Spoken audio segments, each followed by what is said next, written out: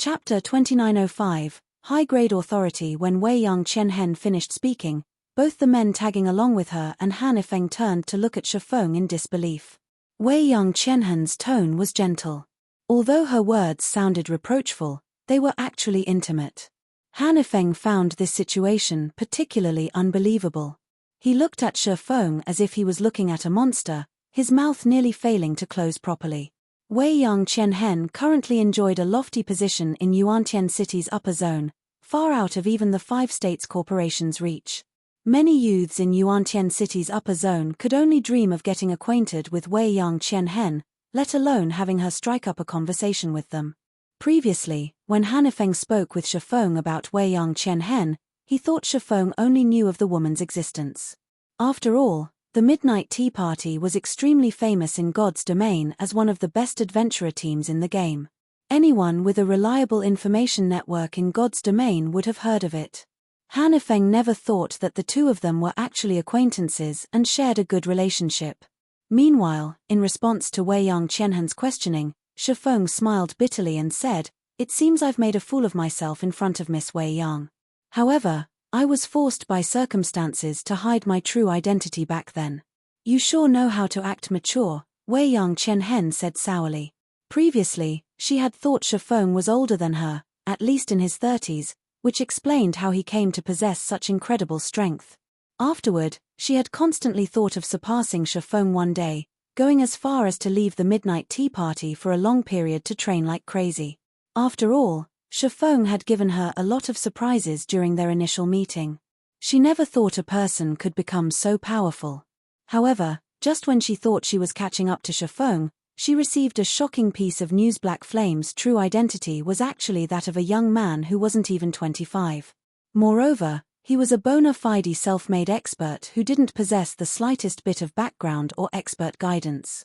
She had fallen into depression for quite some time after learning about this. Shifeng laughed blankly at Wei Yang Qianhen's comment. In reality, it wasn't wrong to say that he was a man in his 30s. After all, he had been one when he reincarnated. "It's been a while since we met, and it seems you've undergone an amazing transformation. You're now a celebrity in Yuantian City's upper zone." "Me? That's where you are wrong." Wei Yang Qianhen shook her head. She then pointed at the white-clad youth nearby and said, "I'd better introduce you to my senior brother." When Wei Yang Qianhen said the word senior brother, she deliberately emphasized the word senior, causing the white-clad youth to smile bitterly before walking over. "And this is..." When Shifeng looked at Qin Baiyi, he found the white-clad youth somewhat familiar. He felt as if he had met the other party somewhere before, yet he couldn't recall where. "Hello, Guild Leader Black Flame. We meet again," Qin Baiyi greeted with a smile. "Again? Have we met before?" Shifeng grew confused when he saw Qin Baiyi greeting him like an old acquaintance. "Of course you've met. He likes to act mature, exactly like you," Wei Yang Qianhen said as she glared at Qin Baiyi, gritting her teeth slightly. Smiling awkwardly, Qin Baiyi said, "Let me introduce myself. You can call me by my real name, Qin Baiyi. You can also call me by my game ID, Breeze Wine." "Breeze Wine? You're Breeze Wine?" Shifeng was startled when he heard Qin Baiyi's words. Breeze Wine was the Midnight Tea Party's commander, someone Shifeng had met and was relatively familiar with. However, the white-clad youth in front of him had a completely different look and bearing from Breeze Wine's wildness and boldness. While Shifeng was feeling surprised, Han Ifeng, who stood beside him, was deeply shocked. Qin Baiyi was not only a mental strength master but also the youngest mental strength master in Yuantian City's upper zone. Who would have thought that a mental strength master was actually the commander of a 20-man adventurer team? Yet, God's Domain's various super first-rate guilds and super guilds had ignorantly used threats against the Midnight Tea Party to recruit the adventurer team. Those superpowers were simply tired of living. Don't mind it," Qin Baiyi said awkwardly when he saw the surprise on Shifeng's face. "I wasn't hiding it. Playing God's Domain is just one of my hobbies." After hearing Qin Baiyi's introduction, Shifeng finally understood how Wei Yang Qianhen managed to catch the eye of a middle-layer big shot. It was very likely due to Qin Baiyi's introduction. Shifeng also understood why the Midnight Tea Party wasn't afraid of the various superpowers and could continue existing all this time. With Qin Baiyi's status, which superpower in God's domain would dare offend him? Seeing Shifeng in deep thought, Qin Baiyi took the initiative to say, "Guild leader Black Flame, you and your friends must be here to register your housing status as well, right? We are also here to deal with housing matters. Why don't we get it done together? I'll be in your care, then," Shifeng said, accepting the offer. There were still a few people lined up, waiting to get their business done in the hall. If Qin Baiyi was willing to help expedite the procedure, it was naturally good news for Shifeng. After all, the sooner he got gentle snow and aqua rose into the large mansion, the sooner he could alleviate the stress on their mind. Naturally, Hanifeng also didn't refuse the offer. He wanted nothing more than to establish a connection with Qin Baiyi right now. Although the Five States Corporation had a solid foundation in the base layer, the influence the corporation held in the upper zone was still insignificant compared to Qin Baiyi's. If Hanifeng could get acquainted with Qin Baiyi now, he would have an easier time when he entered the middle layer. After all, the middle layer wasn't an easy place to survive in. The competition there was even fiercer than in the base layer. Subsequently, the group had all its needs taken care of in less than 10 minutes. When the group arrived at the Green God Tower's entrance and was about to part ways, a commotion erupted from the street outside. The next moment, a maglev car suddenly descended from the sky and landed in front of the entrance, catching the attention of all the nearby pedestrians. Although the upper zone allowed residents to drive their own cars, that was limited to road use. Cars were prohibited from flying. The only ones allowed to do so were people with very high status in the upper zone. After the maglev car parked in front of the Green God Tower's entrance, two people, one young and one old, emerged from it. The young man was none other than Lu Tiendi, Starline Corporation's current heir. However, Lu Tiendi showed none of his usual arrogance, standing humbly and respectfully behind the black-robed elderly man. At this old man's appearance, many of the corporation heirs present gasped reflexively. Hanifeng's expression even paled when he saw the man. Why would he come here personally? Hanifeng's eyes were filled with disbelief as he looked at the approaching black-clad elder. This was because the black-clad old man was none other than the Infinity Master of Haitian City's upper zone, a mental strength master holding 2-star high-grade authority in the upper zone. In the upper zone, the Green God Company would award anyone who had become mental strength masters with high-grade authority and permanent residence in the upper zone's middle layer. However, as mental strength masters were not equal, high-grade authority was also categorized into different ranks, from 1 star to 3 stars. Most mental strength masters in the upper zone held only 1-star high-grade authority, with only a small number holding 2-star high-grade authority. For 2-star authority holders, their position in the middle layer rivaled the middle layer's general managers. The Green God Company awarded those who reached 2-star authority with 1 permanent reserve slot for the middle layer and the authority to banish disrespectful mental strength masters from the upper zone for a duration of 1 to 3 years. Meanwhile, Hanifeng knew that the Infinity Master, Fu Jiuzhong, held a slight grudge against Shifeng. However, in his opinion, someone like Fu Jiuzhong had no reason to take action personally. At most, the Infinity Master would send some of his subordinates to harass Shifeng. Doing more wouldn't be befitting of his status. Yet, contrary to Hanifeng's expectations, Fu Jiuzhong had made a personal visit to Yuantian City's upper zone. After arriving before Shifeng, Fu Jiuzhong demanded with a lofty aura, "Are you Shifeng? The one who caused my student, Wang Xianming, to get kicked out of the upper zone?" When Fu Jiuzhong finished speaking, the surrounding passers-by couldn't help looking at Shifeng with pity. At the same time, they also wondered who Shifeng was to warrant the Infinity Master's direct intervention. Moreover, based on Fu Jiuzhong's tone, if this situation wasn't handled properly, he might very well utilize his authority to banish Shifeng from the upper zone for some time. And once outside the safe zone known as the upper zone, Shifeng was unlikely to keep his life. At this time, Qin Baiyi stepped forward with a smile and said, "Master Fu, this person here is my friend. Is there perhaps a misunderstanding here?" "Misunderstanding? I don't think so." Glancing at Qin Baiyi, Fu Jiuzhong said, "Also, you'd best not interfere in this matter. I don't care, even if you have your teacher's support. Master Fu, although you have 2-star high-grade authority, this is Yuantian City's upper zone, Qin Baiyi said with a solemn look. Read latest chapters at Wuxia World.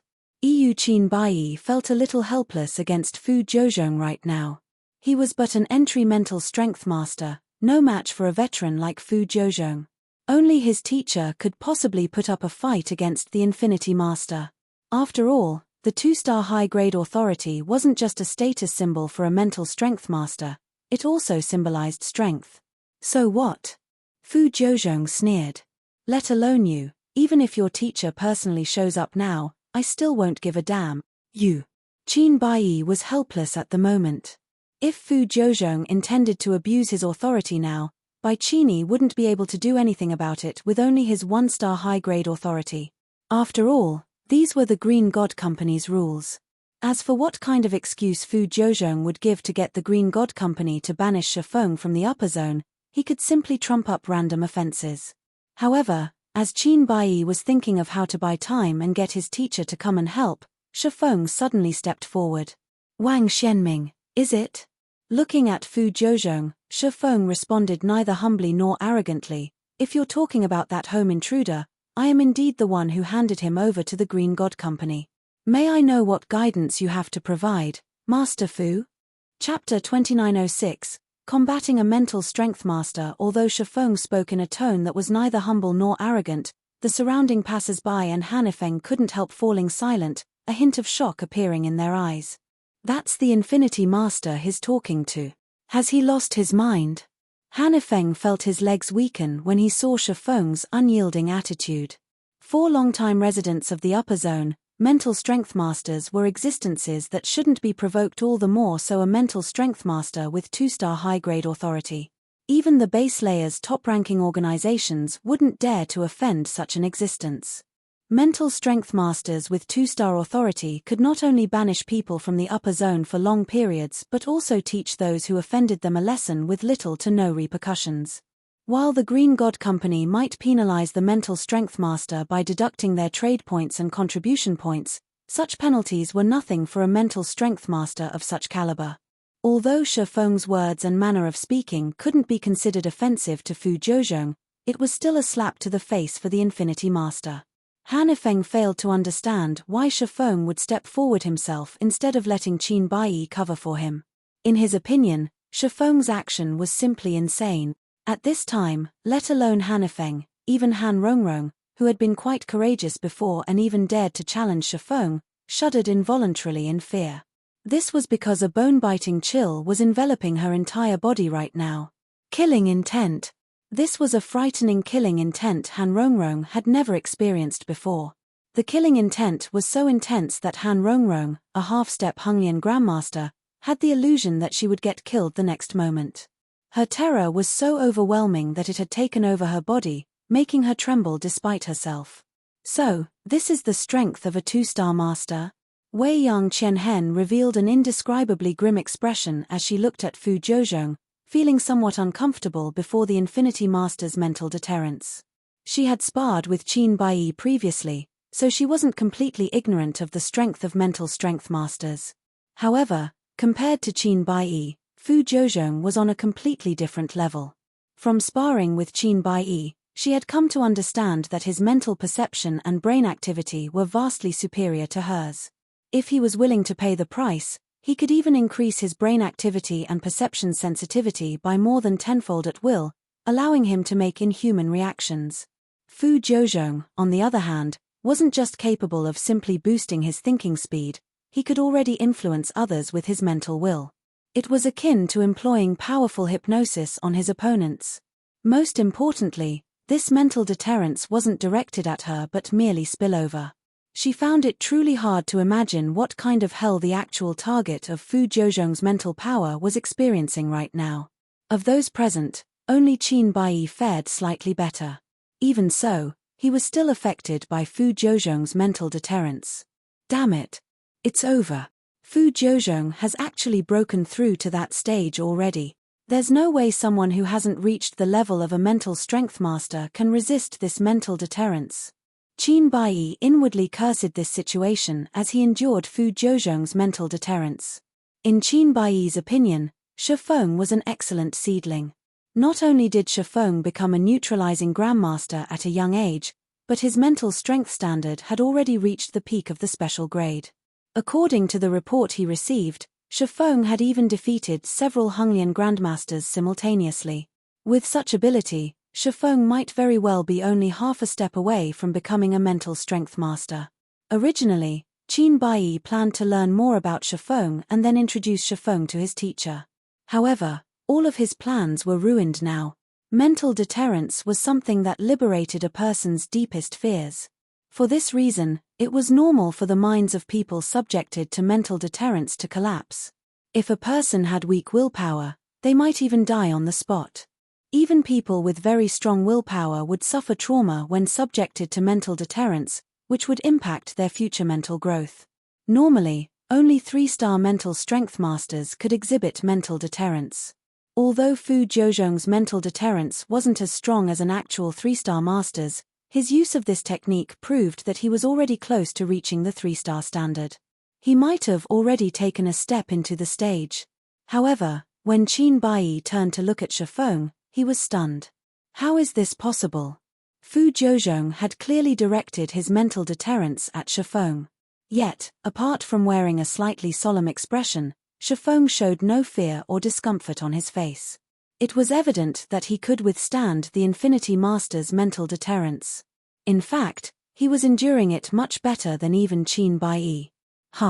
Fu Jiuzhong remained mostly unfazed even after seeing Shifeng's reaction, sneering, "I initially had suspicions when I heard Tiandi say you might have become a mental strength master already, but I didn't think you had really become one." When Fu Jiuzhong finished speaking, everyone present turned to Shifeng in disbelief. Han Ifeng, in particular, was thunderstruck by this revelation. Is he still human? The first time Han Ifeng met Shifeng, the latter was merely the guild leader of a large guild. Although Shifeng possessed some strength at the time, it was still insignificant in Han Ifeng's eyes. The next time they met, Shifeng had already become a resident in the upper zone, with a considerable amount of resources that could be traded for contribution points. Now, Shifeng had even become a mental strength master, an existence many corporations operating in the upper zone's base layer feared. Shifeng's growth speed was simply out of this world. Han Ifeng wasn't the only one shocked by this revelation. Qin Baiyi similarly felt his heart pounding madly. A mental strength master under the age of 25? Previously, Qin Baiyi still had his doubts about Shifeng being a mental strength master. However, since Fu Jiuzhong had said so, then it must be true. Nevertheless, he found it difficult to digest this information. Mental strength masters were special existences in the upper zone, the goal of countless young talents. However, typically, one could already be proud of oneself if one became a mental strength master by the age of 60 or 70. Qin Baiyi's achievement of becoming a mental strength master in his 30s already made him a rare talent that only appeared once every several decades in Yuantian City's upper zone. However, compared to Shifeng, Qin Baiyi's achievement paled significantly. At Shifeng's age, the growth rate of his mental strength was still at its peak. Only after the age of 30 would his growth slow than 5 years of rapid growth. If he continued developing himself, he could definitely become a 3-star mental strength master in the future, and possibly even reach the legendary Grandmaster standard. When Qin Baiyi thought about the possibility of introducing Shifeng to his teacher, excitement filled his heart. However, before Qin Baiyi could grow excited for long, Fu Jiuzhong suddenly changed his tone and said coldly, "Your achievement of becoming a mental strength master might be excellent, but do you think you can behave arrogantly in front of me just because you've become one?" After saying so, Fu Jiuzhong suddenly punched at Shifeng. Although Fu Jiuzhong had only executed a textbook punch, in everyone's eyes, this punch seemed to carry the power of heaven and earth.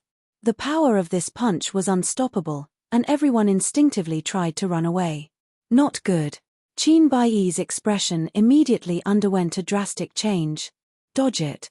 Fu Jiuzhong's punch didn't just exude a mighty aura that daunted others' hearts. The Infinity Master had also removed the limiters on his body to exhibit 100% of his body's strength. Moreover, He had perfectly concentrated this strength into his fist. Even a bona fide 3-star master would have difficulty blocking this punch. It was evident that after seeing Shifeng's true potential, Fu Jiuzhong intended to cripple Shifeng to rid himself of a future threat. Shifeng, the target of Fu Jiuzhong's punch, understood how powerful the oncoming attack was. Fu Jiuzhong's fist wasn't the only threat like most people thought. There was also the intent from the Infinity Master's fist. Although the fist intent didn't have a tangible form, it was by no means harmless. Moreover, even if Shifeng could evade Fu Jiuzhong's fist intent, he couldn't dodge the punch itself. And although Shifeng didn't know how powerful Fu Jiuzhong's punch was, he had a hunch that if he allowed the fist to connect, he would end up either crippled or dead. And worse, he couldn't stop the punch with his current strength utilization technique. This was because he was currently incapable of removing all of the limiters his brain placed on his body. Read latest chapters at Wuxia World. No. I will not let things end like this. As Shifeng watched Fu Jiuzhong's fist moving closer and closer to him, his brain raced, thinking of ways to block the punch.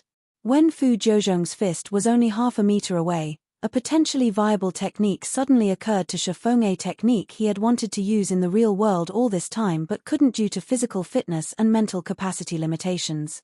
Block it. With a shout, Shifeng concentrated the strength of his body and removed the limiters on his 2 arms. He then brandished his arms as if he were brandishing swords and instantly executed the sword technique he had used thousands of times in God's domain. Swords Transmigration. Chapter 2907.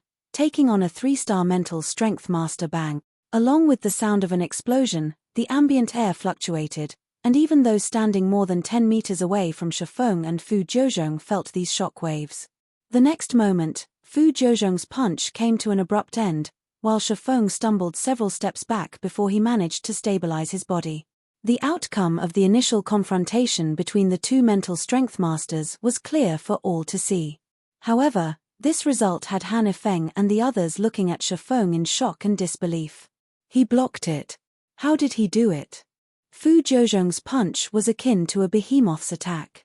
One could tell how much power the punch carried just by looking at the shattered stone slabs under Fu Jiuzhong's feet. The upper zone's pavement was extraordinary, its hardness comparable to steel. Even a Honglian Grandmaster's full-powered attack would, at most, crack it. Yet, the stone slabs directly under Fu Jiuzhong's feet had basically disintegrated, while the adjacent slabs had web-like cracks spread across them. Fu Jiuzhong's punch could probably knock a car back over a dozen meters. The attack undoubtedly reached inhuman levels already. What did he do just now?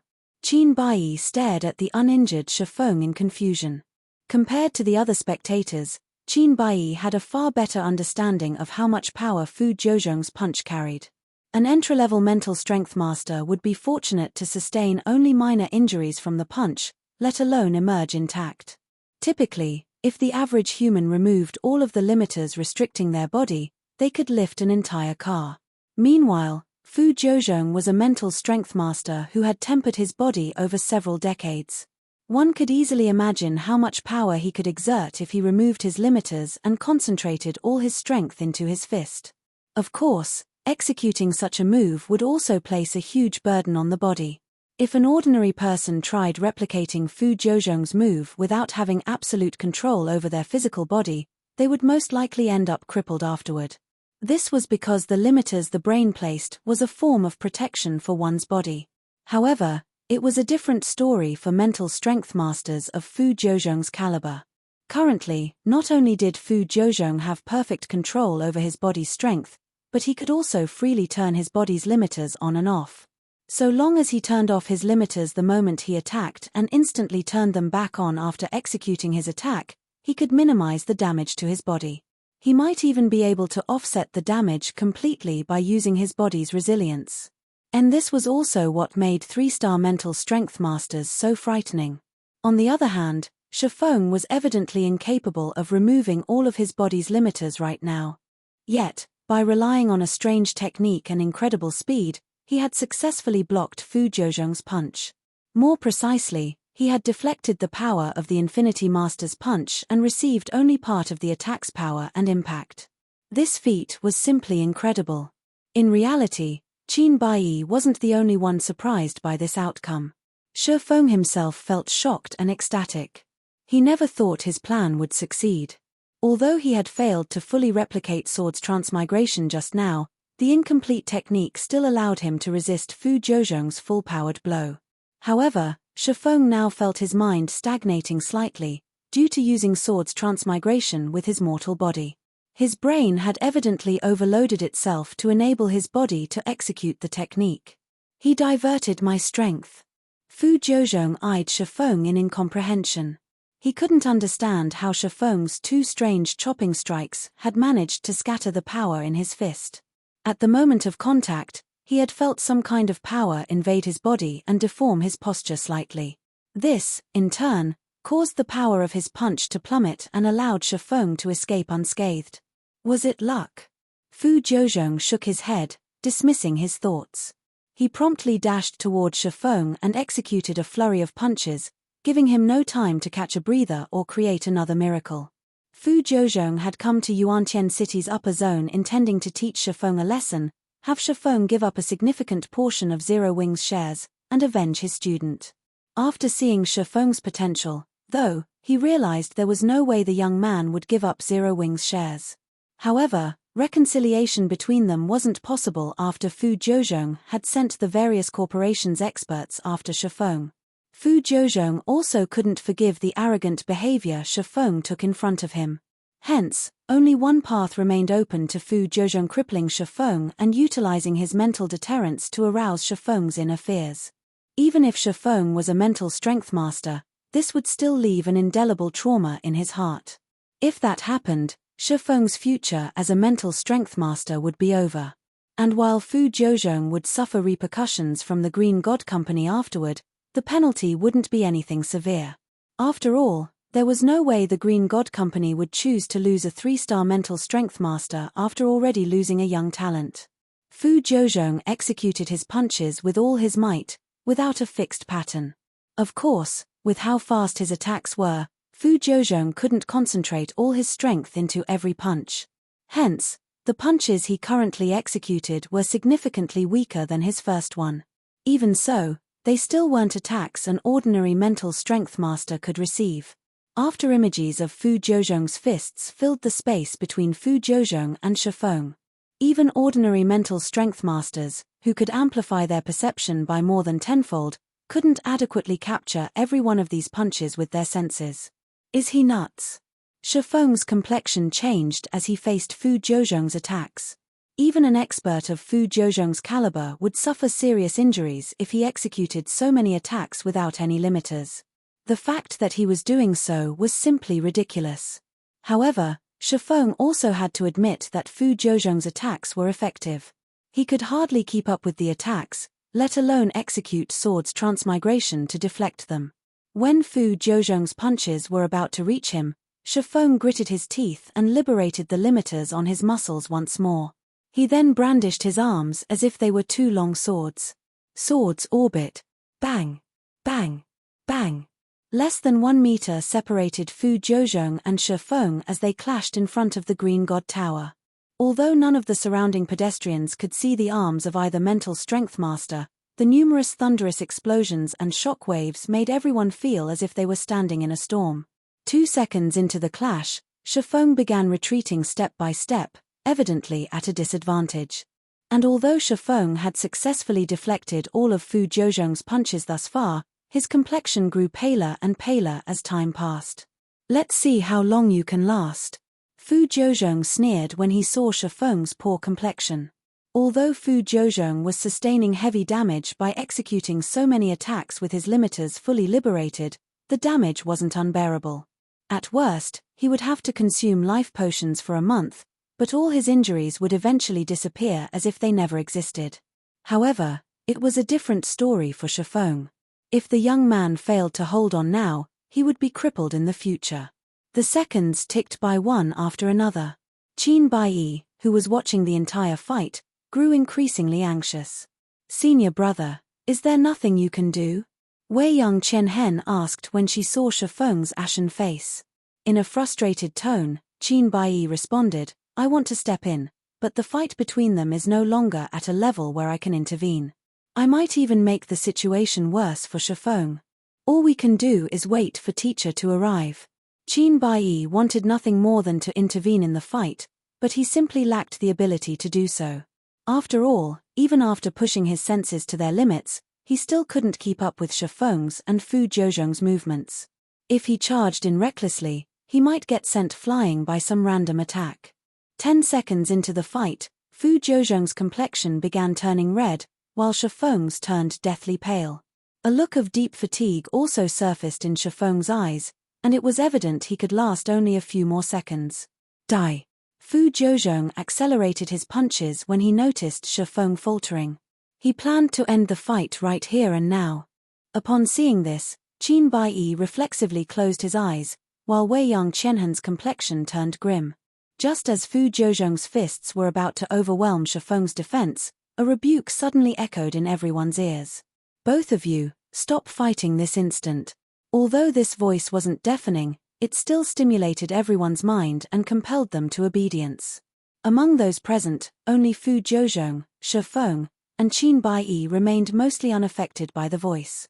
However, immediately afterward, an incomparably powerful mental deterrence assaulted Fu Jiuzhong and Shifeng, causing them to stumble back several steps.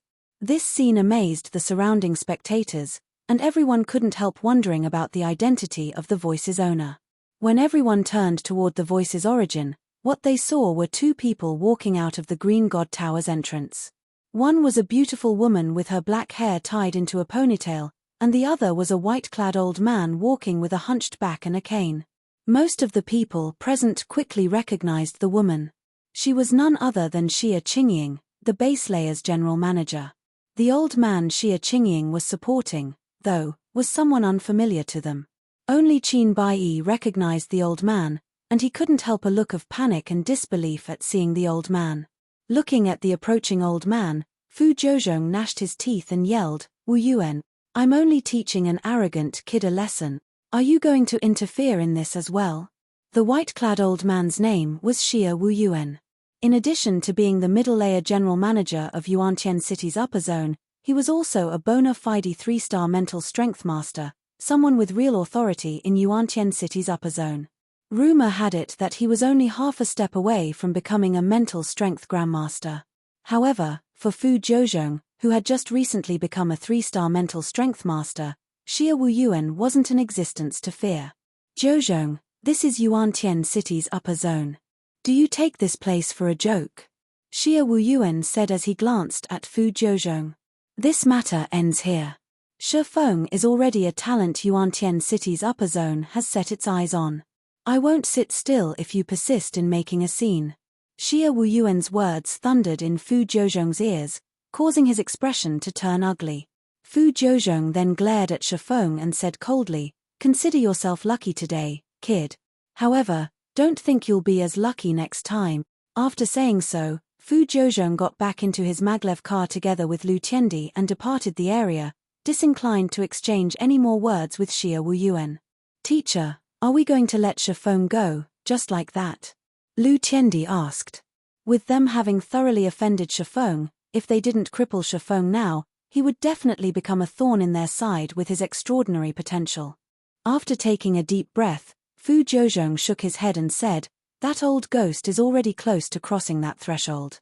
I can't go up against him. However, that doesn't mean I'll let that kid off.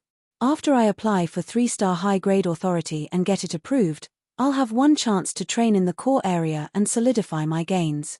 Once that happens, that kid won't be able to stop me as easily as he did today." Lu Tiandi breathed out a sigh of relief at Fu Jiuzhong's words. If Fu Jiuzhong could train in the upper zone's core area even for a short period, he would definitely return stronger and would have a much easier time dealing with Shifeng. Most importantly, Fu Jiuzhong could afford to do a lot more things once he gained 3-star high-grade authority. Read latest chapters at Wuxia World. EU. Meanwhile, after Fu Jiuzhong and Lu Tiandi left, Shifeng hurriedly approached Xia Qingying and Xia Wu Yuan to thank them. If not for Xia Wu Yuan's intervention, Shifeng really would have succumbed to Fu Jiuzhong's attacks. "This little fellow has quite the talent," Xia Wuyuan thought to himself as he scrutinized Shifeng. He then said, Qingying mentioned you to me before. She said you were even more talented than Bai Yi. I initially thought she was joking, so it is fortunate I had some business here today. Otherwise, Fu Jiuzhong would have crippled you. Thank you for helping me, Elder Xia. Thank you as well, General Manager Xia, Shifeng said as he looked at Xia Wuyuan and Xia Qingying nodding at Shifeng. Xia Qingying said, You really surprised me. Although I've long since known you would become a mental strength master sooner or later, I didn't expect you to break through in such a short time. It seems I didn't invite my grandfather here in vain. Shifeng grew a little awkward after hearing Xia Qingying's words, unsure of how to explain himself. After all, his rapid growth was a complete accident. Ahem, that's enough talking. You'll have plenty of chances to talk in the future, Xia Wuyuan said, faking a cough. He then looked at Shifeng and said, Kid, now that you've become a mental strength master, come with me to the middle layer. Chapter 2908. Middle layer. We're going to the middle layer now? Shifeng was a little surprised by Xia Wuyuan's words. According to his understanding, while one could indeed live in the middle layer once one became a mental strength master, one would first need to clear the Green God Company's internal test and review. One couldn't enter the middle layer simply on the assumption that one was a mental strength master already. After all, the middle layer was an incredibly important location for the Green God Company. Even the middle layer's official residents needed to undergo strict inspections every time they entered and left. When Qin Baiyi overheard Xia Wuyuan's words, he was dumbfounded. Qin Baiyi still remembered that after he became a mental strength master, he had to go through an incredibly troublesome process to gain access to the middle layer. Yet, Shifeng could enter the middle layer before even receiving the Green God Company's recognition. However, Xia Wuyuan indeed had the authority to make such a decision as the middle layer's general manager. Even if Shifeng weren't a mental strength master, Xia Wuyuan could still bring him into the middle layer, just without official residential status. Of course. Although you haven't passed our internal test and review yet, the fact that you held your ground against Fu Jiuzhong proves that you are indeed a mental strength master, Xia Wuyuan said, nodding.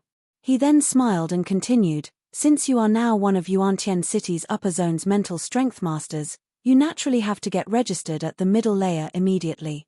Or are you telling me you don't want the middle layer's residential status? Of course not, Shifeng said hurriedly. It will naturally be wonderful if I can get my residential status for the middle zone right now. The resources available to the middle layer's residents were beyond the reach of the base layer's residents. Specifically, he could purchase life water once he gained middle layer residential status. Good.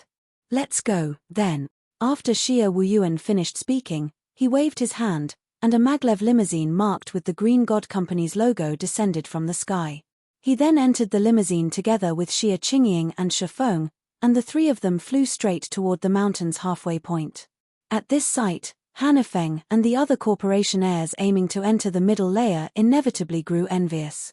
Brother Shi's status is going to skyrocket now. Hanifeng was filled with complex emotions as he watched Shifeng depart.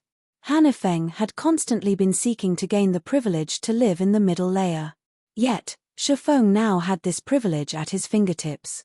Shifeng had even gained the attention of Xia Wuyuan, the middle layer's general manager. Even after entering the middle layer, Shifeng would not have to fear being targeted. What a pity. Qin Baiyi also sighed inwardly at this situation. If the middle layer's big shots found out about Shifeng's talent, they would desperately try to get him as their student.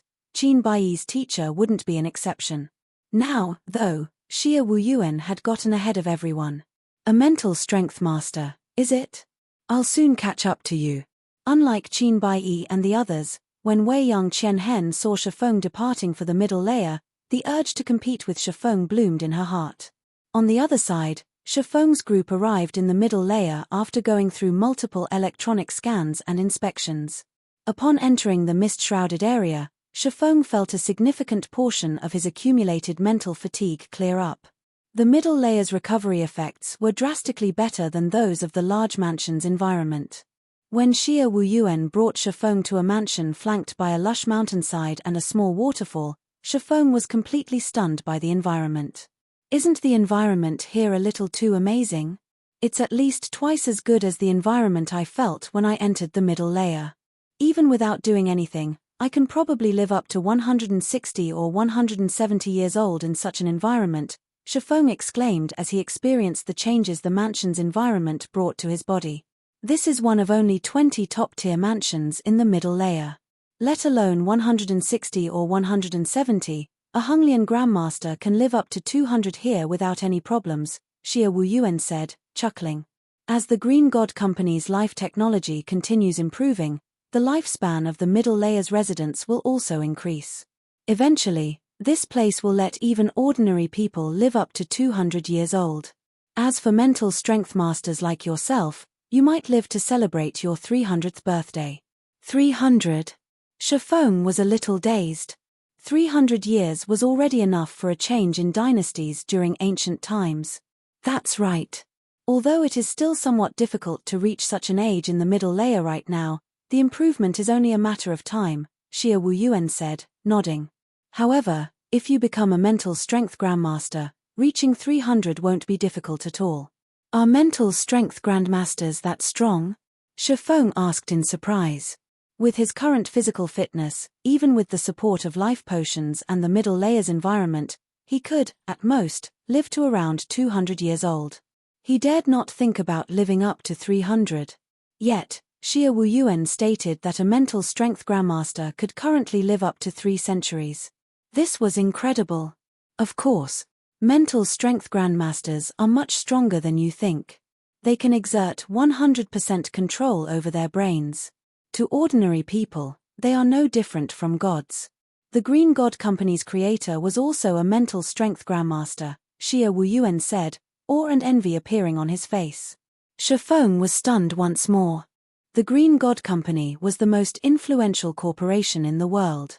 The combined influence of every other corporation worldwide couldn't match the Green God Company's influence. Shifeng never imagined that the founder of this corporation was a mental strength grandmaster. This was simply unbelievable. Seeing Shifeng's dazed expression, Xia Wuyuan added, "You, too, have a small possibility of becoming a mental strength grandmaster. It is for this possibility that I brought you to the middle layer. Only by living here can you better develop your mental strength. Letting you remain in the base layer is simply a huge waste." Shifeng immediately came to a realization when he heard Xia Wuyuan's words. It was no wonder Xia Wuyuan brought him straight to the middle layer without undergoing the Green God Company's test. When Xia Wuyuan saw Shifeng's contemplative expression, he smiled faintly and asked, "You're thinking that with your potential, I'm underestimating you by saying that you only have a small possibility of becoming a mental strength grandmaster, right?" Shifeng didn't deny Xia Wuyuan's guess. In his opinion, if the Tier 5 concentration standard of God's domain represented the master standard for mental strength in the real world, then the Tier 6 concentration standard should correspond to the mental strength grandmaster standard. Meanwhile, Shifeng was relatively confident that he could get promoted to Tier 6 in his current state. After all, he had an ancient god's legacy. He even had items that improved concentration, such as the Soul Water and Crystal of Souls. Raising his concentration to the Tier 6 standard with the help of these items shouldn't be difficult. As if having seen through Shifeng's thoughts, Xia Wuyuan said, "Even if your concentration reaches the Tier 6 standard in God's domain, you will still be a long way from becoming a mental strength grandmaster. According to God's domain's concentration categorization, the Tier 6 concentration standard is only equivalent to the half-step mental strength grandmaster standard. Currently, you are still far from becoming a half-step grandmaster, let alone becoming an actual grandmaster. You are, at best, close to the 2-star master standard. The Tier 6 concentration standard is equivalent to only the half-step mental strength grandmaster standard." Shifeng was startled. Shifeng had experienced what it was like to have Tier 6 concentration thanks to the Light of Two Worlds, and the experience was amazing beyond imagination. With Tier 6 concentration, he could suppress even ordinary Tier 5 existences with his mental oppression. Tier 4 players that weren't at the peak of Tier 4 would even lose consciousness on the spot. In his opinion, this should already be equivalent to the rumored mental strength grandmaster standard. Yet, according to Xia Wuyuan, that wasn't the case at all. If Xia Wuyuan was telling the truth, Then Shifeng couldn't even begin to imagine how powerful a mental strength grandmaster's mind was. Can you not make it sound as if half-step mental strength grandmasters are very weak? I'll have you know that even Yuantian City's upper zone has only 3 half-step grandmasters, while some of the other upper zones have only 2. Our upper zone is considered above average already, Xia Wuyuan said, rolling his eyes at Shifeng. Also, I managed to assign you this top-tier mansion only because of one other person's recommendation. Otherwise, even with your excellent talent, you'd only get to live in a basic mansion in the middle layer. You'd need first to become a 3-star master to live here. Another person's recommendation? Shifeng grew curious. Most of his acquaintances in the upper zone lived in the base layer, and he knew none of the big shots living in the middle layer. You know this person. She's the person you've been secretly investigating. Her ID in God's domain is Phoenix Rain, Xia Wuyuan said. If not for this girl's recommendation, you would have received a similar treatment to the other mental strength masters. Phoenix Rain? Shifeng was surprised. She's also living in the middle layer? What is her current condition? Shifeng had conducted plenty of investigations into Phoenix Rain.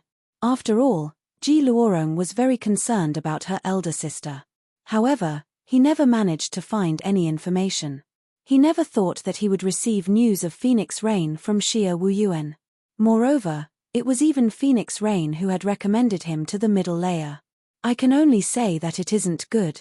Apart from that, there is nothing else you should know right now, Xia Wuyuan replied, shaking his head. To be precise, you still don't have the qualifications to know. Her condition isn't good. Shifeng fell into deep thought.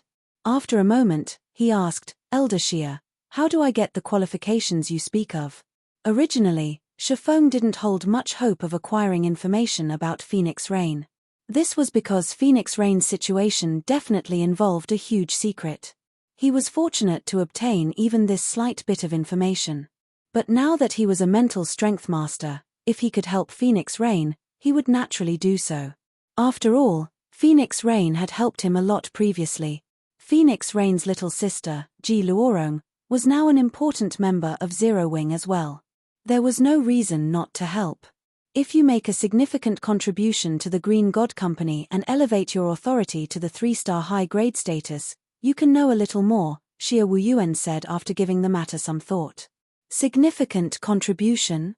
Upon hearing that he had a chance, Shifeng asked hurriedly, May I know how many contribution points I will need for that?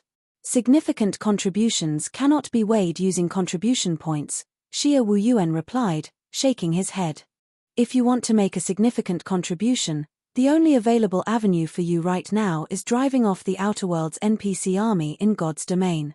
If you can do that, you might even be able to meet with her. Repel the Outer World NPC army? Shifeng frowned slightly at Xia Wuyuan's answer. The Outer World's NPC army was different from the Outer World's player army. After all, the player army didn't even have a single Tier 5 player in its ranks. In contrast, the NPC army had Tier 5 NPCs and might even have demigod-level NPCs.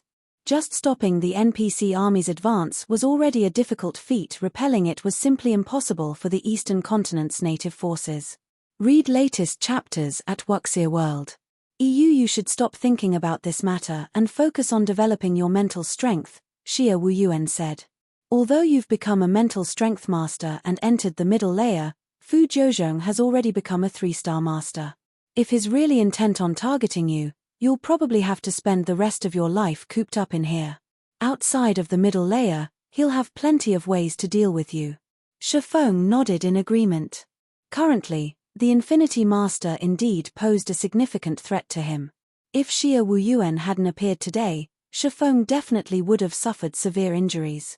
Moreover, he couldn't stay in the middle layer or upper zone forever, as he needed to manage Zero Wing's affairs in the outside world. Elder Xia, may I know how I can purchase life water? Shifeng asked. Shifeng might not be able to leave the upper zone right now, but with Fu Jiuzhong's status and pride, the latter definitely wouldn't stoop so low as to target Zero Wing's other members. After all, none of Zero Wing's other members could pose a threat to him. And if Fu Jiuzhong targeted Zero Wing's other members, the upper zone's other residents would look down upon him. However, Shifeng couldn't discount the possibility of Fu Jiuzhong having the upper zone's various corporations secretly target Zero Wing, either. Hence, the first thing Shifeng needed to do now was let Gentle Snow and Aqua Rose recover. With their strength, protecting Zero Wing from Fu Jiuzhong's henchmen wouldn't be difficult. Chapter 2909, Soul Improves Purchase Life Water. Looking at Shifeng's slightly pale complexion, Xia Wuyuan said in confusion, "Your current authority is 1-star high grade, so you're allowed to exchange for only 1 bottle per year. However, the main purpose of life water is to replenish life. With a mental strength master's regenerative abilities, you can just use the life potions or the meditation potions exclusive to the middle layer to repair minor physical or mental damages. Are you sure you want to exchange for life water? I can only exchange for 1 bottle per year." Shifeng frowned slightly at Xia Wuyuan's words. In Gentle Snow and Aqua Rose's current condition, they would easily survive for more than a year if they lived in the base layer's large mansion. However, Zero Wing couldn't afford to wait for a year. After all, Gentle Snow and Aqua Rose had many responsibilities they needed to handle. This was especially true for the management of the guild's headquarters in the real world. Fire Dance and Lei Bao couldn't manage the entire headquarters by themselves. Not to mention, Fire Dance and the others would be coming to the upper zone to train soon. There are alternatives available if you wish to exchange for more life water, Xia Qingying said when she saw Shifeng's disappointed look. Smiling faintly, she continued, "As you managed to become a mental strength master before the age of 30, the Green God Company will be giving you a reward." "A reward?" Shifeng immediately grew interested. "That's right. It is a reward for mental strength masters under the age of 30, Xia Wuyuan said, nodding in agreement. "However, I do not recommend you use this reward to exchange for life water. This reward is something even 3-star masters desire greatly, as it can be used to redeem the privilege to enter and train in the core area, which is the top layer of this mountain. This privilege is for 1 month, and it will greatly help in the development of your mental strength. Normally, only after a person becomes a 3-star master would they get an opportunity to exchange for this privilege, and it's for only 10 days. Compared to this privilege, life water is something you can redeem any time. Are you certain you want to exchange for life water?" "Yes," Shifeng answered without hesitation. "All right, then. I really don't know what's going through the minds of you young people these days," Xia Wuyuan sighed when he saw Shifeng's determined expression, evidently dissatisfied with Shifeng's decision. He then turned to Xia Qingying and said, "I still have to report this matter to the higher-ups, so I'll leave the rest of the explanation to you." Xia Qingying nodded obediently in response. After Xia Wuyuan finished speaking, he turned away and left the mansion, having no intention of continuing his conversation with Shifeng. Shifeng smiled bitterly at the old man's reaction. "Don't mind it too much. Grandpa is just grumpy that you failed to meet his expectations. He doesn't know your circumstances," Xia Qingying consoled Shifeng after seeing Xia Wuyuan leave. "Since you wish to exchange for life water, you need only 2 bottles, correct?" "I can exchange for 2 bottles?" Shifeng was stunned. Originally, he thought that he could obtain only 1 bottle of life water as his reward and that he would have to spend trade points and contribution points to exchange for the other one. However, based on Xia Qingying's tone, it appeared that he could receive more than just 1 bottle of life water as his reward. This reward allows you to exchange for 3 bottles of life water. If you only need 2 bottles, I recommend you replace the remaining bottle with meditation potions. The meditation potion is more effective than the phantom potion and also functions to repair a person's mental state. Normally, a 1-star master can exchange for only 5 bottles per year. But if you trade in your 3rd bottle of life water, you can get 10 meditation potions. "Okay, I'll take the 10 meditation potions," Shifeng said with a nod, astonished by the reward the Green God Company offered. This reward was hundreds of times better than what he received for clearing the mental path above the age of 20.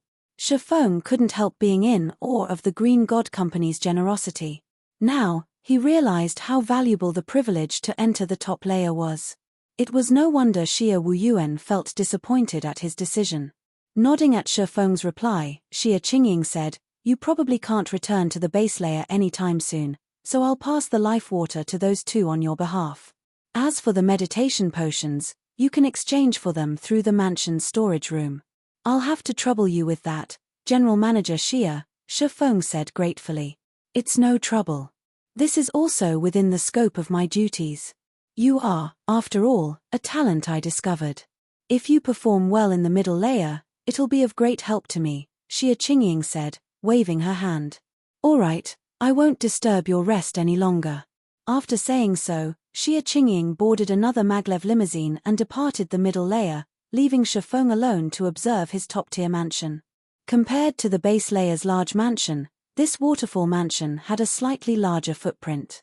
The waterfall alone occupied an area of 2 basketball courts. The water vapor coming from the waterfall was also incredible.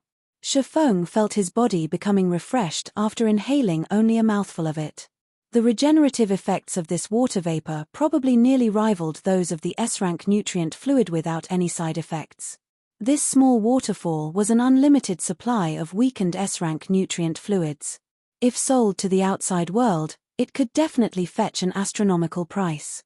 Probably no corporation in the outside world would ever dream that something like this waterfall could exist.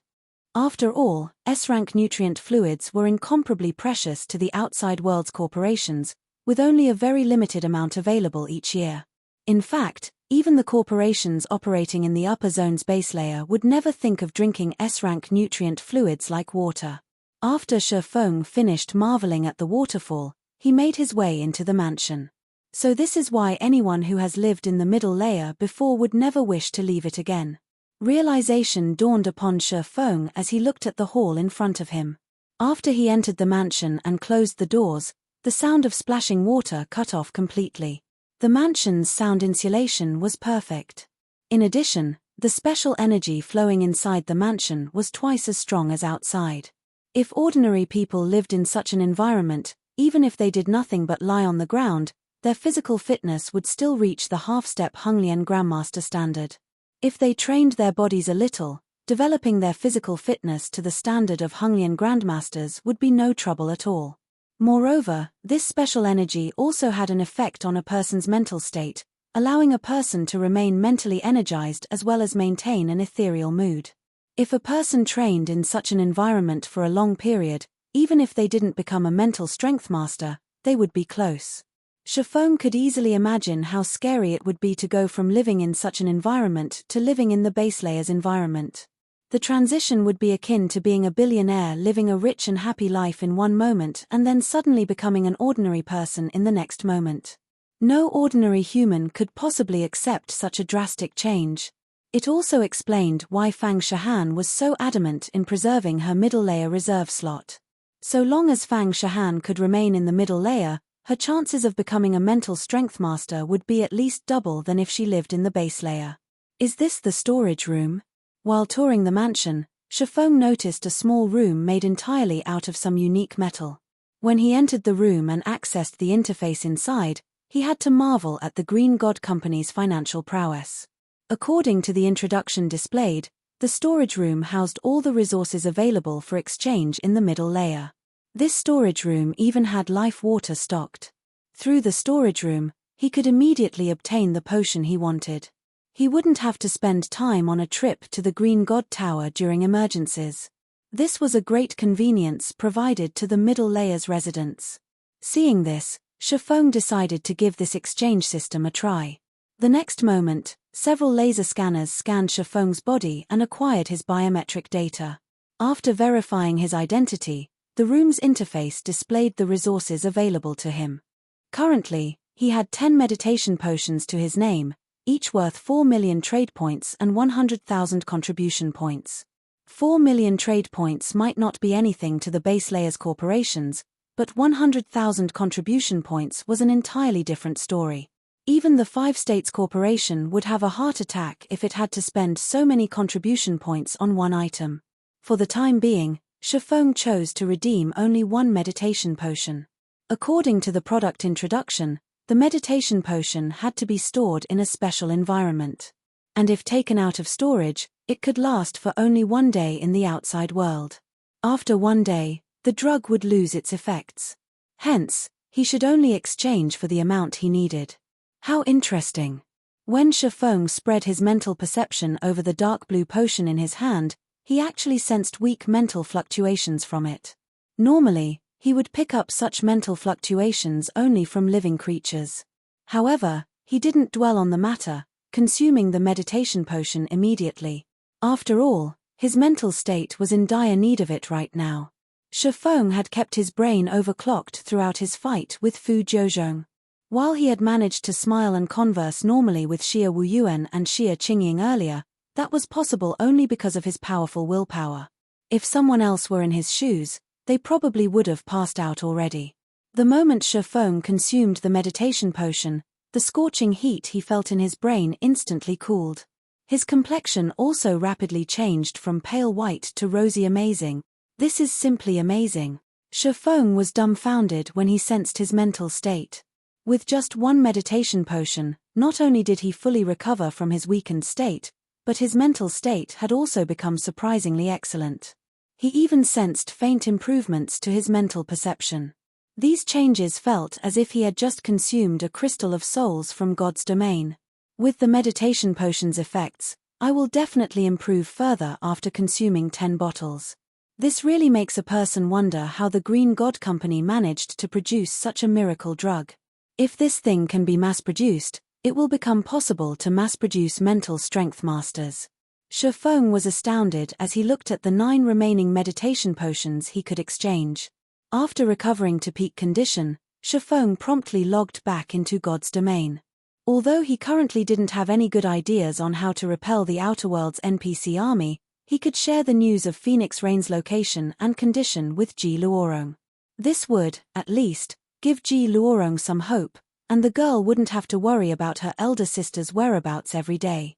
Twin Towers Kingdom, Sky Spring City. When Shifeng entered God's domain again, he was surprised to find that his perception of the world around him had changed slightly. What's going on? Shifeng was greatly confused as he perceived the world around him. For some reason, his brain's recognition of God's domain was a bit different, and the world of God's domain now felt even more realistic than before. Is it because I used a combat technique in the real world? Shifeng could sense that his soul was stronger. This, in turn, directly elevated his concentration, which was previously almost Tier 5 advanced rank, to the Tier 5 peak rank. Now, he was only half a step from Tier 6 concentration. However, before Shifeng could snap out of his daze, he suddenly received a call from Fang Shahan. "Guild leader, are you alright?" Fang Shahan asked worriedly as she looked at Shifeng through the video call. "I heard you clashed with Fu Jiuzhong." Fu Jiuzhong is now a 3-star mental strength master in Haitian City's upper zone. Even if you're a mental strength master, your body will still be affected significantly after fighting with him. The existence of 3-star mental strength masters was no secret to middle-layer residents.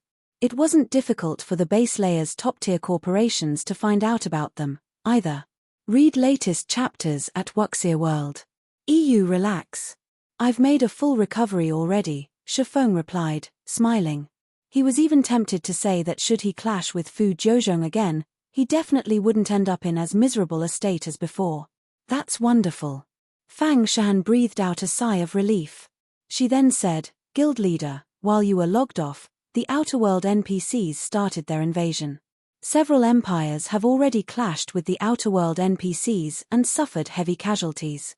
According to our estimates, the battle at the Twin Towers Kingdom will begin soon. So far, I've already contacted the various powers based in the Twin Towers Kingdom, Star Moon Kingdom, and several neighboring kingdoms that aren't embroiled in the war for a meeting in Sky Spring City. However, I'm not particularly confident we can get the neighboring kingdoms' player forces to cooperate with us since the superpowers based in the engaged empires are doing their best to recruit them." "Alright, I understand," Shifeng said, nodding. "Also, tell them that our meeting venue will be changed to Star Moon City." Change the venue to Star Moon City? Fang Shahan was a little confused. While Zero Wing indeed possessed a guild residence in Star Moon City, the royal capital wasn't one of Zero Wing's main NPC cities. Hence, Zero Wing didn't have much manpower available there. Meanwhile, organizing the meeting this time required a lot of manpower. Not to mention, In terms of quality and quantity, Zero Wing's members in Sky Spring City were far superior to those in Star Moon City. If they held the meeting in Sky Spring City, Zero Wing could better display its current strength and raise the various player forces' confidence in defending the Twin Towers Kingdom. MHM set it at Star Moon City, Shifeng said in a determined tone. I understand. I'll notify them right away. Fang Shahan didn't pursue the matter. She then disconnected the call and began contacting the various powers. Meanwhile, Shifeng promptly teleported to Star Moon City and went straight to the War God's temple there. Previously, the branch temple Lord Howard Ragewind had promised Shifeng that he would handle all of the necessary procedures for Zero Wing to garrison Star Moon Kingdom. Now that so much time had passed, the branch temple lord should be mostly done.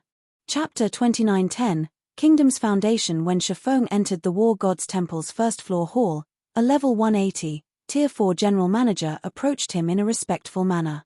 Upon seeing this sight, the players looking to pick up quests from the War God's temple turned to Shifeng with envious and curious gazes. Who is that guy? Why is the general manager personally receiving him? I recall some Tier 4 experts coming to pick up quests some time ago. That general manager didn't bat an eye at them, yet he's actually taking the initiative to welcome a player now. Could that guy be Black Flame? He must be Black Flame. I heard Black Flame always moves alone and loves concealing his identity. Out of all the players operating in Star Moon Kingdom, only Black Flame might get the general manager to treat him with such respect. Shortly after the players in the hall observed Shifeng's cloaked figure, passionate flames flared up in their eyes. They also began approaching him, hoping to take pictures or videos as mementos of meeting the legendary Sword Saint.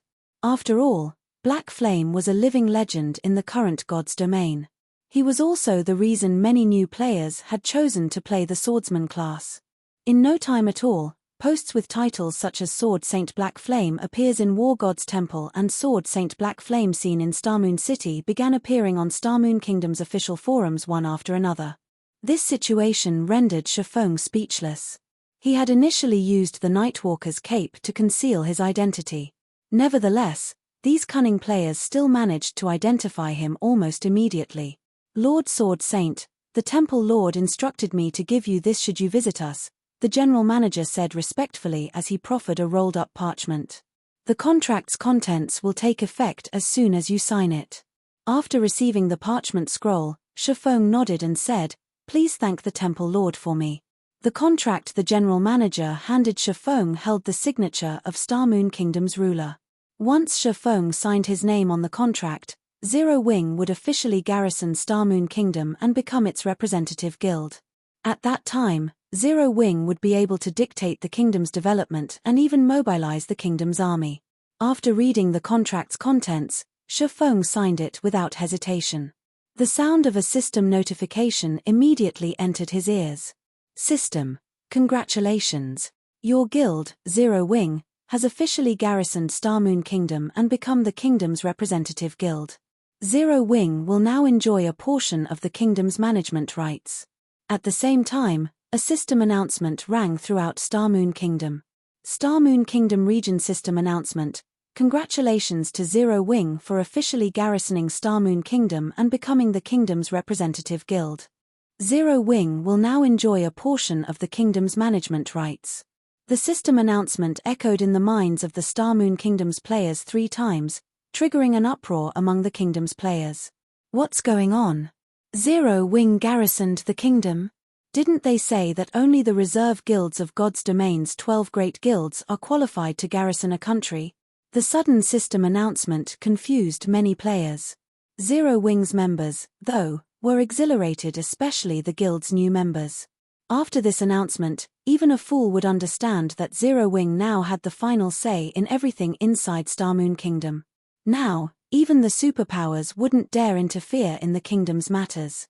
With this development, Zero Wing's newcomers could not only grind without worry within the kingdom but also gain access to numerous kingdom quests unavailable to other players.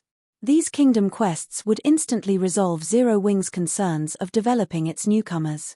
Many of Star Moon Kingdom's player forces could already imagine Zero Wing's future rapid development.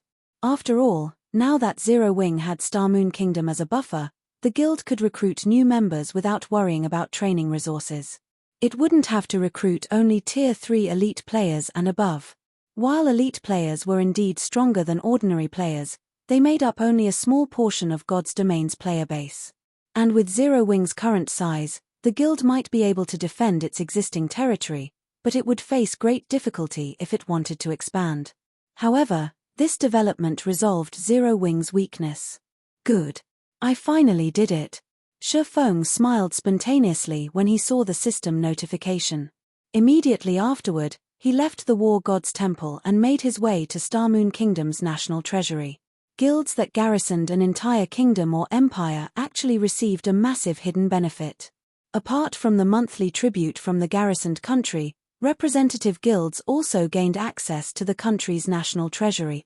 A country's national treasury housed heirlooms that served as the country's foundation. And while players could exchange for these heirlooms using resources, they had to have the status of a Grand Duke in the country. Although Shifeng didn't have the status of a Grand Duke in Starmoon Kingdom, he had the status of an elder in the War God's Temple. In God's domain, an elder of the War God's Temple sat higher than even the Grand Dukes of empires. Shifeng naturally wouldn't have any problems exchanging for the heirlooms in a kingdom's national treasury. Meanwhile, royal heirlooms were far more valuable than what one could normally obtain through killing powerful monsters. They were items that could change the fate of an entire kingdom or empire. Hence, once a guild became a reserve guild of the 12 great guilds, dethroning it was incredibly difficult. In no time at all, Shifeng arrived at the palace and reached the treasury unhindered. It was no exaggeration to say that the national treasury was the safest location in the entire Starmoon Kingdom.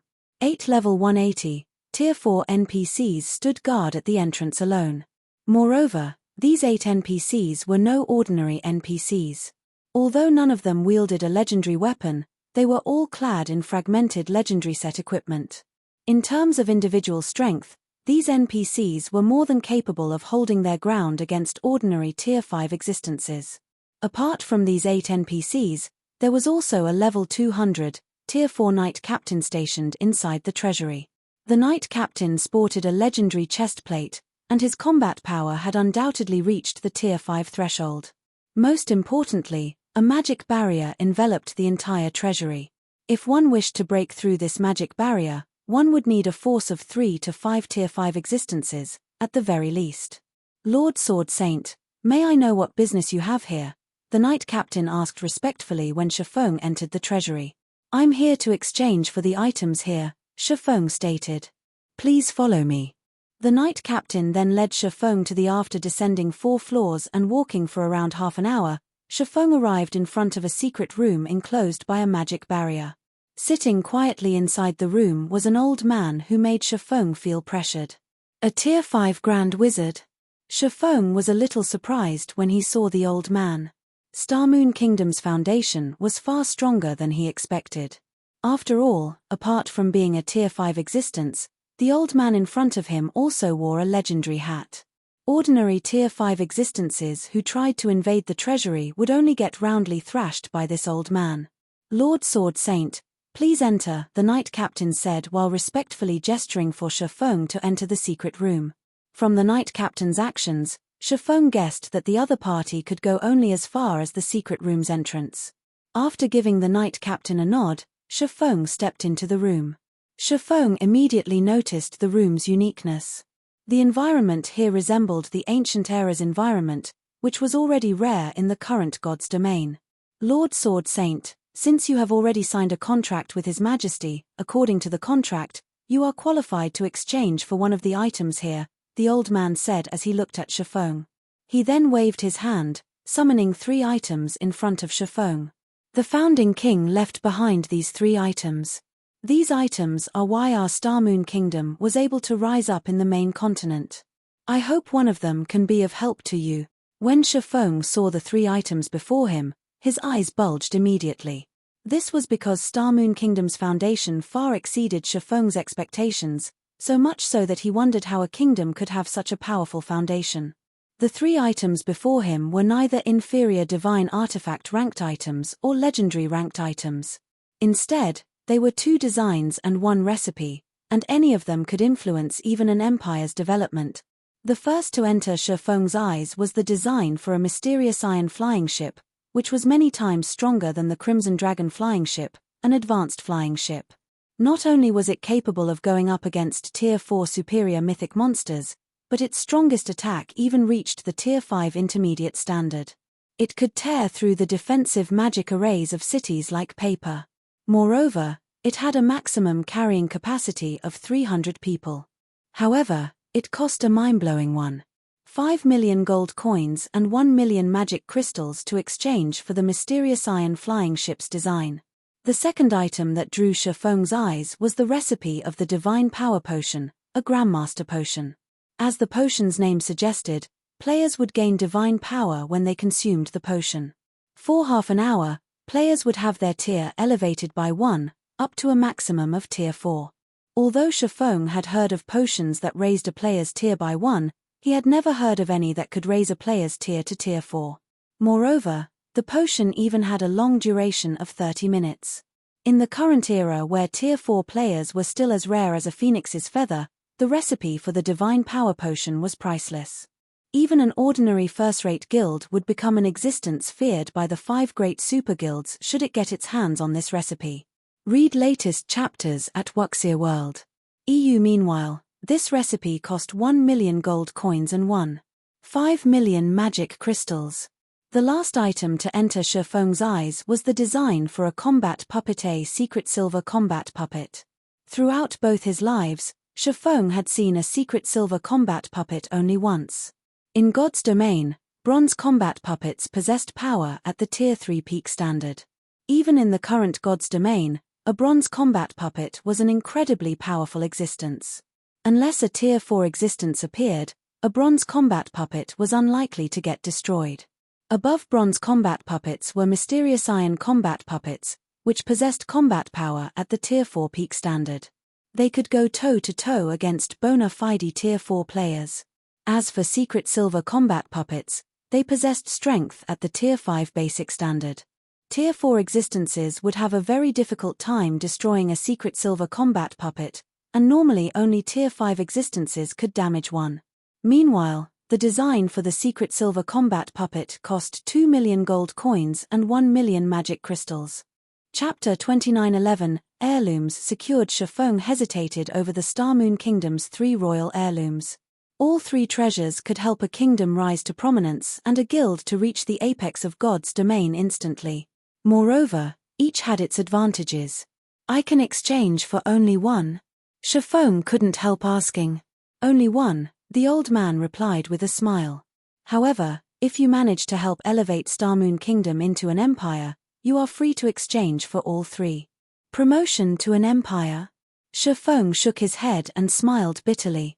While he knew of a few ways to get a kingdom promoted into an empire, none of these methods was easy to realize.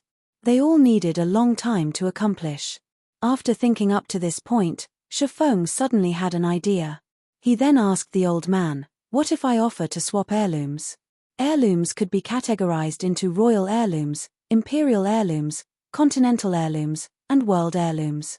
In the past, the players that had the fortune to come across an unidentified royal or imperial heirloom would do everything they could to find the fallen country the heirloom used to belong to. Since these heirlooms were treasures left behind by fallen kingdoms and empires, so long as one successfully identified the heirloom, one could use it to re-establish that kingdom or even empire. However, locating kingdoms and empires that had long since disappeared from God's domain wasn't easy. The endeavor rivaled a legendary quest in difficulty. Take Shifeng for example. Although he had found an imperial heirloom very early into the game, he still hadn't managed to find any clues to the empire the heirloom belonged to. However, this didn't particularly surprise him. After all, at this stage of the game, players had explored less than 20% of God's domain's maps. Indeed, even now, the players of God's domain had explored barely 15% of the world's maps.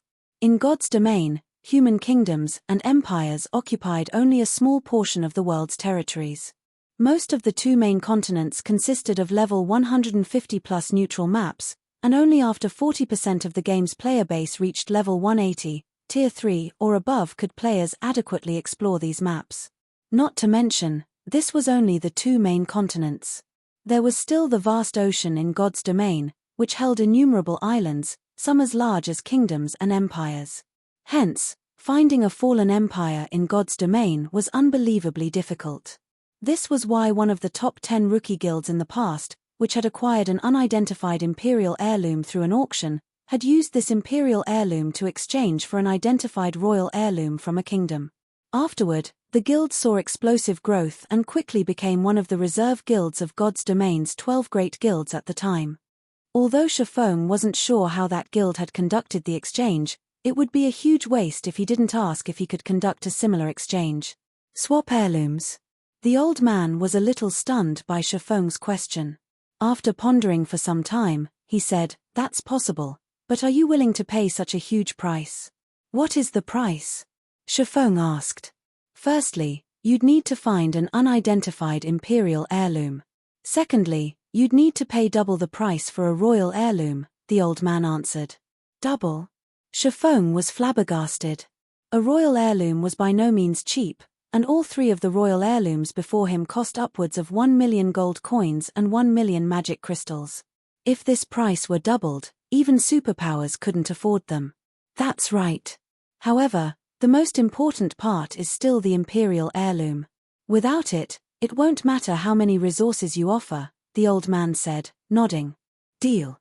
I'll trade an unidentified imperial heirloom for the mysterious iron flying ship. I'll also use my exchange opportunity for the secret silver combat puppet, Shifeng said, gritting his teeth as he took out the imperial heirloom sitting inside his bag. Before visiting the royal treasury, he had already taken all the funds Zero Wing could spare. However, he only had a total of 5 million gold coins and 3 million magic crystals on him. After all, the recruitment of NPC soldiers and the construction of defensive structures in Ancient Rock City cost a lot of money and resources. Although Zero Wing City and Ancient Rock City were raking in a significant income now, it still wasn't enough to cover Ancient Rock City's development costs. You actually have one. The old man was surprised to see the imperial heirloom in Shifeng's hands. Yes, so hurry up with the exchange. Shifeng nodded with an aching heart. All right. That will be 5 million gold coins and 3 million magic crystals in total, the old man said as he extended his hand to Shifeng. Verify the amount, Shifeng said as he transferred the necessary amount of coins and magic crystals to the old man's spatial bag. After verifying that the amount was correct, the old man waved his hand, and 2 ancient designs flew to Shifeng. When Shifeng saw these 2 designs, his heart pounded with excitement. Although purchasing these 2 designs had nearly bankrupted him, their value was immeasurable. Now, all he needed to do was gather the necessary materials and begin mass production. The materials needed are certainly extraordinary. Even the most common of these materials is incredibly rare in the current God's domain. Producing both of these items will also require a ton of Titan gold and magic elven stones. Veins of Titan gold ore were considered grade 2 veins in God's domain and incredibly rare, but they were the only way players could acquire Titan gold ore in large quantities. Other types of grade 2 veins produce Titan gold ore only occasionally. Overall, Titan gold was super rare, and just 1 ingot could sell for over a dozen gold coins. As for the magic elven stone, acquiring it had given Shifeng a headache when he was planning to construct the Crimson Dragon flying ship. However, the Crimson Dragon flying ship's construction cost was nothing compared to the mysterious iron-ranked Blue Thunder flying ship. Even if he excluded the other materials required, just the 5,000 ingots of Titan gold and 600 magic elven stones required would already cost a fortune. As for the secret silver-ranked flame beast puppet, its construction required 1,000 ingots of Titan gold and 200 magic elven stones. Both items required magic elven stones in significant quantities to produce. Fortunately, when Yang Ya and Cleansing Whistle returned from the ancient era, they had brought back plenty of magic elven stones. Currently, Zero Wing had a stockpile of over 4,000 magic elven stones, just barely enough to construct an adequate number of Blue Thunder flying ships and flame beast puppets. The only problem now was the Titan gold. Zero Wing only had around 30,000 ingots. While Shifeng was studying the two designs, Fang Shahan suddenly called him. Guild leader. The guild leaders and representatives of the Twin Towers Kingdom and Starmoon Kingdom's various player forces have arrived. However, hardly any guilds from the neighboring kingdoms showed up, Fang Shahan said in frustration. None of the two superpowers came, and only 3 of the 8 first-rate guilds showed up. As for second-rate guilds, they number less than 20. This attendance rate was abysmally low. The guilds that came to help from the several neighboring kingdoms were fewer than the guilds in Starmoon Kingdom. Not to mention, neither of the two superpowers decided to show up. Are they all waiting to jack up the price? Shifeng chuckled. He could understand the two superpowers' refusal. After all, the various superpowers had a lot of territories to cover, and they focused mainly on defending empires. However, there was no excuse for first- and second-rate guilds that weren't involved in the war to withhold their help. The only reason they decided not to show up at Zero Wing's war meeting had to be that they considered this a good opportunity to make a profit. If Zero Wing wished to get their help, then it would have to pay a price. Revealing a bitter smile, Fang Shahan said, the first-rate guilds that aren't attending indeed have such an intention. In return for their full support, they are demanding the rights to purchase private houses and guild residences in Zero Wing City or Ancient Rock City. They say that the other superpowers have already promised them such conditions. However, if we agree to their demands, then they will choose to help our side instead. Shifeng's act of devastating the Outer World's player army with a single attack had indeed caused a huge sensation in God's domain. It had also prompted most of the superpowers targeting Zero Wing to abandon their ambitions. Many of the Twin Towers Kingdoms and Starmoon Kingdom's independent experts had even returned to help in the two kingdoms' defense. Most importantly, the number of players seeking to join Zero Wing had also skyrocketed. Unfortunately, all these changes still weren't enough to persuade the unengaged player forces to help Zero Wing. This was because the Outer World's NPC army was more formidable than the Outer World's player army. There were multiple Tier 5 NPCs in the NPC army, and the upcoming battlefield would span a significant portion of the Twin Towers Kingdom's border. All sorts of siege battles and guerrilla warfare would take place, and there was no way Shifeng could be present for every one of these fights. Moreover, the NPC army on the Twin Towers Kingdom and Starmoon Kingdom side was significantly weaker than the Outer World's NPC army. Because of mythology and solar temples interference, the neighboring kingdoms uninvolved in the war didn't send their armies to reinforce the Twin Towers Kingdom and Starmoon Kingdom but to other kingdoms and empires. Hence, the NPC army defending the Twin Towers Kingdom consisted of the NPCs of only the two kingdoms. Although the Outer World's NPC army had split up into several dozen smaller groups and the detachment marching toward the Twin Towers Kingdom didn't have player support, this detachment could still put the two kingdoms' joint army through hell. Hence, a large number of players was needed to fight the Outer World's NPCs. And realizing this fact, the neighboring kingdoms' first-rate guilds naturally wouldn't miss the opportunity to get a cut of Zero Wing's resources. Good. Very good. Shifeng smiled when he heard Fang Shahan's words. Tell those first-rate guilds that they can come if they want.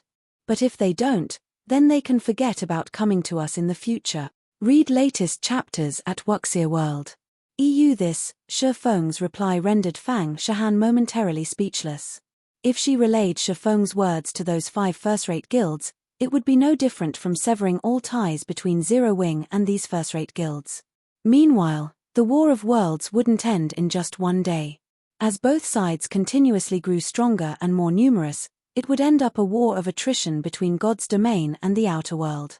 If Zero Wing rejected the help of these guilds now, it would have much more difficulty finding helpers in the future. After all, battles were taking place all over the Eastern continent, and everywhere was lacking in manpower. It was also why the superpowers tolerated the various first- and second-rate guilds' absurd demands. Otherwise, the superpowers would have long since dealt with these large guilds. Shifeng naturally understood what Fang Shahan was trying to say. He waved the 2 designs in his hand and smiled, saying, "Look what I have here." Chapter 29:12, Confidence. When Shifeng took out 2 old and tattered designs, Fang Shahan initially discounted them. She still thought that his decision was too rash. While the 5 first-rate guilds in question might not have as many peak experts as the various superpowers, they still had over 300,000 Tier 3 players under their command, with some even having 400,000. Such a large force of Tier 3 players could influence the Twin Towers Kingdom's defensive battle significantly. Even the current Zero Wing only had around 1.2 million Tier 3 players, just the average for a superpower. However, after Fang Shahan took a look at the text on the designs, she immediately fell into a daze. "Guild leader, are you playing a trick on me?" Fang Shahan couldn't help asking. She had seen many treasures during her time in mythology. However, no matter how she looked at the designs for the Blue Thunder flying ship and Flame Beast puppet, she still felt as if she was dreaming. At this stage of the game, the 5 great super guilds had already acquired their own flying ships. However, those were only basic flying ships, which were significantly inferior to the Crimson flying ship, let alone the Blue Thunder flying ship. As for combat puppets, as far as she knew, mythology's strongest combat puppets were 3 mysterious iron combat puppets, which were used to safeguard mythology's main headquarters. Mythology had even tasked Tier 4 NPCs to keep a constant watch on these war weapons to prevent theft. "Do you think I need to do that?" Shifeng chuckled when he saw Fang Shahan's skeptical look. He could understand Fang Shahan's doubts. Mysterious iron flying ships and secret silver combat puppets shouldn't be available to players at this stage of the game, let alone the designs for them. With these designs, so long as Zero Wing had sufficient materials, it could produce a plethora of these war weapons. And with the power of these war weapons, Zero Wing could devastate the entire continent. "Sure. I'll go and reject those guilds now," Fang Shahan said, smiling. A hint of excitement also gleamed in her eyes. Although she had already grown accustomed to holding a powerful identity and position during her time as one of mythology's vice-guild leaders, her heart still swelled with excitement and expectations. If Zero Wing could produce the Blue Thunder flying ship and Flame Beast puppet in time, it was almost certain to win the upcoming defensive battle at the Twin Towers Kingdom. Afterward, the 5 first-rate guilds and numerous second-rate guilds peacefully developing in the kingdoms neighboring the Twin Towers Kingdom received Fang Shahan's overbearing response.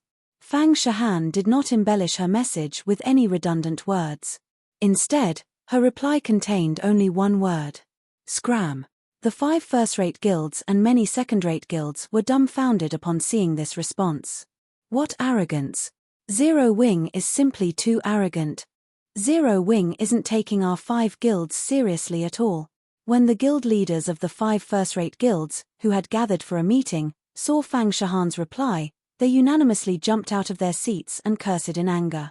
Before the War of Worlds began, the superpowers held incredibly powerful influence over God's domain, such that first-rate guilds like theirs could only bear with the injustice and live with their heads down. However, after the Outer Worlds NPC army invaded, the Eastern Continent's superpowers had no choice but to beg the first-rate guilds for help to defend their territories and routes. Yet despite facing imminent danger, Zero Wing actually dared tell their 5 guilds to scram. Zero Wing was simply tired of living. If Zero Wing wants to be arrogant, let it, the guild leader of Holy Seal sneered as he read Fang Shahan's reply. Once the battle at the Twin Towers Kingdom begins, we'll see how Zero Wing continues behaving arrogantly when it lacks manpower. That's right. Since Zero Wing looks down on us, we'll just help other superpowers. Zero Wing will live to regret its decision today, the guild leader of another first-rate guild said, nodding. If Zero Wing asks us for help later on, it won't get such a good price from us again. Many superpowers had already sent representatives to deliver invitations to their 5 first-rate guilds. Among them, Starlink's offer was particularly generous. Their 5 guilds had no need to worry about finding a superpower to employ them for their services. Their 5 first-rate guilds combined could field a massive army of 1.6 million Tier 3 players and 64 Tier 4 players. Apart from peak experts and apex experts, the alliance of their 5 guilds was not the slightest bit weaker than the average superpower. This was the basis of their confidence. Once their 5 guilds went to aid Starlink and Starlink's side repelled the Outer Worlds NPC army, Zero Wing would definitely regret rejecting their offer. And once Zero Wing came begging them for help, they would thoroughly bleed the guild for every penny it had. The other 3 guild leaders nodded in agreement, wanting Zero Wing to taste the misery of defending the Twin Towers Kingdom without their 5 guilds. Following this, the 5 first-rate guilds collaborated with the uncommitted second-rate guilds and accepted Starlink's invitation to join the Dark Knight Empire's defensive line. This sudden development caught even Lu Qiandi off guard momentarily. "Young master, what do you think is going through Black Flame's mind?" Yi Kuei asked curiously as he looked at the signed contracts he just received. The combined force of these 5 first-rate guilds is by no means weak, and even the super guilds over at the Fire Dragon Empire have eagerly sought their help. With how much these 5 guilds covet Zero Wing City and Ancient Rock City, even if Zero Wing allots only a small portion of those 2 cities' shares to them, these 5 guilds would probably agree to help Zero Wing. Yet, now, Black Flame is just too prideful. He thinks that just because he is a Tier 5, Sword Saint and God's Domain's strongest player, he doesn't need to fear the Outerworld's NPC army, Lu Qiandi said nonchalantly. He doesn't know just how powerful the NPC army is. Once the real battle begins, even Tier 5 players will be nothing but a joke. If it were before Lu Qiandi had clashed with the Outerworld's NPC army, he would have considered Shifeng's decision unwise but understandable. After all, Tier 5 players were many times stronger than Tier 4 players. It wouldn't even be surprising to see a Tier 5 player single-handedly destroy a city. However, after experiencing the Dark Knight Empire's defensive battle against the Outerworld's NPC army, Lu Qiandi now understood that while Tier 5 NPCs were indeed powerful, they weren't invincible. This was especially true in battlefields that involved war weapons and Tier 4 NPCs using battle arrays. Every targeted city in the Dark Knight Empire would face at least 10 battle arrays formed by Tier 4 NPCs and around 500 Tier 4 NPCs. Even if a superpower dispatched all its Tier 4 players, it wouldn't be able to do a thing against such a force. Not to mention, Zero Wing was going to defend an entire kingdom by itself, so there was no way it could afford to concentrate all its Tier 4 players in one battlefield. Moreover, unlike the previous War of Worlds, the Outerworld's NPC army had many more Tier 5 NPCs in its ranks this time. Just one Tier 5 player couldn't do anything against the Outerworld's NPC army. A large number of Tier 3 and Tier 4 players was necessary to whittle down the NPC army and achieve victory. Otherwise, the Outerworld's NPC army would simply trample over the Twin Towers Kingdom's cities and fortresses. But this is good for us. If not for Black Flame's arrogance, these 5 first-rate guilds wouldn't have joined us, Lu Qiandi said, smiling.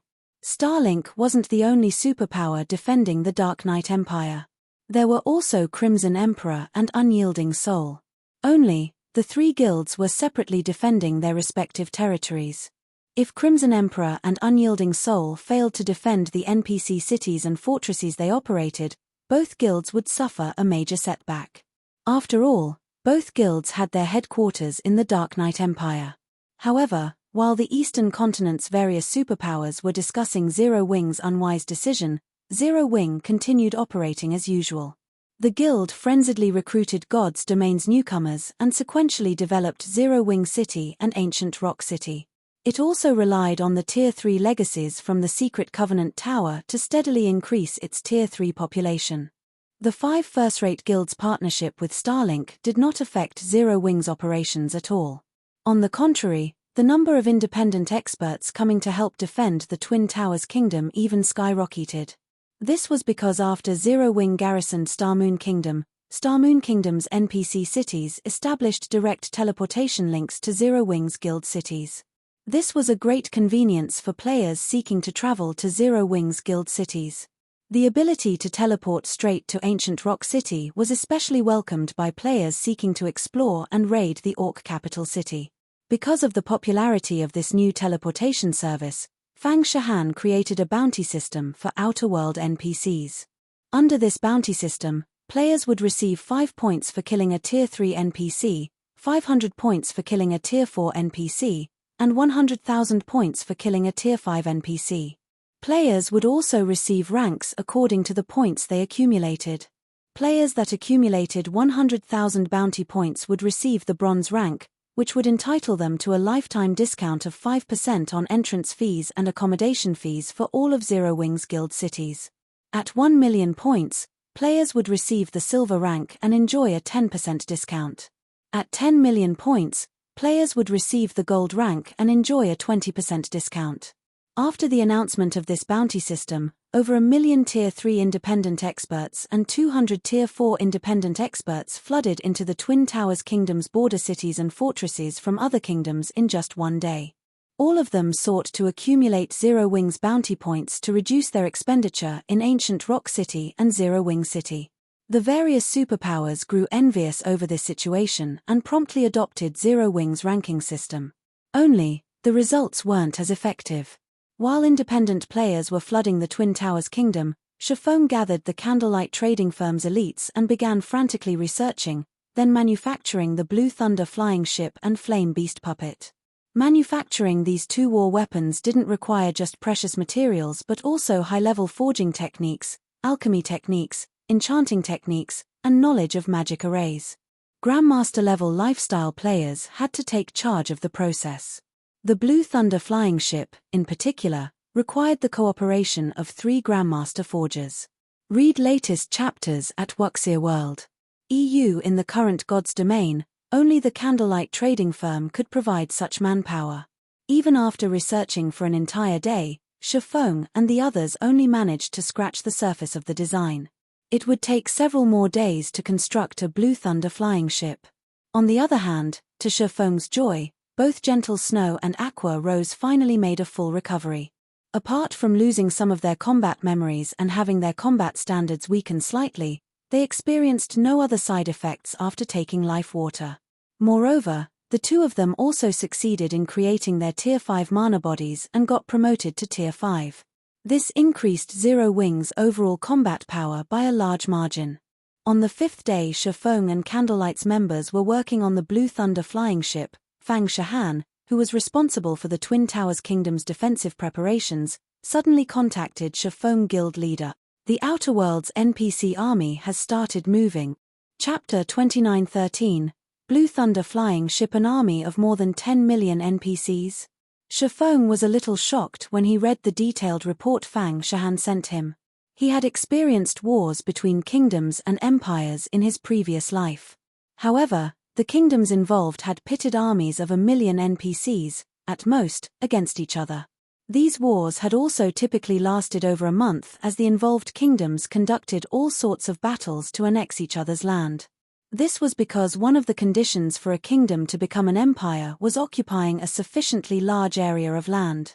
In the case of wars between empires, even if 2 empires waged a full-blown war with each other, the total number of NPCs participating would reach only 10 million.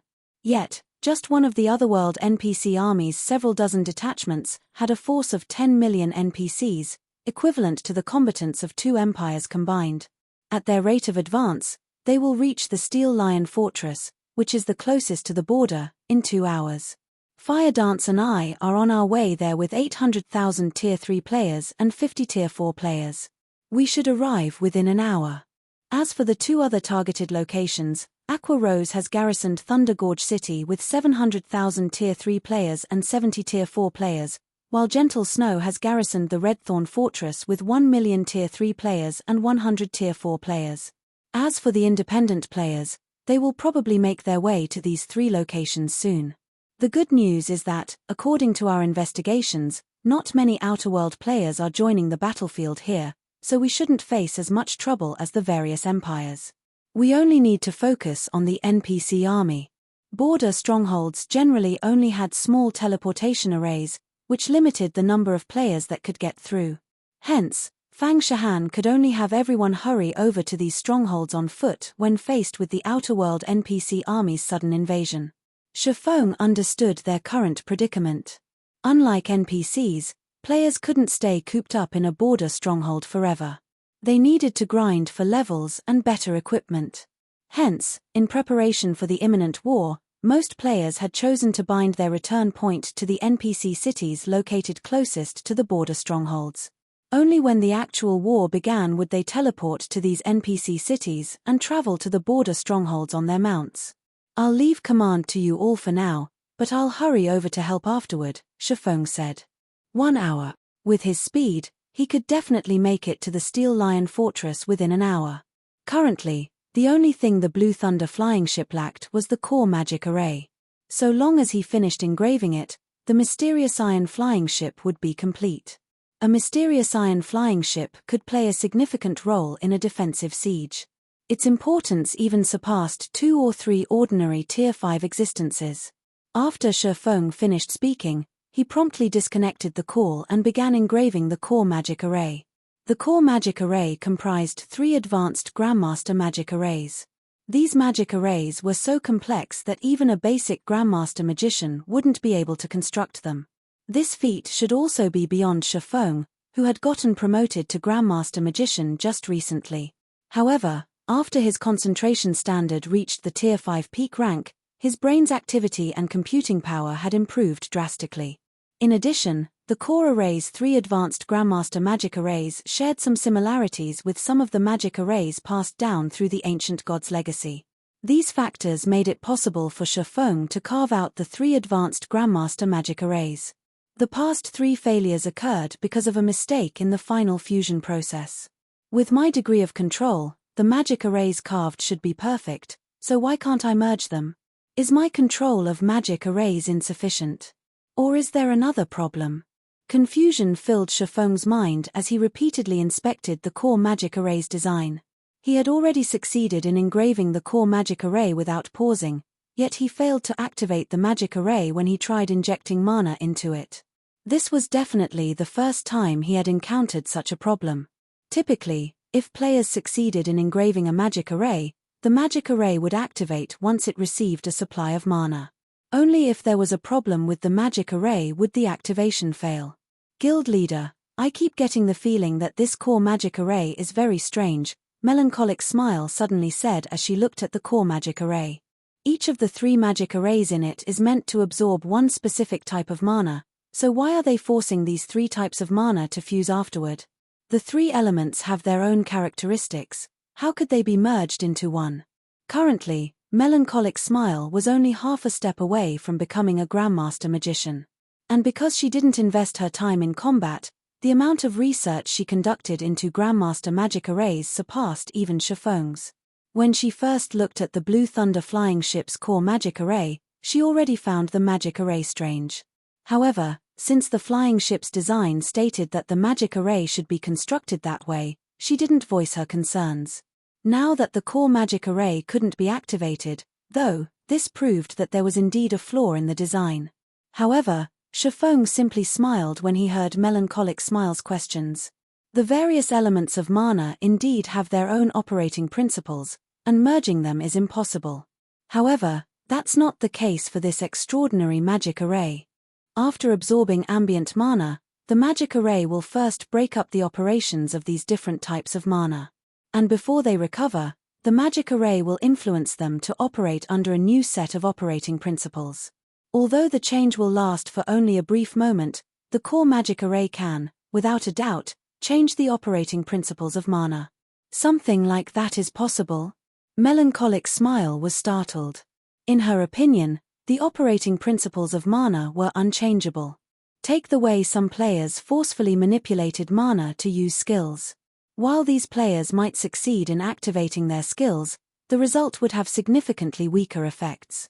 After all, the mana they manipulated was actively resisting them. For this reason, players who had reached Tier 4 would try to activate their skills and spells by following the operating principles of mana instead of forcing mana to do their bidding. As Shifeng was about to explain further, he suddenly fell into a daze. I see. So, this is the law of destruction's true usage method. An ecstatic expression appeared on Shifeng's face as realization dawned upon him. Recently, he had fallen into despair, as he found himself stuck at Holy Annihilation's entry level. No matter how he tried to convert ambient mana into his own mana, the area he could influence only grew alongside his concentration. While this was indeed the correct way to manipulate mana, it wasn't the case if he was trying to make use of a world law. The reason Holy Annihilation could exhibit such devastating power was a complex destruction magic array designed for the mana technique. The fact that he could utilize the Heavenly Blue Saint's destruction magic array and merge it into various combat techniques and mana manipulation methods proved that he was starting to master the law of destruction. However, He still didn't truly understand how the destruction magic array operated. But Shifeng understood everything now. The law of destruction's essence wasn't to make mana disappear. Instead, it was to break the operating principles of mana, causing mana to lose its original effects. Hence, if he wished to grasp the law of destruction fully, he shouldn't be relying on the destruction magic array to guide mana. Instead, he should rely on his mind to halt the operations of mana naturally. Of course, it was easier said than done. Not only did he need powerful mental strength, but he also had to reverse the operations of different types of mana precisely. Only by doing so could he perfectly stop the operation of mana. At this point, Shifeng finally understood why the core magic array wouldn't activate. So, it is because the strength of my mana is too weak? Shifeng smiled bitterly as he looked at the engraved magic array in front of him. Mana was required to control mana. If a person lacked mana, they naturally couldn't manipulate ambient mana. If one wished to break the operating principles of mana, one would need incredibly powerful mana. Liquid mana wouldn't suffice, one would need solid mana at the very least. Shifeng immediately began concentrating all of the mana within his body, condensing it into a grain of sand that sat on his palm. He then injected the grain of solid mana into the core magic array. Boom! Along with the sound of an explosion, the Blue Thunder flying ship's core magic array came to life. The ambient mana surrounding the flying ship then began flooding the core magic array, becoming fuel for the flying ship's engine. System. Congratulations! You have successfully created the Blue Thunder flying ship. Forging proficiency increased by 100 million points. Level increased by 2. Simultaneously, all players who participated in the Blue Thunder flying ship's production received a corresponding amount of EXP and proficiency. Although the amount they received wasn't as exaggerated as Shifeng's, it was still significant nonetheless. Currently, though, nobody paid attention to the reward they just received. Instead, their eyes were all glued to the completed Blue Thunder flying ship. The Blue Thunder flying ship measured 500 meters from stem to stern, and it could carry up to 300 players at a time. It boasted 40 advanced magic elven cannons, each capable of launching attacks at the Tier 5 basic standard, and 12 floating crystal cannons, which could be used for both offense and defense. Offensively, the floating crystal cannons could launch attacks at the Tier 5 basic standard. Defensively, they could withstand attacks even from Tier 5 existences. In addition to these two types of cannons, the flying ship also had a main cannon capable of launching attacks at the Tier 5 intermediate standard. Lastly, the flying ship's flight speed was comparable to that of Tier 5 extraordinary flying mounts. Twin Towers Kingdom, Steel Lion Fortress. Assembled atop the Steel Lion Fortress's 50-meter-tall steel walls were more than 300,000 level 150+, Tier 3 NPCs, all geared in level 150+ dark gold equipment. These NPCs were without a doubt the cream of the crop of the Twin Towers Kingdom's army. There were also close to 30 Tier 4 NPCs standing on the wall, and the one leading these Tier 4 NPCs was a level 200, Tier 4 Sky Knight. The Sky Knight was a man who appeared to be in his late 50s, clad in a complete set of fragmented legendary set equipment. The aura he exuded was comparable to that of an ordinary Tier 5 NPC. Apart from the fortress walls, there were also 24 Tier 4 NPCs chanting an incantation inside the fortress's core control room. Because of these magical class NPCs' manipulation, the fortress's defensive magic array, which used to have only one layer, was now a threefold magic array instead. Even a Tier 5 existence on a rampage wouldn't be able to destroy it. At most, the other party would merely expend some of the fortress's energy supply. A total of 30 magic cannon towers rose above the fortress, and more than 600 large destruction ballistas were set up on the fortress walls. In the sky, 10 flying ships hovered over the fortress, 9 advanced rank and 1 bronze rank. Alongside these flying ships were over 100 Tier 3 and Tier 4 flying mounts. The sight was simply spectacular and absolutely not something anyone would get to see very often. More than 2 million players gathered in the fortress, making the Steel Lion Fortress incredibly crowded. At this moment, though, none of the players inside the Steel Lion Fortress felt relaxed or excited. This was because some distance from the Steel Lion Fortress was an army of over 3 million NPCs, and the number of Tier 4 NPCs in that army exceeded 500. It came bearing various siege weapons, large catapults and advanced mana pulse cannons, which easily numbered more than 1,000. Meanwhile, hovering above this outerworld NPC army were more than 50 flying ships. 6 of them were bronze flying ships while the rest were advanced flying ships. In combination with the 500+ Tier 3 and Tier 4 flying mounts, they practically blotted out the entire sky. The disparity in combat power between the two sides was clear for all to see. Even the players who came to spectate and conduct a live broadcast of the battle wore gloomy expressions when they saw the Outerworld's NPC army. On the Twin Towers Kingdoms forums, the live broadcasts caused an uproar among the Kingdom's players. Is this the Outerworld's real strength? Can we really hold the Twin Towers Kingdom? Although many of the Twin Towers Kingdom's players had heard bits of information regarding the battles that had taken place at the various empires, the most they got were rumors and some pictures. They didn't have a clear understanding of the Outerworld NPC army's true might. Moreover, as players of another country, they previously considered these battles none of their business. However, after seeing the army outside the Steel Lion Fortress, they felt an indescribable sense of despair.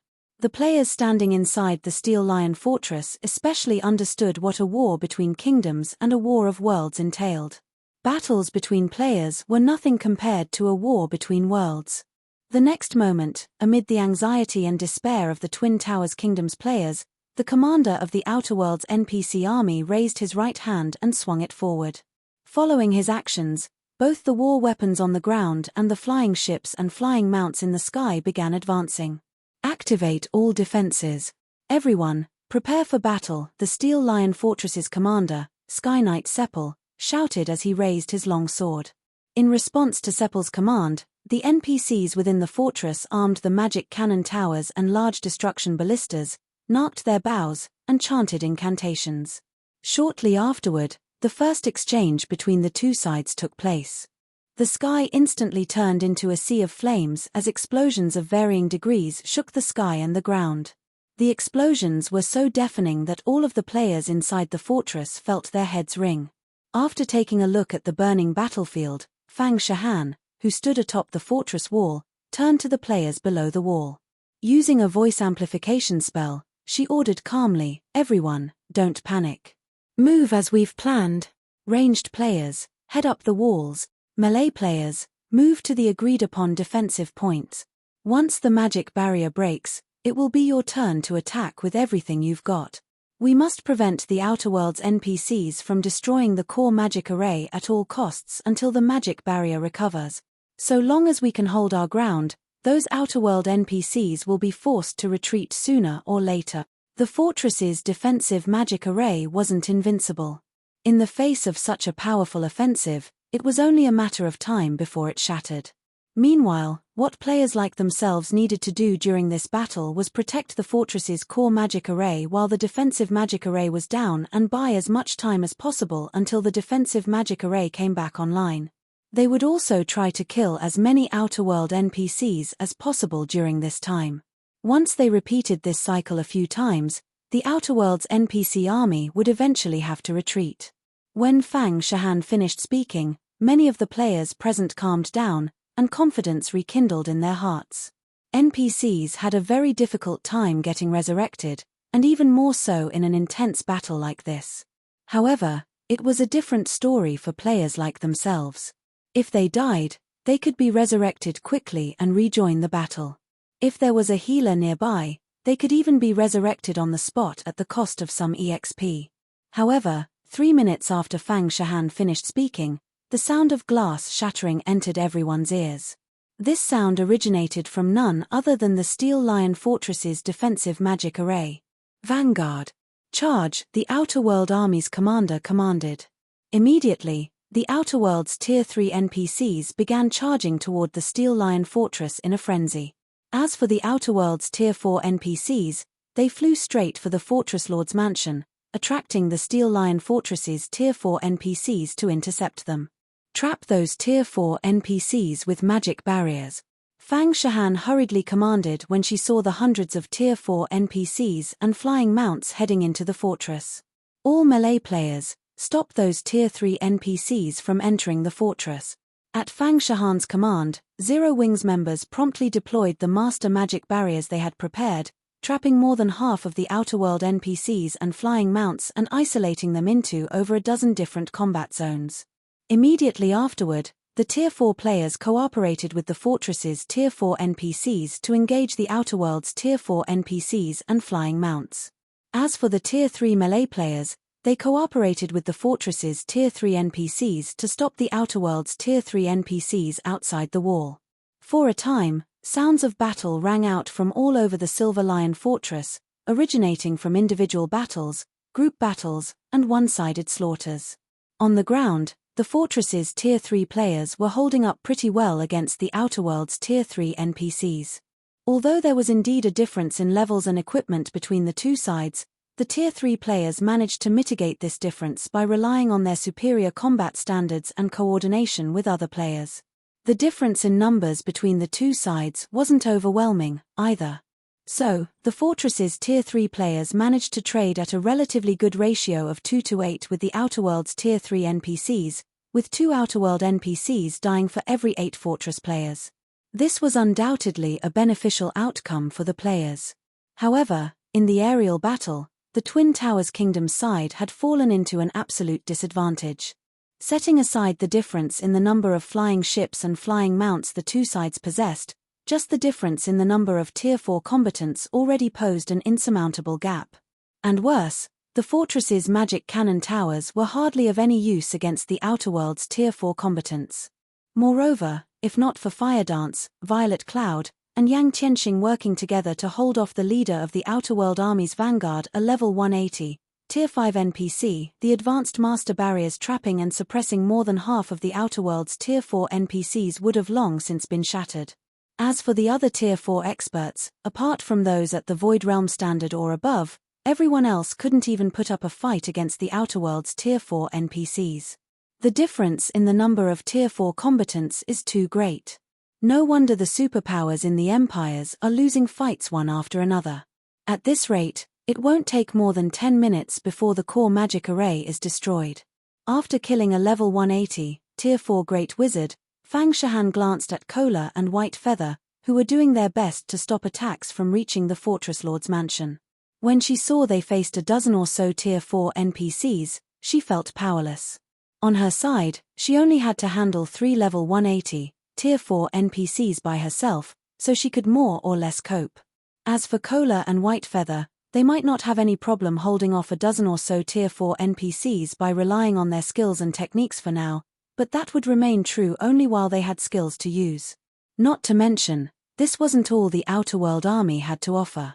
It had over 500 Tier 4 NPCs in total and even Tier 5 NPCs leading it. The disparity between the Twin Towers Kingdom's army and the Outer World's army was utterly demoralizing. After some more time passed, 8 of the Twin Towers Kingdom's Tier 4 NPCs and more than 20 Tier 4 players fell. In contrast, the Outer World army lost only 6 Tier 4 NPCs, 3 of which were Fang Shahan's kills. The stark difference between the two sides plunged the Tier 4 players into despair. "Keep fighting. We must not retreat on our first battle," Fang Shahan bellowed when she saw her people's demoralized expressions. "Even if we die, we must make these Outer World NPCs pay a sufficient price." Fang Shahan wasn't too surprised that the Steel Iron Fortress's defenses were crumbling. The disparity between the Outer World's army and the Twin Towers Kingdom's army was simply too immense. The only way the Twin Towers Kingdom could emerge victorious was by whittling down the Outer World's army through multiple battles at multiple strongholds. However, the first battle was also when the Twin Towers Kingdom's combat power was at its peak. If the Twin Towers Kingdom failed to deplete a significant portion of the Outer World's army's forces, the subsequent battles would be even more difficult. As soon as Fang Shahan finished speaking, however, the Outer World army's commander, who rode on one of the bronze flying ships, stood up and suddenly released a frightening aura that enveloped the Steel Lion Fortress.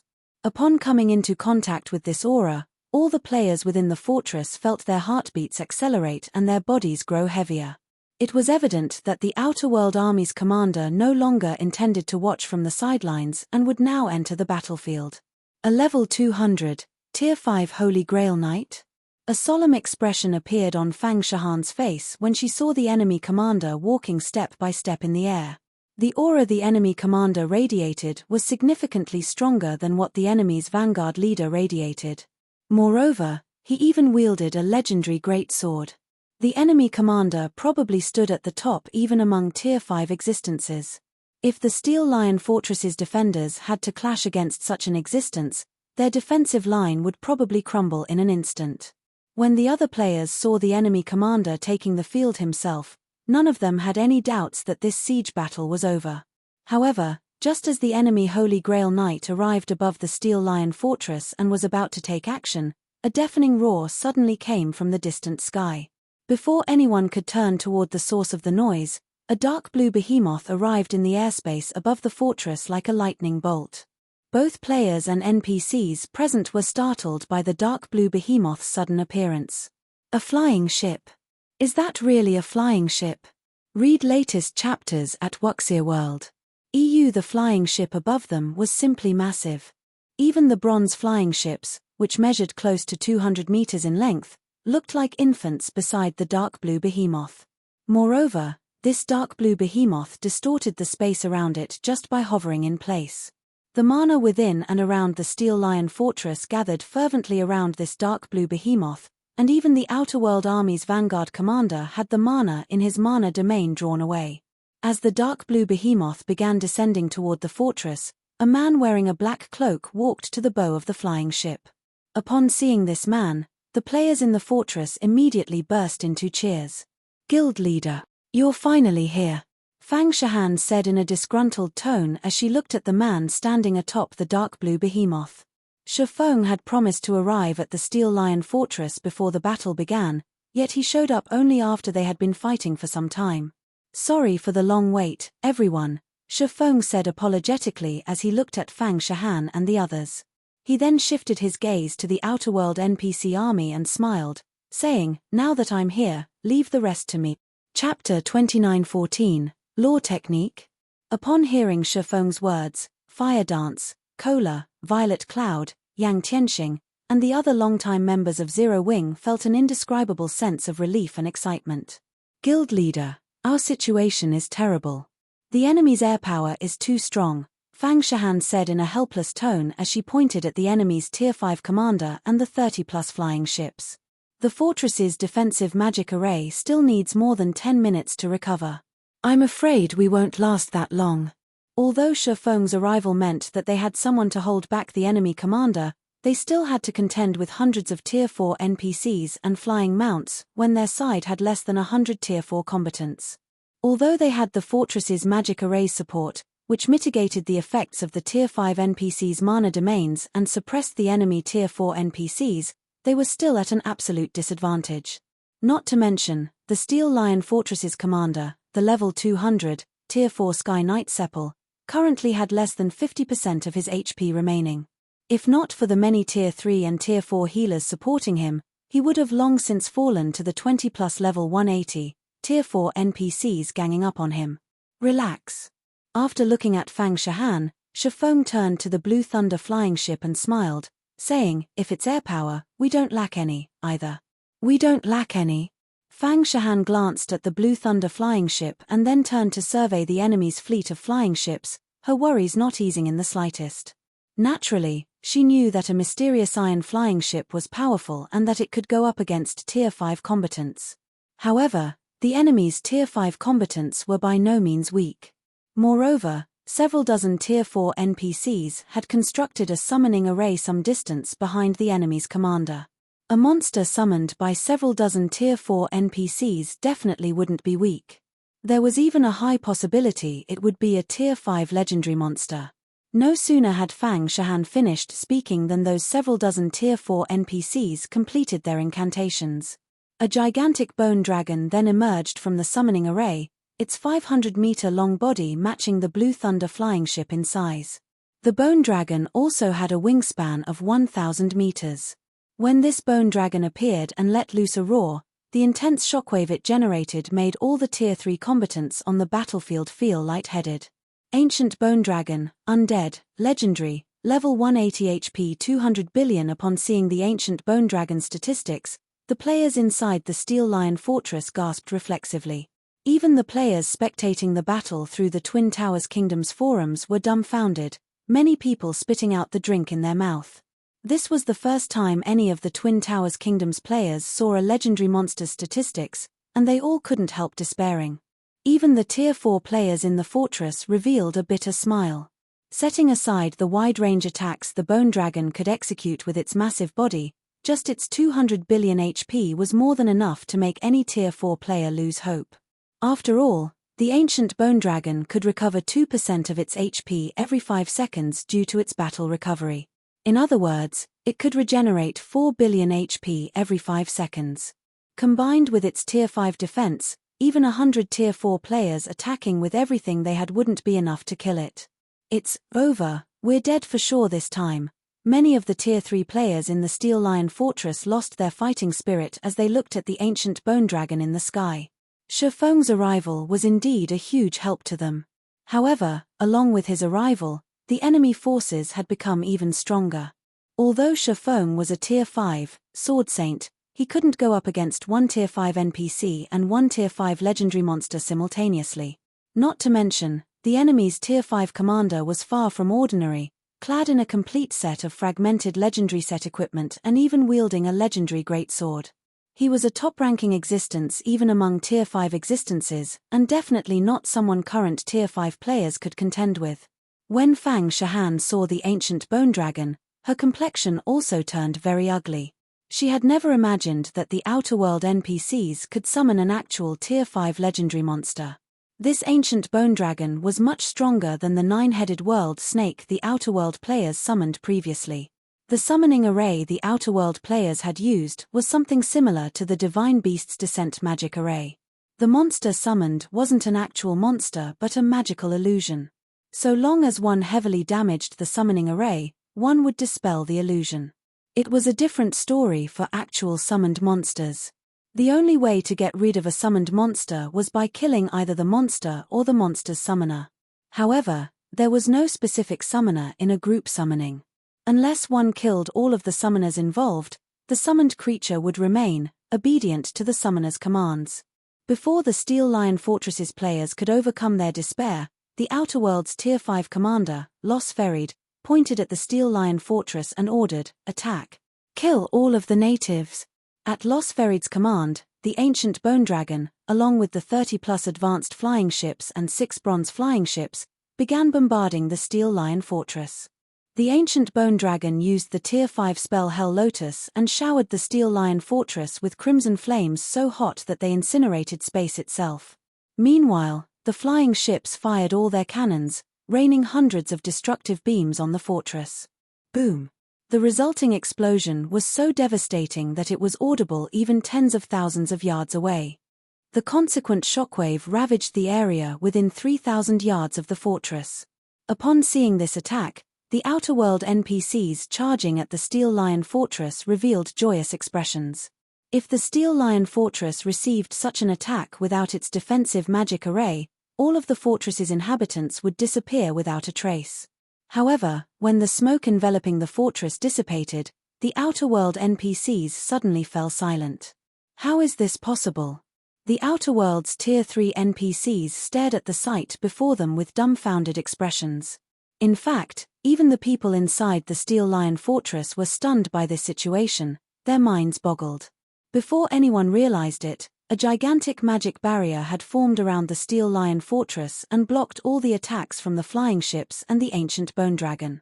Let alone annihilating the fortress's inhabitants, the flying ships and the Ancient Bone Dragon had even failed to scratch the fortress walls. However, before anyone could snap out of their daze, the barrier enveloping the fortress suddenly disappeared. 6 crystalline spheres the size of a small house then flew toward the Blue Thunder flying ship and hovered around it.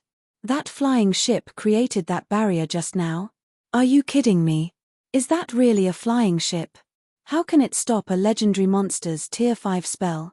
Be it the players or NPCs inside the Steel Lion Fortress, All of them currently had their mouths hanging wide open as they stared at the Blue Thunder flying ship. After all, the flying ship's performance had shattered their notions of flying ships. The Blue Thunder flying ship's defensive capabilities practically rivaled a mobile fortress's. At this time, even Fang Shahan, who knew the specifics of the situation, was rendered speechless. She had no idea that a mysterious iron flying ship could be that strong. Of those present, only Shifeng found this situation normal. The Grey Thunder flying ship might only be a mysterious iron flying ship, but its technological content exceeded that of the average mysterious iron flying ship. Its usage of mana was particularly exceptional. If not for its inadequate materials and power source, it could easily become a secret silver flying ship. Now that you're done attacking, it's our turn now. Pointing at the Outer World's NPC army, Shifeng commanded, beat them up. Along with Shifeng's command, the Zero-Wing members seated on the Blue Thunder flying ship eagerly revved up the engine's output to maximum. Subsequently, the flying ship's 40 advanced magic elven cannons, 12 floating crystal cannons, and Thunder of Destruction main cannon fired at the enemy flying ships and flying mounts and the ancient bone dragon simultaneously. Boom! Boom! Boom! For a moment, countless lightning arcs and beams of light filled the battlefield, making it seem as if the heavens were doling out divine retribution. The ancient bone dragon and Outer World NPCs reacted quickly and activated defensive spells to protect themselves. However, apart from the ancient bone dragon's defensive barrier, the defensive barriers conjured for the flying ships and flying mounts all shattered without exception. When the barrage ended, several dozen flying mounts crashed to the ground. The advanced flying ships also suffered severe damage, their mobility plummeting significantly. With how much damage they took from just one bombardment, they would probably fall after another 3 or 4. As for the bronze flying ships, although they didn't take any serious damage, their armor's durability still plummeted by a significant margin. After the Blue Thunder flying ship ended its barrage, everyone on the battlefield turned to stare at it, petrified.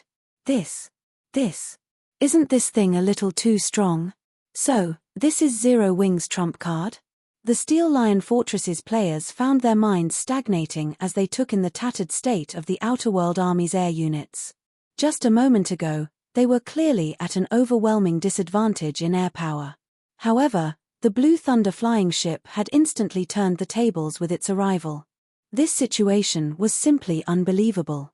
When Kola looked at the distant Blue Thunder flying ship, his eyes glowed and his mouth watered. He then turned to Shifeng and asked, "Guild leader, when can I buy one?" Compared to flying mounts, traveling across the continent in the Blue Thunder flying ship would be a much more wonderful experience. "You'll get your chance eventually," Shifeng said, chuckling when he saw Kola's excitement. "However, this thing needs 10 people to pilot. It's not something you can pilot alone." When Shifeng finished speaking, the Zero-Wing members present were all thrilled. After all, based on Shifeng's words, the guild would eventually sell the Blue Thunder flying ship to its members once the flying ship was available in larger numbers. This meant that all of them had an opportunity to own this steel behemoth. And even if they couldn't ride it alone, they could simply form a team to do so. However, shortly after Shifeng finished speaking, the enemy commander, who had not taken any action thus far, suddenly turned to Shifeng. At this time, though, the contempt in Los Ferid's eyes had disappeared. There was even a faint smile on his face. "You are an exceptional heaven-blessed individual," Los Ferid said as he lifted his greatsword and rested it on his shoulder. Smiling, he asked, "May I know your name?" "Black Flame," Shifeng replied calmly. Although Black Flame wasn't his real ID, he had long since gotten accustomed to using it. Moreover, the outer world knew of only Black Flame and not Yifeng. "Black Flame?" Los Ferid, who appeared to be in his 50s, nodded. He then earnestly introduced himself. "I am Los Ferid, the Commander-in-Chief of the God's Domain Crusade Army's 19th Corps and one of the 17 stars of the Holy Grail. You are qualified to be my enemy."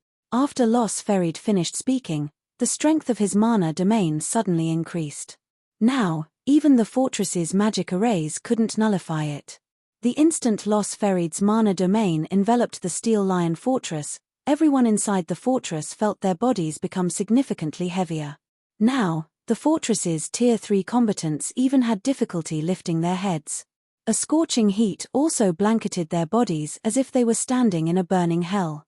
Even Fire Dance, who had an 8-piece epic set equipment equipped and wielded a legendary weapon, felt immense pressure on her body. She would be fortunate to exhibit even 60% of her usual combat power. And as a result of this suppression, she became even less of an opponent for the enemy's level 180, Tier 5 Vanguard leader in front of her. One of the 17 stars of the Holy Grail? Shifeng grew more cautious after hearing Los Ferid's introduction. Although he had never heard of the 17 stars of the Holy Grail, God's Domain had an official ranking list known as the 10 Saints, which represented the 10 strongest combatants recognized by the War God's Temple. Every one of these 10 saints was rumored to have demigod-level combat power. Shifeng guessed that Los Ferid was probably on par with the 10 saints. Based on his observation of Los Ferid's mana domain, he could tell that the other party had already mastered a world lore. The only thing holding the NPC back from reaching Tier 6 was his concentration. Nevertheless, with a legendary weapon in hand, Los Ferid should be a powerhouse even among demigods. However, although Los Ferid possessed a powerful mana domain, it had no effect on Shifeng whatsoever. Immediately, Shifeng unleashed his own mana domain, cancelling out Los Ferid's and even suppressing the NPC slightly. "Let's fight. Let me see how powerful you heaven-blessed individuals are," Los Ferid said, his body suddenly splitting into more than 100 doppelgangers that charged at Shifeng from different directions. Tier 5 skill, Shadowlight Kill. After activating Shadow Kill, Los Ferid spun and swung his great sword. Tier 5 skill, Great Holy Cross. Tier 5 skill, Draconic Stars. Immediately, Los Ferid's doppelgangers transformed into gigantic crosses that pierced through space. Each of these crosses then split and transformed into several dozen serpentine dragons. Several thousand serpentine dragons flew toward Shifeng, their large numbers making it impossible to dodge or block them all. He combined 3 Tier 5 skills. Fire Dance and the others were startled when they saw Los Ferid's attack. For true expert players, combining the effects of skills was a must-learn technique. However, the higher the tier of the skills, the more difficult combining them would be. Currently, even domain realm experts like Fire Dance and Yang Tianxing could just barely combine 2 Tier 4 skills. Yet, Los Ferid had combined 3 Tier 5 skills. Los Ferid's combat standard was simply unprecedented. Every addition to a skill combination would double the power of the combined attack. Los Ferid's combined Tier 5 skills could exhibit quadruple the power of a standard Tier 5 skill. Moreover, Los Ferid was also wielding a legendary weapon. These two factors would probably deter even a Tier 5 dragon from receiving Los Ferid's attack. Amazing! When Shifeng perceived the several thousand serpentine dragons flying toward him, he was awed. If this were before his fight with the scholar, he would definitely rank Los Ferid number 1 when it came to the usage of skills out of all the NPCs he knew. However, while Los Ferid's attack might seem unstoppable in the eyes of other players, that wasn't the case for Shifeng.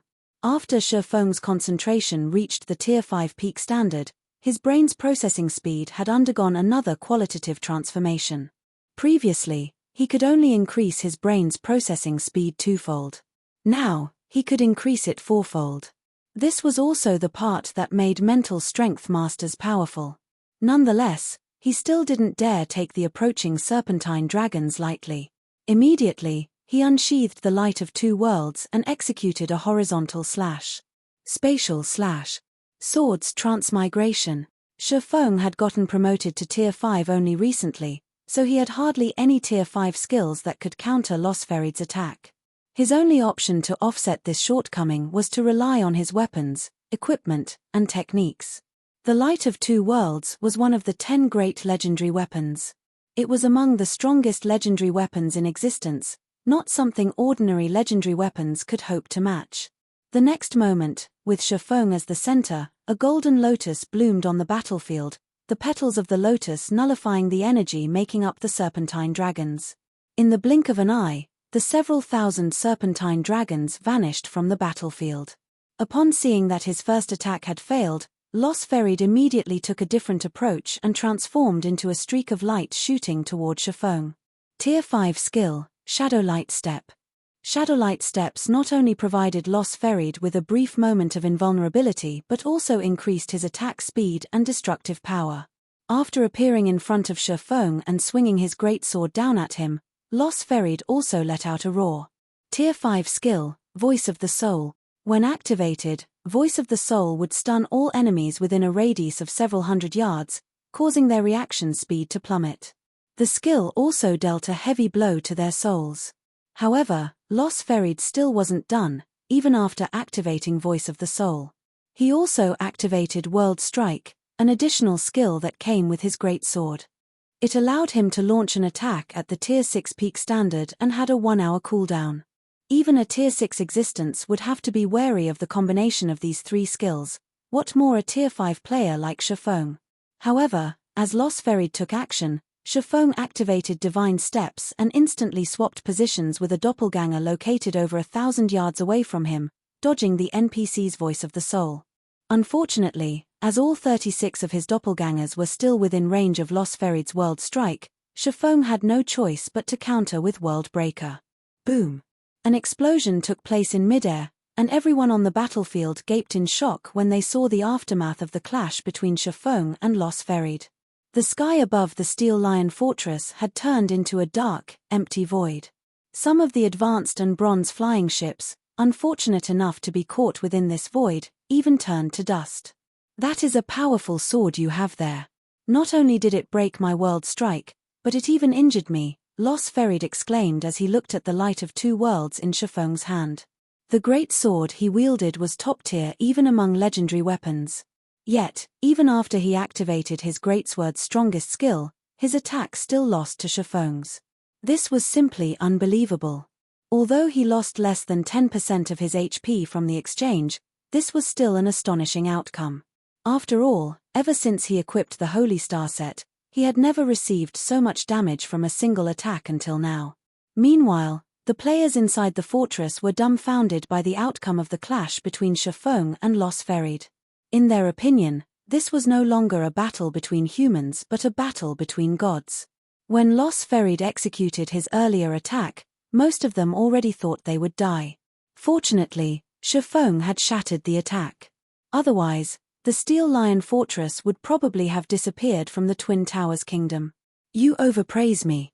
When Shifeng saw that Los Ferried had received some damage, he immediately followed up on his small victory with Golden Soul, elevating his soul to the Tier 6 standard.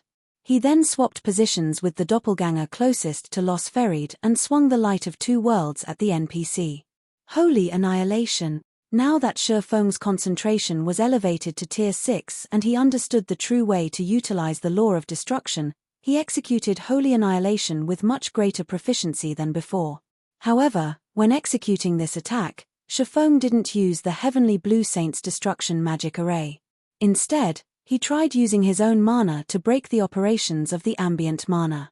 Originally, when Shifeng's concentration was only at the Tier 5 peak standard, accomplishing this feat would have been incredibly difficult.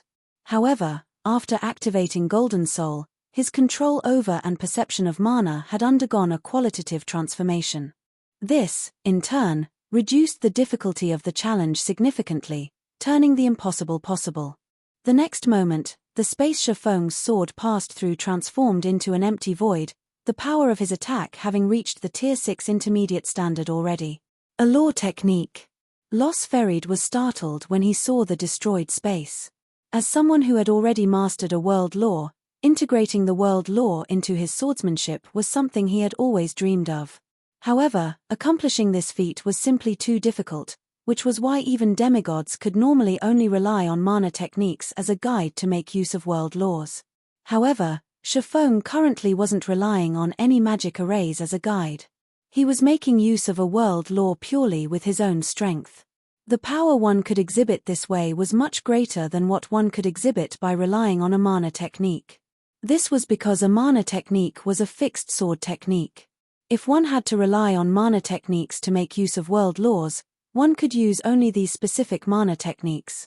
However, if one could freely make use of a world law, then regardless of what technique one used, all of one's techniques would carry the power of the world law. The difference in flexibility between the two was like heaven and earth. Of course, the law technique Shifeng currently displayed was extremely crude, and he could use only a small portion of the Law of Destruction's power. Nonetheless, Los Ferid dared not act recklessly against Shifeng's attack. He immediately swung his great sword. Mana technique, Burning Sea. Boom. When the two swords collided, a vast void and a sea of flames appeared in the sky once more.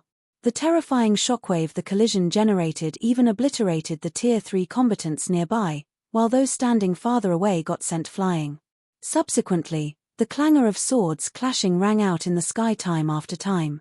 Apart from some Tier 4 individuals with incredibly high basic attributes, everyone else dared not stay anywhere near Shifeng and Los Ferid's battle.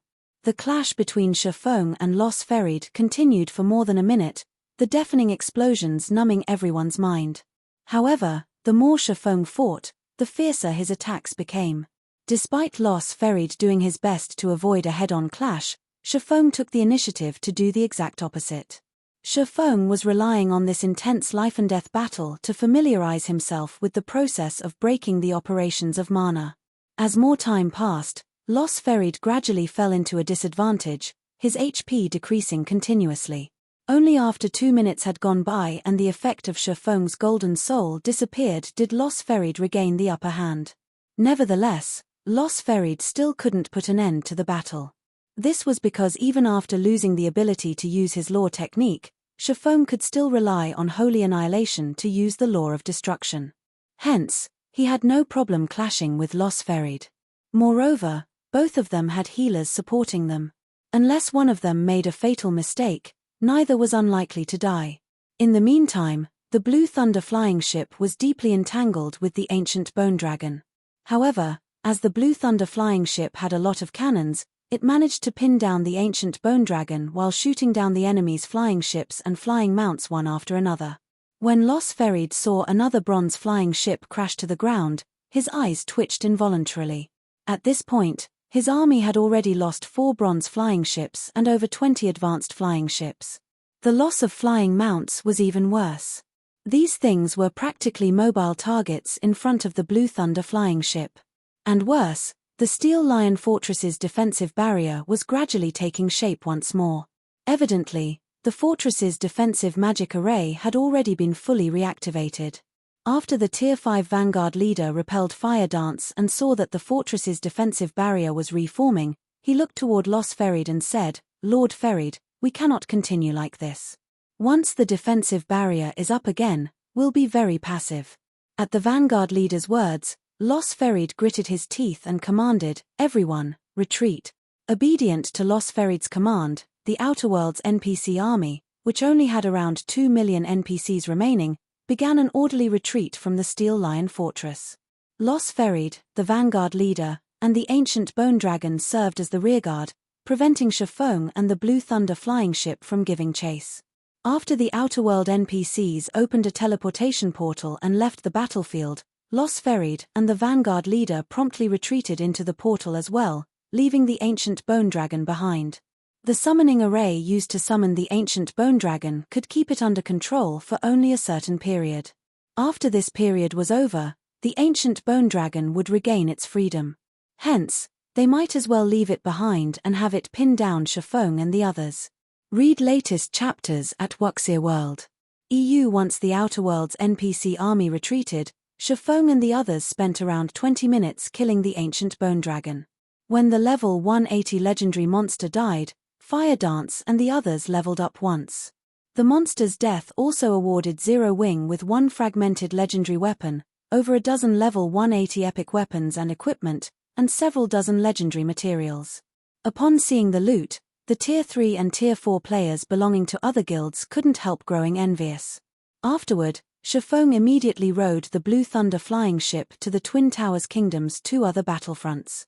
The Redthorn Fortresses and Thunder Gorge City situations were much better than the Steel Lion Fortresses. This was especially true for Thunder Gorge City. Because Aqua Rose was now a Tier 5 Grand Wizard, the Outer World NPC army that attacked Thunder Gorge City received a resounding defeat, similar to the army that attacked the Steel Lion Fortress. As for the Redthorn Fortress, Although the defenders here suffered somewhat terrible losses, they still managed to repulse the enemy. With the successful defense of these 3 strongholds, the Twin Towers Kingdom's players exploded with joy. Meanwhile, news of this astonishing outcome immediately spread across the entire continent, causing a sensation in God's domain. Chapter 29:15, Tides have turned Dark Knight Empire, Thousand Nights City. Although nightfall was still several hours away, players already flooded the city's streets.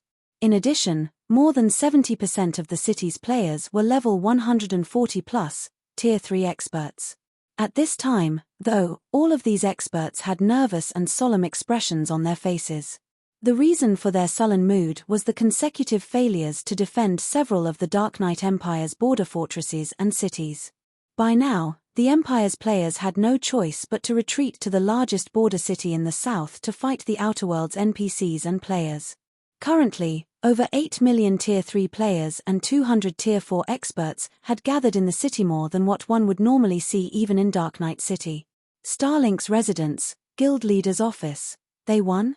Lu Tiendi was stunned when he read the report regarding the Twin Towers Kingdom his subordinate sent him. The Outer Worlds NPC army's abrupt decision to begin its invasion of the Twin Towers Kingdom had been Lu Tiendi's dearest wish. With just the NPC forces available in the Twin Towers Kingdom and Star Moon Kingdom, there was no way the Twin Towers Kingdom could repel the Outer Worlds NPC army. After all, there were almost no Tier 5 NPCs in these 2 kingdoms. In contrast, the Outer Worlds NPC army had multiple Tier 5 NPCs leading it. In Lu Tiendi's opinion, even with Shifeng's presence, the Twin Towers Kingdom would be fortunate to defend even one fortress, and the kingdom's fall was inevitable. Currently, out of all the Eastern Continent's empires fighting against the Outer World forces, only the Fire Dragon Empire managed to repulse the Outer World NPC army's invasion. Nonetheless, it had still lost 2 fortresses and had to resort to guerrilla warfare to stop the NPC army's advance completely. Yet, he was now told that Zero Wing had successfully defended not only the Steel Lion Fortress but also the Redthorn Fortress and Thunder Gorge City. Zero Wing had stopped the Outer World NPC army in its tracks at the Twin Towers Kingdom's borders. 5 first-rate guilds' guild leaders standing nearby similarly looked dumbfounded, having never thought that Zero Wing would succeed in repelling the Outer World's NPC army even without the support of their 5 guilds. Moreover, Zero Wing had even dealt significant damage to the Outer World's NPC army. This victory also meant that the guild and independent players who had participated in the defense would earn a fortune. After all, without the interference of enemy air units, they would have a much easier time killing the enemy's Tier 3 NPCs. Guild leader, according to our investigations, Zero Wing's Gentle Snow and Aqua Rose have both gotten promoted to Tier 5. Moreover, the main reason behind Zero Wing's successful defense is its Blue Thunder flying ship. That single flying ship has the power to suppress the Outer World Army's air power, Yi Kuei said, a hint of envy appearing on his face when he mentioned the Blue Thunder flying ship. If not for that flying ship, Zero Wing wouldn't have been able to retain those 3 strongholds even with 3 Tier 5. The Blue Thunder flying ship. After watching a battle video showing the Blue Thunder flying ship's performance, Lu Tiendi turned to Yi Kuei and ordered in a determined tone, "Do everything you can to find out how Zero Wing acquired this flying ship. So long as we can get one ourselves, resisting the Outer World's NPC army will no longer be a problem." The main reason why the Dark Knight Empire failed to defend its border fortresses and cities was its inadequate air power. As soon as the fortresses and cities' defensive magic arrays fell, the Outer World NPC army's air units had destroyed the core magic arrays very quickly, depriving the defenders of their advantages. However, the Blue Thunder flying ship had easily solved this problem. Not only did the flying ship have the power to pin down a legendary monster, but it even pummeled the Outer World's air fleet to the ground while doing so. It was basically a tyrant of the skies. Lu Tiendi wasn't the only one with designs on the Blue Thunder flying ship. After seeing its performance, the various superpowers and even the Outer World's player forces began looking into how Zero Wing acquired this flying behemoth. Countless spies began sneaking into Star Moon Kingdom and Zero Wing. Lu Tiendi had gone the extra mile, offering 100 million credits to anyone who could provide detailed information and the source of the flying ship. He had even offered 100 billion credits to anyone who could get a complete Blue Thunder flying ship for Starlink. The bounty Lu Tiendi offered instantly caused an uproar among God's Domains players. After all, the average person wouldn't even see 10 million credits in their lifetime. Starmoon Kingdom, Starmoon City, Guild Leader, many of our trading firm's core members fell for Starlink's temptations and sold all information regarding the Blue Thunder flying ship to Starlink, Melancholic Smile said in an embarrassed tone as she handed a list of names to Shifeng. Many of these people are even old members, who have been with Candlelight since its establishment. Yet, this time, the Blue Thunder flying ship's construction required a lot of manpower. Although all the participants had been required to sign a confidentiality agreement and given a significant amount of remuneration for silence, some people still fell for Starlink's inducement. Now, everyone knew of the Blue Thunder flying ship specifications and that the flying ship's design originated from Shifeng. At Melancholic Smile's words, Fire Dance, who stood beside Shifeng, chuckled and said, "That's nothing." Quite a few of Zero Wing's members even tried to steal the flying ship itself when it was getting repaired in the Sky Spring City residence. If not for Blackie and the others taking turns guarding it, these people might have even succeeded. The Blue Thunder flying ship wasn't bound to any specific player. Although its activation required a key, storing it into an epic spatial bag didn't. It's 100 billion credits, after all. Even I'm tempted to sell the flying ship, let alone them, Shifeng said, chuckling. It's impossible to stop others from targeting the flying ship. Letting someone carry it isn't an option, either. The only thing we can do is strengthen the security around it. Piloting the Blue Thunder flying ship required a minimum of 10 people. While having someone carry it in their bag might prevent theft to a certain degree, nobody knew when the Outer Worlds NPC army would strike again. Should the Outer Worlds NPC army return and the person holding the flying ship just so happen to be preoccupied with something, Zero Wing would be put into a very awkward situation.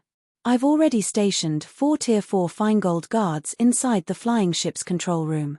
Without orders from you or one of the Vice Guild leaders, they will not allow anyone to pilot it, Fang Shahan said, nodding in agreement with Shifeng's words. Even if someone inside the guild plans to steal the flying ship, they will need to deal with those 4 guards first. The Tier 4 Fine-Gold guards possessed combat power at the Tier 4 peak standard. Each of them could take on 2 or 3 ordinary Tier 4 players easily. Only Tier 4 players at the Void Realm standard and fully geared in epic equipment could fight one-on-one with these guards. Tier 3 players stood no chance whatsoever. By the way, how's the production of the Blue Thunder flying ships and Flame Beast puppets coming along? Shifeng asked Melancholic Smile. Even Tier 5 combatants could do very little to affect the state of the current War of Worlds. To defend against the Outer Worlds NPC army adequately, Zero Wing would need a large number of Blue Thunder flying ships and Flame Beast puppets. The Flame Beast puppets' production difficulty and manpower requirement are lower, so we've already manufactured 3 of them thus far. We just need to engrave the core runes and magic arrays to complete them, Melancholic Smile reported. As for the Blue Thunder flying ship, we have encountered some difficulties. With the materials we have on hand, we can produce 3 more flying ships. However, because of the information leak, the various powers have started purchasing the production materials as well, so subsequent manufacturing will be a problem.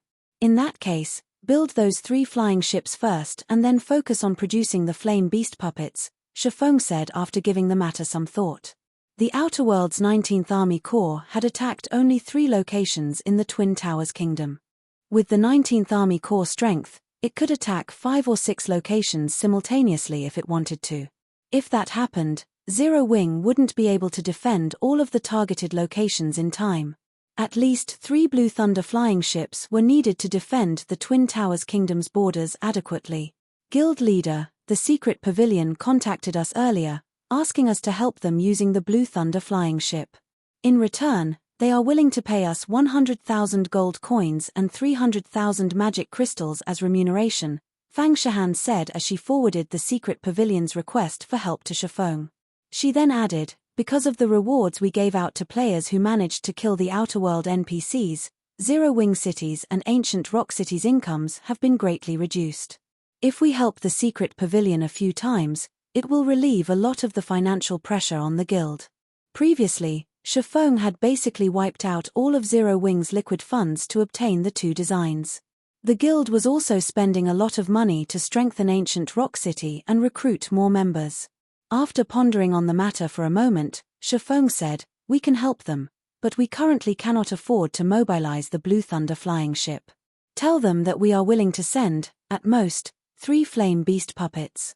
Also, in addition to the coins and magic crystals, we will need 20 magic elven stones, 100 titan gold ingots, and 107 luminaries crystals as payment." The Blue Thunder flying ship was of utmost importance to the Twin Towers Kingdom's defense right now, so it definitely couldn't be sent outside the kingdom's borders. However, if the secret pavilion was only looking to defend a fortress or city, 3 flame beast puppets would more than suffice as reinforcements. After all, Tier 5 combatants were rare even among the Outer Worlds NPC army. Although the addition of 3 Tier 5 combatants might not let the secret pavilion achieve a landslide victory, the secret pavilion wouldn't have any trouble defending its fortresses and cities. "I'll notify them right away," Fang Shahan said, nodding. Although Shifeng's conditions were slightly more demanding, they were preferable to losing a fortress or city. After all, losing an area's stronghold to the Outer World NPCs also meant losing access to the area's resources. Once the Outer World NPCs captured an area, no native player would dare set foot there to harvest resources anymore. Just as Fang Shahan expected, the secret pavilion agreed to Shifeng's conditions without hesitation. The secret pavilion also asked that Zero Wing come over as soon as possible, as the Outer Worlds NPC army had already started moving. The NPC army would take another 1 or 2 days, at most, before it began its assault on another one of the Fire Wing Empire's NPC cities.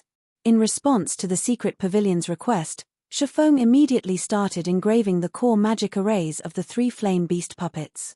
A few hours later, he completed the engravings and had Fang Shahan bring the 350-meter-tall combat puppets to East Lake City, one of the Fire Wing Empire's border cities. When the battle at East Lake City took place, the difference between the 2 sides was significant.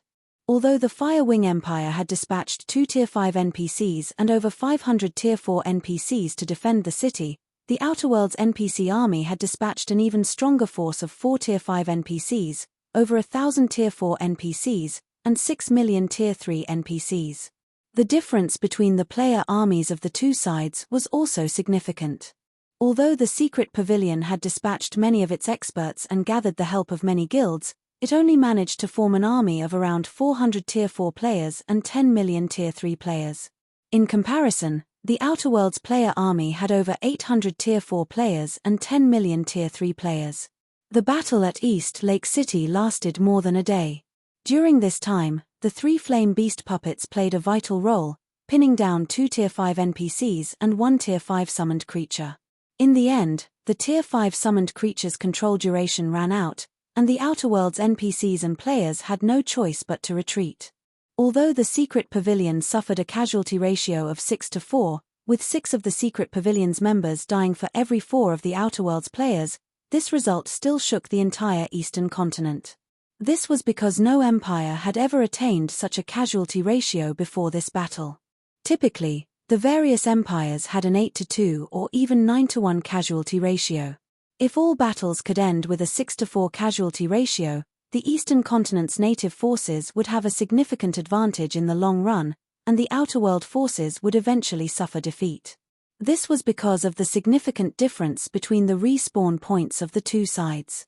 The Outer World players who died in battle could get resurrected only at the World Passage entrance. This meant that they would have to travel a great distance to return to the battlefield. Native players, on the other hand, could get resurrected in the fortresses or city's resurrection temple and rejoin the battle immediately.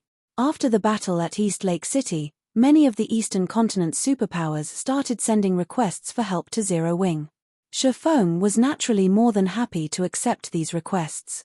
Zero Wing could earn a ton of wealth, as well as the materials needed to manufacture the Blue Thunder flying ships and Flame Beast puppets, through these requests and even accumulate 7 luminaries crystals. Subsequently, for the next month or so, Zero Wing's Flame Beast puppets visited one battlefield after another on the eastern continent. Initially, There were only 3 flame beast puppets moving from one battlefield to another. Later on, there were a dozen flame beast puppets divided among 3 or 4 battlefields at a time. Eventually, there were 34 flame beast puppets fighting in more than 10 battlefields simultaneously. Because of these flame beast puppets, the Eastern Continent's overall war situation experienced a significant improvement. In the meantime, Zero Wing had made a huge profit. And because of this massive wealth, not only did Zero Wing City, Ancient Rock City, Silverwing City, and Stone Forest City receive comprehensive improvements, but even the Lost Town had been upgraded to a basic city. Now, over 1 million Zero Wing members could be seen training in the Lost Town at all times. Moreover, during this past month, Zero Wing's Tier 3 member count had also breached 3 million. And thanks to the Lost Town's extraordinary tower and the environments of Zero Wing City and Ancient Rock City, the number of experts getting promoted to Tier 4 in Zero Wing also far exceeded that of all guilds in God's domain. Zero Wing now had over 200 Tier 4 players under its command. In addition, Fire Dance, Violet Cloud, and Yang Tianxing had succeeded in creating their Tier 5 mana bodies and gotten promoted to Tier 5, instantly increasing Zero Wing's overall combat power by a considerable margin. This development caused all of God's domain's guilds to grow envious. After all, during the same period, the 5 great super guilds had managed to produce only 1 Tier 5 player each in contrast to Zero Wing's 3. Moreover, this was after they had expended all their war contributions to exchange for resources that could aid in the Tier 5 promotion. Meanwhile, with Zero Wing's combat support, many player forces had managed to produce a significant number of Tier 4 players by utilizing the resources they acquired from their respective kingdoms and empires.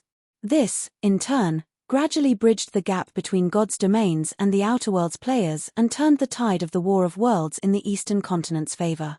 On the other hand, Starlink, which had constantly been opposing Zero Wing, wasn't doing so well. Starlink had failed to defend many of the NPC cities it controlled in the Dark Knight Empire and lost most of its investments there. The situation in the other empires and kingdoms Starlink operated was similar, and Starlink fell to the bottom of the various superpowers. Now, many of its members were even withdrawing from the guild. However, just when everyone thought the Second War of Worlds would stabilize again, like last time, an earth-shattering battle took place in Flamehorn City, one of the Fire Dragon Empire's top 8 cities. Working together, Flamehorn City's Magistrate Crobody, who was the Fire Dragon Empire's former Deputy Knight Commander and a level 200, Tier 5 Dragon Knight, and the War God's Temple's Elder Lovefried, who was a demigod-level existence and one of the 10 saints, fought a mysterious youth in Flamehorn City. However, after only 3 exchanges, the mysterious youth reduced both Crobody and Lovefried to ashes, and Flamehorn City disappeared from the Fire Dragon Empire. 5 days later, the mysterious youth appeared in the Glory Empire's Light City, along with several of the Outer Worlds Tier 5 NPCs. Together, they stormed the palace in Light City and killed the Glory Empire's emperor and over a dozen other Tier 5 existences. Afterward, Light City also disappeared from the map of God's domain. The Glory Empire fell in the blink of an eye, which plunged the Eastern Continent into unprecedented fear. During the First War of Worlds, only kingdoms had fallen to the outer world. In the eyes of players, empires were unshakable existences. This was because an empire's foundation wasn't something that Tier 5 existences could threaten. Even the appearance of multiple Tier 5 dragons would, at most, cause an empire severe losses. Not to mention, the attacked city was the Glory Empire's capital. The ancient barrier protecting the city could allow an allied Tier 5 combatant to go up against several hostile Tier 5 combatants easily. Light City itself had also had over a dozen Tier 5 NPCs garrisoning it, with some of them even equipped with legendary weapons and equipment. It was no exaggeration to say that Light City could put up a fight against even Tier 6 gods. Yet, the invincible Glory Empire had still fallen. Moreover, the souls of a considerable portion of the players killed in Light City had sustained heavy damage, which prohibited those players from logging into the game for 1 whole month. Some even had to restart with a new account. Ancient Rock City, City Lord's Mansion, Core Control Room. Currently, Shifeng sat alone inside the quiet and spacious hall. With Golden Soul activated, he tried using his mind to completely stop the operation of all mana within his vicinity. Over the past month, Shifeng had not only reached level 192 but also learned how to forcibly stop the operation of mana. Even without the help of Golden Soul, he could now incorporate the law of destruction into his sword techniques. The only problem was that doing so placed a much heavier burden on his concentration. It seems I need to push my concentration to tier 6, no matter what. Otherwise, I can't truly control the law of destruction. When the effects of Golden Soul disappeared, Shifeng smiled bitterly as he looked at the shattered space around him. At this point, he was already flummoxed by the difficulty of raising his concentration to the tier 6 standard. He had originally thought that he could continuously develop his concentration with the help of soul water and crystals of souls. Even if the process took a lot of time, it wouldn't matter. Unfortunately, he discovered that he was mistaken. Roughly 2 weeks ago, he had sensed that his concentration had reached the limits of tier 5. No matter how much soul water and crystals of souls he consumed after that, his concentration did not improve in the slightest. In contrast, after consuming the meditation potions in the real world, he had broken through to the 3-star mental strength master standard 2 days ago. His improvement in the real world was many times faster than in God's domain. Just when Shifeng was racking his mind on how to improve his concentration, Fang Shihan suddenly entered the hall. Approaching Shifeng with a magic crystal recorder, Fang Shihan said with a grim expression, "Guild leader, I've uncovered the purpose of that mysterious youth's actions." "What's his aim?" Shifeng asked with concern. When the mysterious youth appeared in Flamehorn City, Shifeng had already guessed the other party's identity. The mysterious youth was none other than the scholar. However, compared to their meeting in the evil god's secret land, the scholar who had appeared in Flamehorn City had undergone significant changes. During their last meeting, the scholar didn't have any divine markings on his face. In Flamehorn City, the scholar had dark purple divine markings on his forehead and cheeks. Moreover, he also gave off a sacred feeling. His aim should be the 7 treasures. According to the information and video recordings taken, he demanded the 7 treasures from the NPCs he fought, Fang Shihan said as she passed the magic crystal recorder to Shifeng. When Shifeng activated the crystal, what appeared before him was a video recording of the battle in Light City. This video was taken by a tier 4 assassin who had been spectating the battle from far away using a magic mirror. In the video, the Glory Empire's emperor could be seen taking out a silver emblem.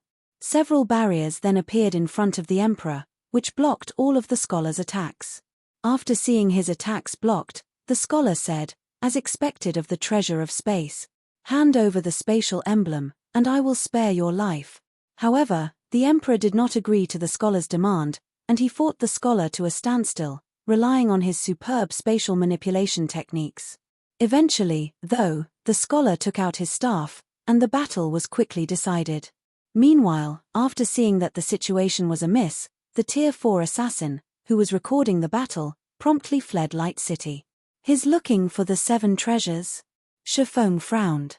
Shifeng had constantly been searching for the 7 treasures.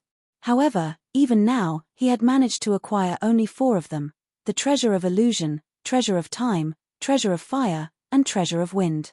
The treasure of wind was something Fire Dance and the others had gone to great lengths to locate and obtain. As for the 3 remaining treasures he was missing, he never found any information on them. Shifeng never thought that the scholar would also be looking for the 7 treasures. This was undoubtedly terrible news for him. Shifeng suspected that the scholar was currently under some restrictions, which prevented the scholar from attacking him. However, there was no doubt that the scholar was slowly and steadily removing those restrictions. Otherwise, he wouldn't have dared attack and kill tier 5 NPCs. At this rate, it was only a matter of time before the scholar came for him.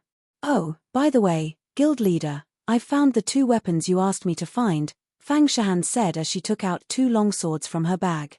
With a pained expression, she continued, "The one named Broken Steel cost us 1 fragmented legendary weapon and 1 fragmented legendary armor to acquire." The 2 longswords she took out were both epic weapons that could be used up to level 180. Although they were excellent weapons for tier 4 experts, they were hardly as valuable as fragmented legendary weapons. Yet, Shifeng was willing to exchange for them using fragmented legendary weapons.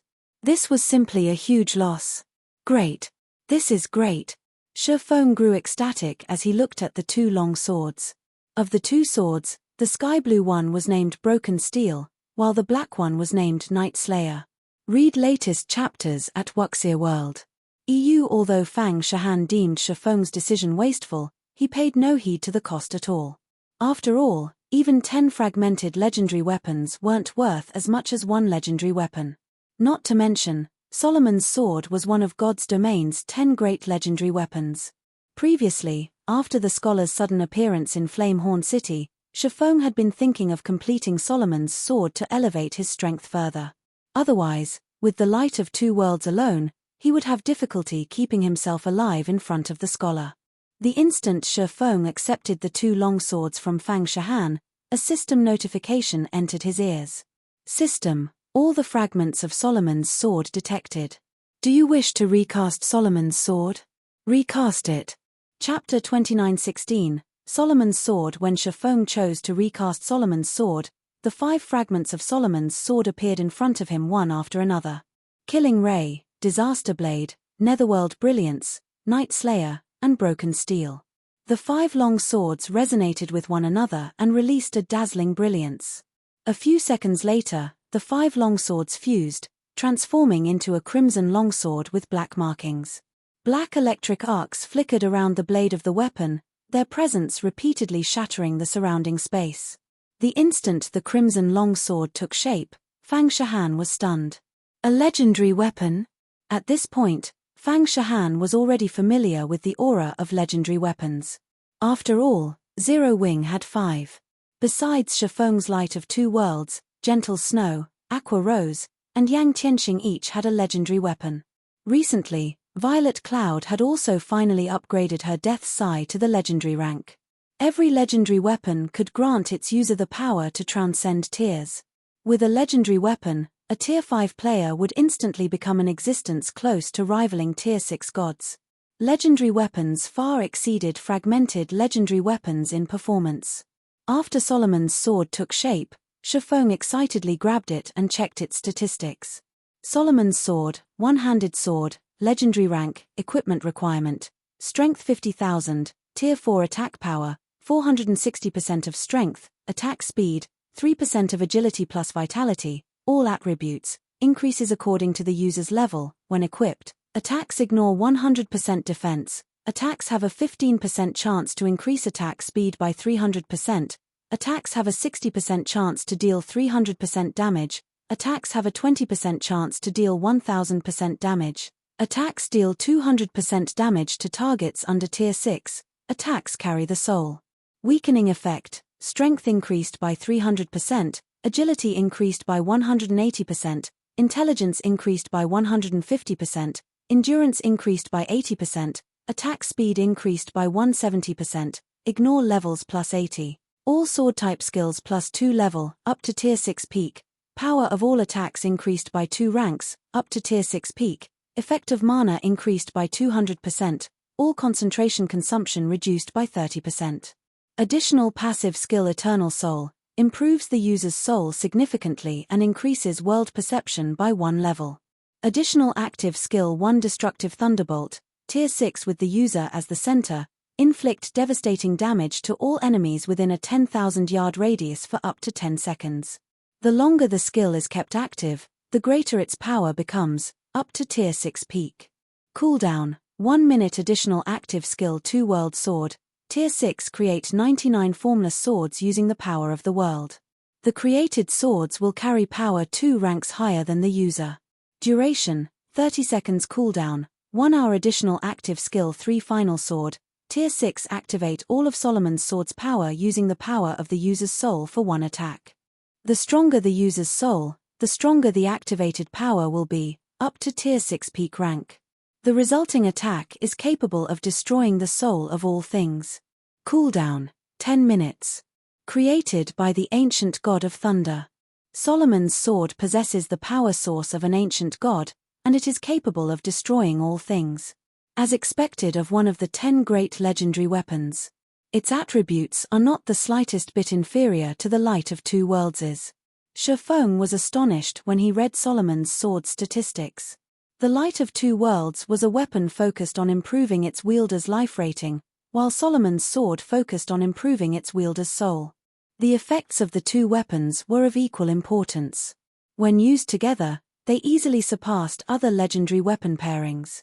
Although Shifeng still hadn't reached Tier 6, both his life rating and soul were now close to reaching the Tier 6 standard. If he were to fight Los Ferid, the commander of the Outer World's 19th Army Corps, he could probably gain the upper hand even without using Golden Soul. By the way, there's one more important matter I need to tell you, Guild Leader, Fang Shahan said. She then took out an invitation card made entirely of 7 luminaries crystal and handed it to Shifeng. This is the invitation the 5 great super guilds sent to all first-rate guilds and above in God's domain. They are hosting a conference in Blackwing City tomorrow to discuss countermeasures for the Outer World forces and that mysterious youth. 7 luminaries crystal? What a generous move. Shifeng was a little surprised when he looked at the invitation card in his hand. 7 luminaries crystal was a resource the various superpowers were desperately trying to acquire. Even though Zero Wing had done the same, the guild only had a stockpile of 160,000 units and dared not spend them recklessly. Yet, the 5 great super guilds had used 7 luminaries crystals to create the invitation cards they sent to the various guilds. Moreover, this invitation card wasn't just a plain card, it had a special teleportation array engraved on it that allowed the card's owner to teleport to Blackwing City. Shifeng estimated that one invitation card would cost at least 5 7 luminaries crystals to make. Meanwhile, there were easily over 1,000 first-rate guilds, super first-rate guilds, and super guilds in God's domain. In other words, the 5 great super guilds would have had to spend at least 5,007 luminaries crystals. The 7 luminaries crystal invitation card is the highest-ranking invitation. Below it are mana stone and magic crystal invitation cards, Fang Shahan explained. According to the different invitation cards, the number of companions one can bring along will differ as well. The magic crystal invitation only allows you to bring 1 companion, while the mana stone invitation allows for 2 companions, and the 7 luminaries crystal invitation allows for 4 companions.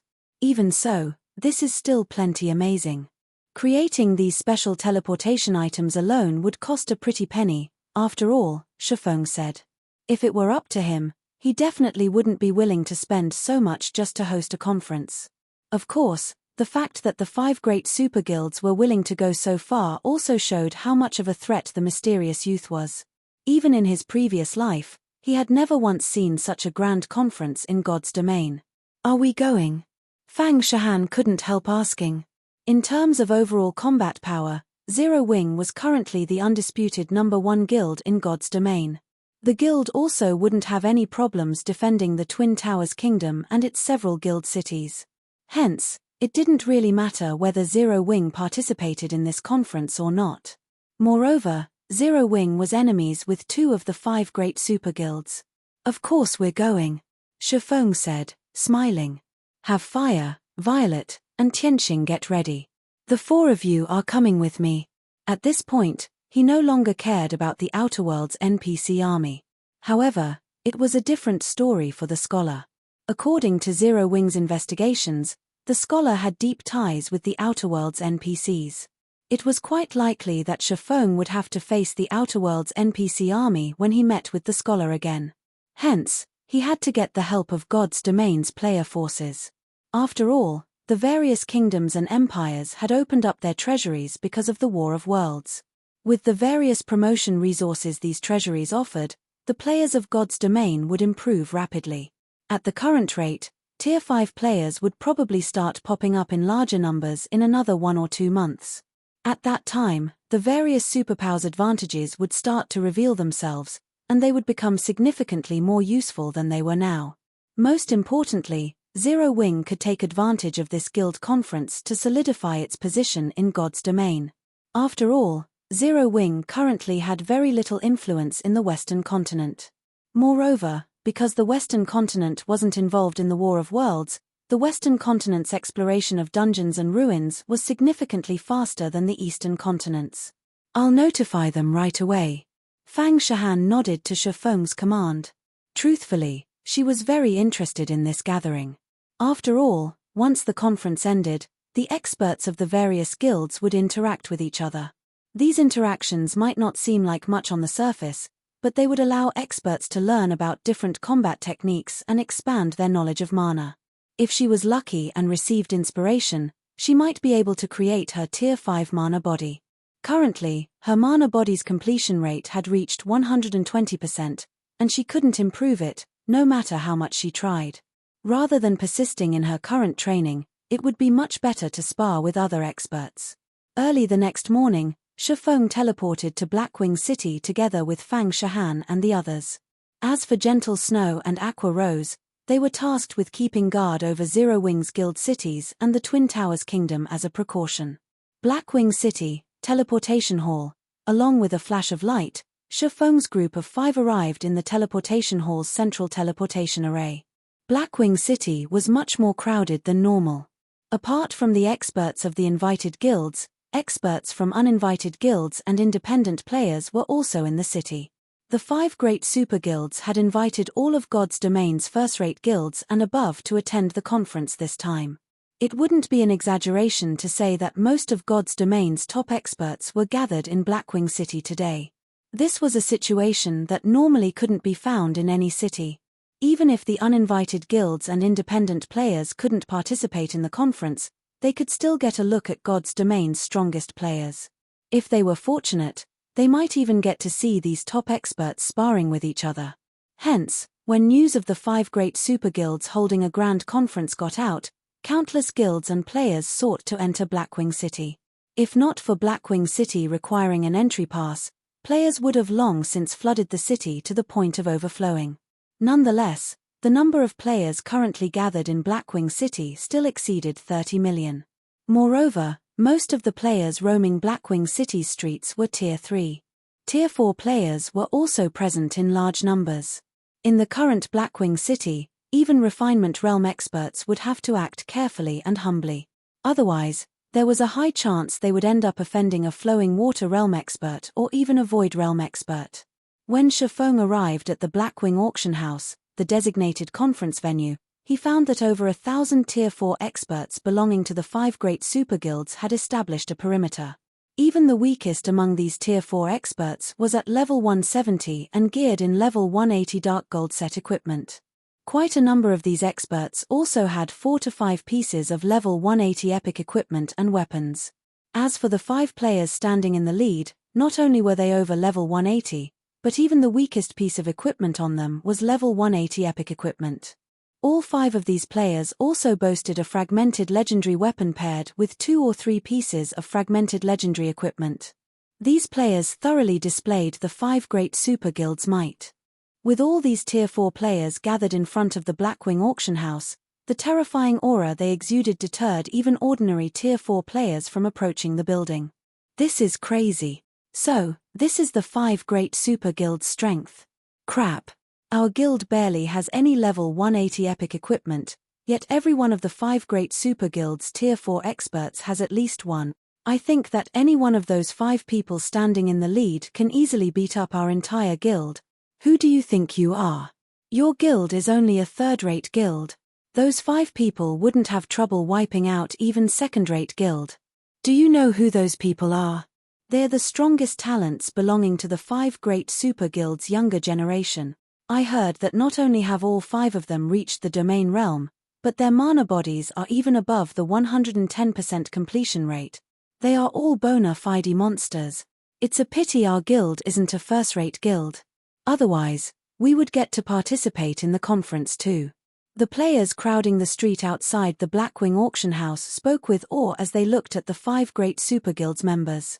At the same time, they also felt envious of the players participating in the conference this time. After all, if they could learn a thing or two from one of the 5 great super guilds' Tier 4 experts, it would easily save them several months of training. Amid the crowd's hushed discussions, Tier 4 experts approached the Blackwing Auction House and presented their invitation cards one after another. Then the 5 great super guilds experts ushered them into the auction house. At one point, when the leader of a 3-man group presented a 7 luminaries crystal invitation, a commotion immediately erupted among the bystanders. This was because the middle-aged man, who was the leader of this 3-man group, was actually a Tier 5 expert, one nobody had ever heard of before. What a bunch of ignorant fools. Do they think only superpowers can produce Tier 5 experts? One of the three-man group's members, a female great wizard holding a crimson staff, scoffed as she looked at the surrounding crowd scornfully. Sooner or later, our name of shadow vengeance will echo throughout God's domain. She felt only contempt for the various superpowers experts. This was because the various superpowers experts had relied on an astronomical amount of resources to develop themselves. In comparison, she and the experts of her guild had achieved their current strength through one battle after another. I heard that the Eastern Continent's Zero Wing would be attending as well. Between guild leader and Black Flame, I wonder, who is stronger? The third member of the group, a brown-haired youth, said excitedly. Of course, our guild leader is stronger. That Black Flame is only famous because he's the first person to reach Tier 5, the female great wizard sneered. She had great confidence in Iron Soul, their guild leader. This was because Iron Soul could receive a Tier 5 legendary monster's attack and survive while at Tier 4. Now that Iron Soul had reached Tier 5, his strength was immeasurable. Iron Soul, the middle-aged man, did not refute his companion's words, either. One of his goals in participating in the conference this time was to spar with God's Domain's other Tier 5 players and use this opportunity to bring Shadow Vengeance's name to fame. However, shortly after the Great Wizard finished speaking, crisp and sweet laughter entered the ears of their group of three. What a bold claim. I wonder if your guild leader really is as strong as you say he is. As soon as these words fell, the trio from Shadow Vengeance turned toward the source of the voice and found themselves looking at a group of five.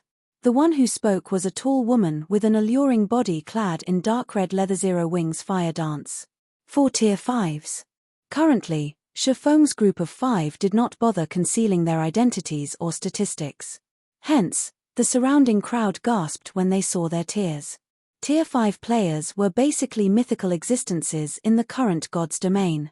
Most superpowers didn't even have one Tier 5 player under their command, yet Zero Wing had gained 3 more Tier 5 players aside from Black Flame, Gentle Snow, and Aqua Rose. At this time, the trio from Shadow Vengeance felt pressured. They never thought that Zero Wing was this strong. If it were a one-on-one, Iron Soul was confident he could still put up a fight. However, he would only be seeking his own death if he tried to fight 4 Tier 5 experts. After all, anyone capable of reaching Tier 5 definitely wasn't a weakling. If Tier 5 experts worked together, it wouldn't merely be a simple addition of combat power. Instead, their combat power would rise exponentially. Just when the female Great Wizard from Shadow Vengeance was about to say something, Fire Dance suddenly disappeared from everyone's sight. Before Iron Soul and his companions could react, Fire Dance was already standing in front of the three of them. Her movements were even more astonishing than someone using instantaneous movement. Someone using instantaneous movement would at least generate spatial fluctuations that others could detect. However, Fire Dance's movements generated neither sound nor fluctuation. Her presence had even disappeared completely when she moved. By the time Iron Soul's group detected her presence again, she had already crossed the 100-yard distance between them, as if she had been standing in front of them all along. If you want to fight our guild leader, you'll have to go through me first, Fire Dance said, smiling as she looked at Iron Soul's group. She then disappeared and reappeared by Shifeng's side. Only after Shifeng's group of five had entered the Blackwing auction house did the Tier 4 players outside the auction house snap out of their daze. What amazing footwork! Iron Soul had a grim expression as he looked at Fire Dance's departing figure. Guild leader, did you manage to see what she did? The female Great Wizard couldn't help asking. Tier 5 players possessed far superior life ratings than Tier 4 players. There was even a massive gap in basic attributes. Hence, it was incredibly difficult for a Tier 4 player like herself to perceive the movements of a Tier 5 player. However, it should be a different story for Iron Soul. He could speed up his thoughts twofold with his Tier 5 concentration, so he should be able to perceive Fire Dance's movements. I didn't, Iron Soul said, shaking his head. In a quiet tone, he added, rather than saying that she's fast, it'd be more appropriate to say that she exists everywhere within her mana domain. The mastery she has over her mana domain far exceeds mine. Is she that strong? The female Great Wizard was astonished.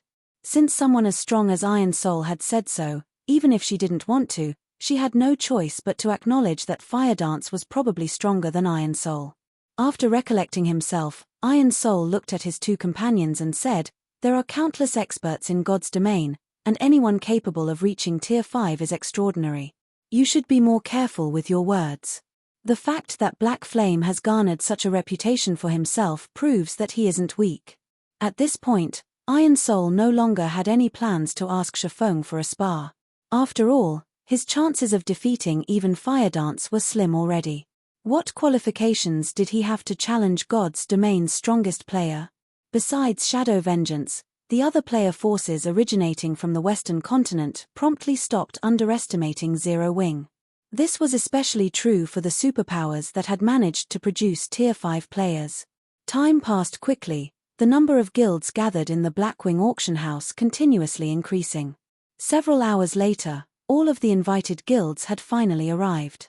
Over 1,000 guilds were attending the conference, bringing more than 2,000 Tier 4 players and 23 Tier 5 players in all. The number of Tier 5 players attending the conference far exceeded everyone's expectations. Of the 23 Tier 5 players in attendance, 10 belonged to the 5 great super guilds.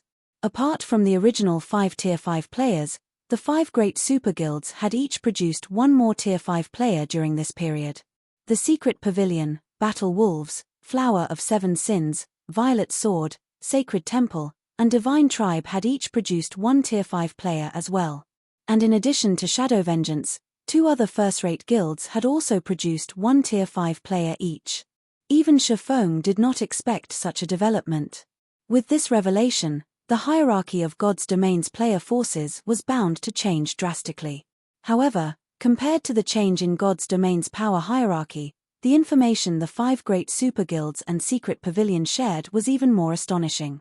According to their investigations, the mysterious youth had actually unified the Outer World's NPC army. Currently, all of the Outer World's NPCs scattered across the Eastern continent were quietly making their way to the Fire Dragon Empire. This revelation put a grim expression on everyone's face. Needless to say, the mysterious youth intended to strike at the Fire Dragon Empire, one of God's domain's 4 great empires, by gathering such a large force. Although they didn't know the mysterious youth's aim, if the Fire Dragon Empire disappeared, the Eastern continent would probably be doomed as well. That basically sums up the situation. After the Secret Pavilion's Yuan Taishin shared all of the investigation results with everyone in the hall, he said, "Currently, the Eastern continent's various kingdoms and empires have started sending troops to the Fire Dragon Empire already. They are also doing their best to hinder the Outer World NPC army's movements. However, we estimate that the Outer World NPC army will finish gathering in, at most, another month. Once the Outer World NPCs have gathered, they will launch an all-out attack on the Fire Dragon Empire. To weaken the Outer World NPCs, we need to conduct guerrilla warfare together with the various kingdoms and empires and try to reduce the Outer World NPC army's strength as much as possible." However, just as Yuan Taishin was about to go into detail about the Secret Pavilion and the 5 great super guilds' plan to weaken the Outer World's NPC army, a commotion suddenly erupted outside the Blackwing auction house. The next moment, the space within the stadium-sized conference venue shattered, and 2 8-winged women walked out of the shattered space. The aura that the 2 alluring women radiated immobilized all of the Tier 4 players present. Only the Tier 5 players could barely move. Fallen Archangels? Why would they appear here? Everyone doubted their eyes when they saw the 2 alluring women. Fallen angels were existences close to rivaling dragons, while fallen archangels rivaled divine dragons. Meanwhile, the 2 women before them were both bona fide level 200, Tier 5 fallen archangels. In an era where Tier 6 gods had disappeared from the mortal world, Tier 5 fallen archangels were no different from gods. Heaven-blessed individuals, hand over the 7 treasures. After declaring the reason for their presence, one of the fallen archangels turned to Shifeng, while the other faced a Tier 5 middle-aged man, Iron Soul. "They're going straight for the 7 treasures?" Shifeng's expression turned solemn as he looked at the 2 fallen archangels. Read latest chapters at Wuxia World. Shifeng already had a huge headache dealing with the scholar. However, He never thought that the scholar could get 2 fallen archangels to do his bidding. This situation was simply inconceivable. Others might not know the true extent of a Tier 5 fallen archangel's strength, but he did. In the past, he had watched a Tier 6 God-ranked expert clash with a Tier 5 fallen archangel. That person was none other than Endless Scars, the #1 expert on God's Domain's experts list at the time. Back then, despite wielding a legendary weapon, Endless Scars had struggled to kill a level 220, Tier 5 fallen archangel. If an ordinary Tier 6 God-ranked expert encountered a Tier 5 fallen archangel, their only option was to run away. After all, a Tier 5 fallen archangel could slay a Tier 6 God-ranked expert by relying on their immensely high HP. Now, 2 fallen archangels had appeared in the Blackwing auction house. Chapter 29:17, Ancient Gods Awakening. When the 2 fallen archangels saw that neither Shifeng nor Iron Soul showed any intention of handing over the 7 treasures, they both immediately summoned a spear of crimson lightning. Die! The 2 fallen archangels threw their spears at Shifeng and Iron Soul simultaneously. Tier 5 taboo skill, Thundering Devastator. The lightning spears were incredibly fast, leaving red trails as they shot toward their respective targets. The Tier 4 players in the spear's paths died instantly, their bodies evaporating without a trace. The Tier 4 players killed didn't even realize that they had died. They only saw a red light enter their vision before they found themselves forcibly logged out of the game. Of those present in the hall, only the Tier 5 players managed to react to the fallen archangel's lightning spears. Iron Soul immediately grabbed his shield and entered a defensive stance when he saw one of the lightning spears coming for him. Simultaneously, spatial barriers formed in front of him one after another, 30 of them tightly packed in front of Iron Soul's dark mist shield. This was Iron Soul's trademark move. Mana technique, Boundless Barrier. Boundless Barrier was also why he managed to block an attack from a Tier 5 legendary monster when he was still at Tier 4. Now that he was at Tier 5, the technique's defensive power had also undergone a qualitative transformation. Boom! The next moment, the lightning spear thrown at Iron Soul pierced through the spatial barriers one after another. However, with each layer the spear penetrated, the spear's power also weakened. When the spear broke through all 30 layers and landed on Iron Soul's dark mist shield, the shield acted like a black hole that absorbed all of the spear's remaining power. Iron Soul stumbled half a step backward and lost around 10 million HP. For Iron Soul, a level 186, Tier 5 Guardian Knight, losing 10 million HP was nothing. Not to mention, unlike the average Tier 5 Guardian Knight, who had around 200 million HP, Iron Soul's maximum HP was 300 million. This was because, in addition to coming across many fortuitous opportunities, he also boasted a legendary shield. Iron Soul might not rank at the top among Tier 5 players in attack power, but he definitely ranked first in defense. This was also what gave Iron Soul the confidence to challenge the various superpowers Tier 5 experts. However, before any of the players could voice their awe of Iron Soul's amazing defense, the lightning spear thrown at Shifeng crashed into an invisible wall and deflected toward the hall's ceiling. The spear then pierced through the ceiling's defensive magic array and opened a hole in the ceiling, revealing the sky outside. Everyone was thunderstruck. What did he do? That's a Tier 5 taboo skill we're talking about. Many of the Tier 4 experts and even the 5 great super guilds Tier 5 experts hadn't caught how Shifeng had actually deflected a Tier 5 taboo skill just now.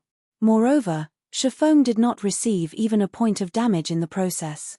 He was evidently much stronger than Iron Soul. However, Shifeng did not relax after turning the fallen archangel's attack. Instead, he shouted, "Everyone, exit the hall immediately. This is Blackwing City. So long as the NPCs arrive, these 2 fallen archangels should leave." Everyone hurriedly moved their feet when they heard Shifeng's words, none of them daring to linger for even a moment longer.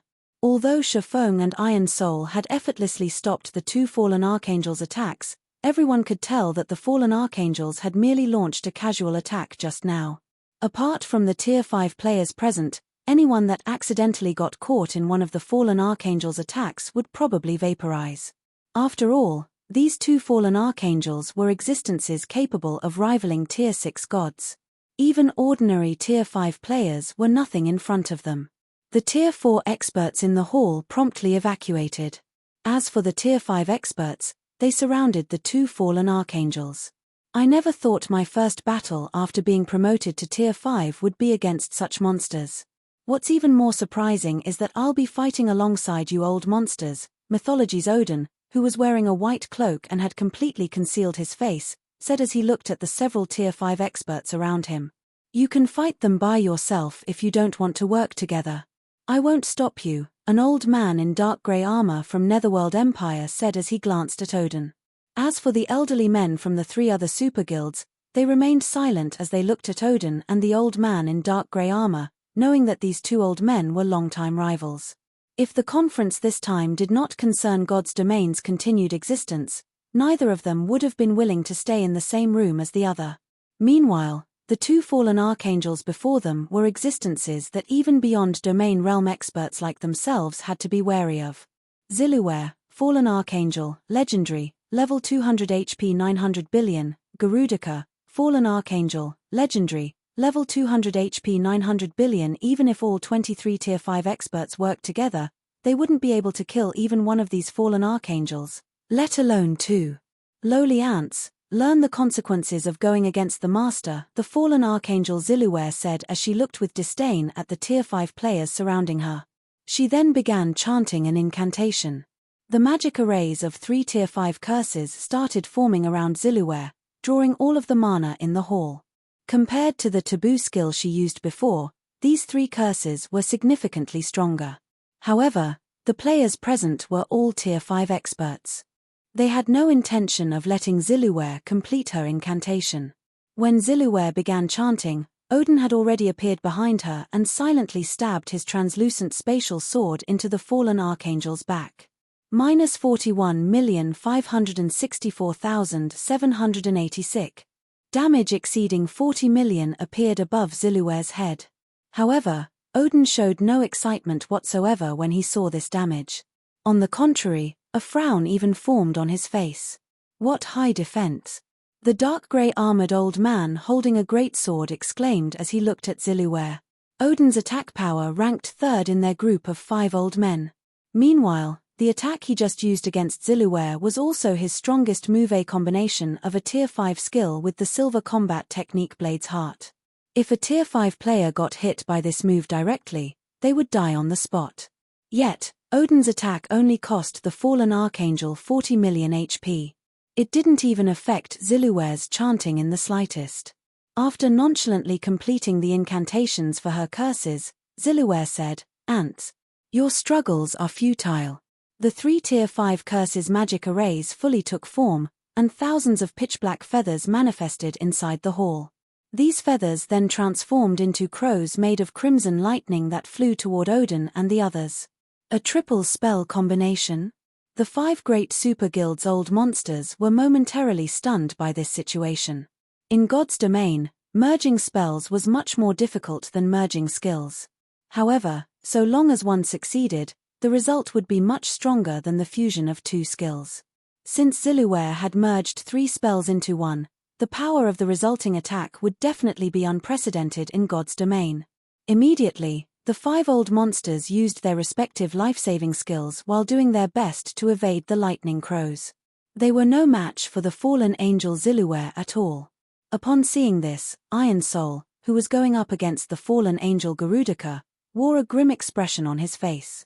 He could sense that every one of these lightning crows carried power at the Tier 6 basic standard. Although they weren't as powerful as the earlier lightning spear, their large numbers made it impossible to completely block and dodge them all. Of the players present, only Shifeng did not find this situation surprising. A level 200, Tier 5 fallen archangel was basically a Tier 6 god. Meanwhile, killing a group of Tier 5 players was practically child's play for a Tier 6 god. Normally, players needed to reach Tier 6 to stand a chance against a Tier 5 fallen archangel. However, all of the Tier 5 players present had only recently gotten promoted to Tier 5. Their mastery of mana and equipment standards were nowhere near the passing mark for a Tier 5 player. Although they had astonishingly high combat standards, they couldn't bridge the gigantic gap in basic attributes. Meanwhile, after Zilluware had thoroughly suppressed the 5 great super guild's old monsters, Garudika also took action. Similar to Zilluware, Garudika used a triple spell combination. However, rather than creating thousands of lightning crows, she created hundreds of lightning swords instead. Although these lightning swords weren't as flexible as the lightning crows, they were much faster than the lightning crows. Every lightning sword also carried power at the Tier 6 intermediate standard, and any Tier 5 player that got struck by them would die without question. For a time, more than 500 lightning swords rampantly attacked Shifeng, Fire Dance, Violet Cloud, and Yang Tianqing. There were also over 100 lightning swords attacking Iron Soul. This situation forced Shifeng's group and Iron Soul to defend themselves frantically. Shifeng fared relatively well against the lightning swords. Solomon's sword had improved both his soul and world perception, which allowed him to perceive the lightning sword's movements with excellent clarity.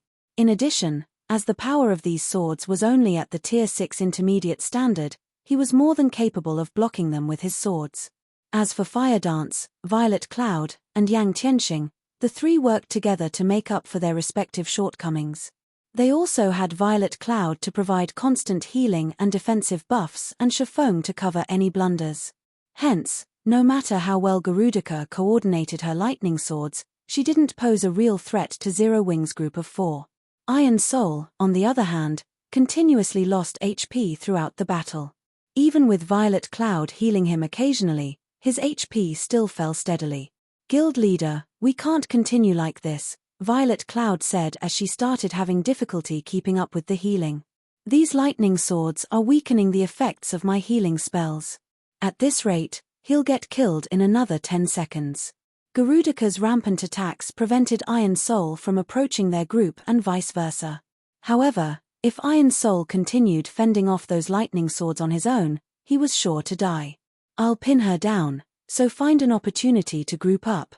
When Shifeng saw that Iron Soul had less than half of his HP remaining, he decided to stop holding back and activated World Sword. Immediately, 99 formless swords appeared around Shifeng, each one carrying power at the Tier 6 peak standard.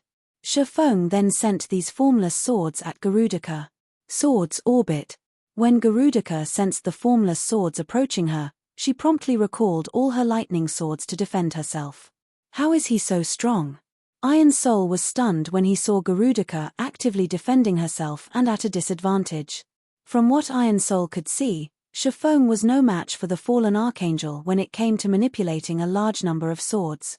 With his 99 formless swords, Shifeng exhibited combat standards at only the refinement realm. In comparison, the fallen angel Garudika exhibited combat standards at the flowing water realm with her several hundred lightning swords. However, because Shifeng's formless swords carried much greater power, they could overcome the hundreds of lightning swords. While such a victory might seem crude, it was still incredibly astonishing. After all, the other Tier 5 players in the room were basically running for their lives when faced with the two fallen archangels' attacks. Yet, Shifeng was fighting toe-to-toe with a fallen archangel. With Shifeng holding off Garudika, Iron Soul was finally able to join Violet Cloud's group of 3. The 4 of them then supported Shifeng from the side, and Garudika's HP bar actually decreased slightly. Although Garudika's battle recovery could easily restore all of the HP she lost, this situation still astonished the 5 great super guild's old monsters. After the battle continued for another 10 seconds, the first casualties finally appeared as Zilluware killed 2 Tier 5 experts. This situation infuriated the other Tier 5 experts present, but there was nothing they could do about it. After 26 seconds had passed since Shifeng activated World Sword, the space within the hall suddenly shattered once more. A woman wielding a 7-colored staff and wearing a sacred white robe and a golden crown then walked out of this shattered space. The Tier 5 players present froze for a second as an indescribably holy aura enveloped the room upon this woman's appearance, the aura instilling a sense of fear in their hearts. As for the 2 fallen archangels, they similarly stopped their attacks and stared at the approaching woman with eyes brimming with fear. This holy woman was none other than Charlene, who had been resting in Blackwing City. However, compared to the last time Shifeng had met with Charlene, this woman felt like a completely different person. Currently, Charlene looked and felt no different from a god, and every one of her actions was intertwined with the world itself. Her mere presence inspired feelings of reverence toward her. Damn it! Those good-for-nothings actually let this goddess escape. Zilluware cursed out loud when she saw the 24 or so dead or heavily injured Tier 5 Outerworld NPCs in the shattered space behind Charlene. The scholar must have lost his mind, seeing as he summoned you creatures, Charlene said as she looked at Zilluware and Garudika. After glancing at Shifeng's group, she continued, but since you've come here already, stay here forever. You think you can keep us here? After observing Charlene in greater detail, Zilluware laughed and said, you've just awakened. Do you think we're no match for you? However, as soon as Zilluware finished speaking, Charlene waved her 7-colored staff. Suddenly, all of the Tier 5 players present, including Shifeng, felt time slowing down. Even though their brains were still capable of thought, they couldn't move their bodies at all. She stopped time? Shifeng was astonished when he saw the grey world around him. Charlene's magic was simply heaven-defying. However, no more than 1 second after Charlene stopped time, the 2 fallen archangels actually broke free from the restraints of time, regaining their movement. They then charged at Charlene with spears of lightning in their hands. However, their movements now were much slower than before, so slow that even Tier 1 players could keep up with their movements. Meanwhile, Charlene simply raised a hand and shattered the surrounding space into countless fragments.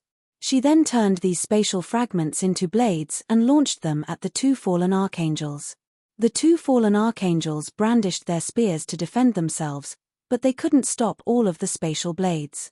The next moment, damage values exceeding 200 million appeared above the 2 fallen archangels' heads one after another. After 1 round of attacks, the 2 fallen archangels had lost over 5 billion HP each. However, compared to their maximum HP of 900 billion, a loss of 5 billion was nothing but a scratch. After the battle continued for another 20 seconds, the 2 fallen archangels' HP had fallen to the 80% threshold, proving that Charlene had the ability to kill them. Damn it! She has actually awakened to such an extent already. Zilluware glared at Charlene in vexation.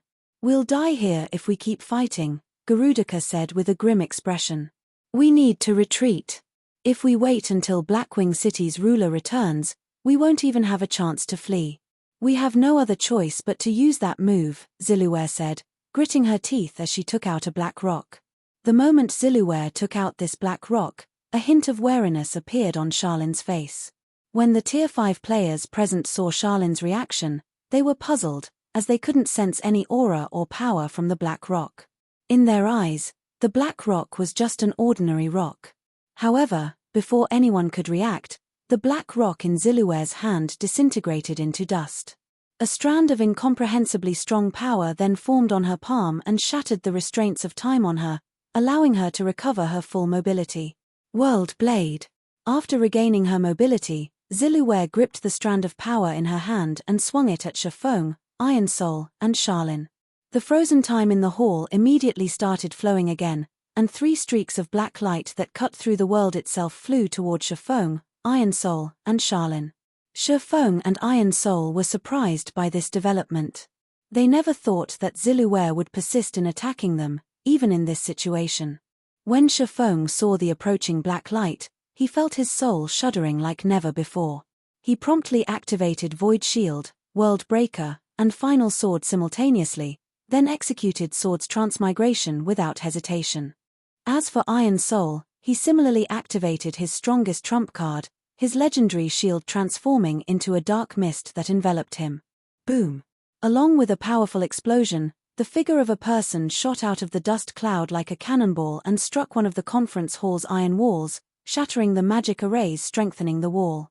Guild Leader.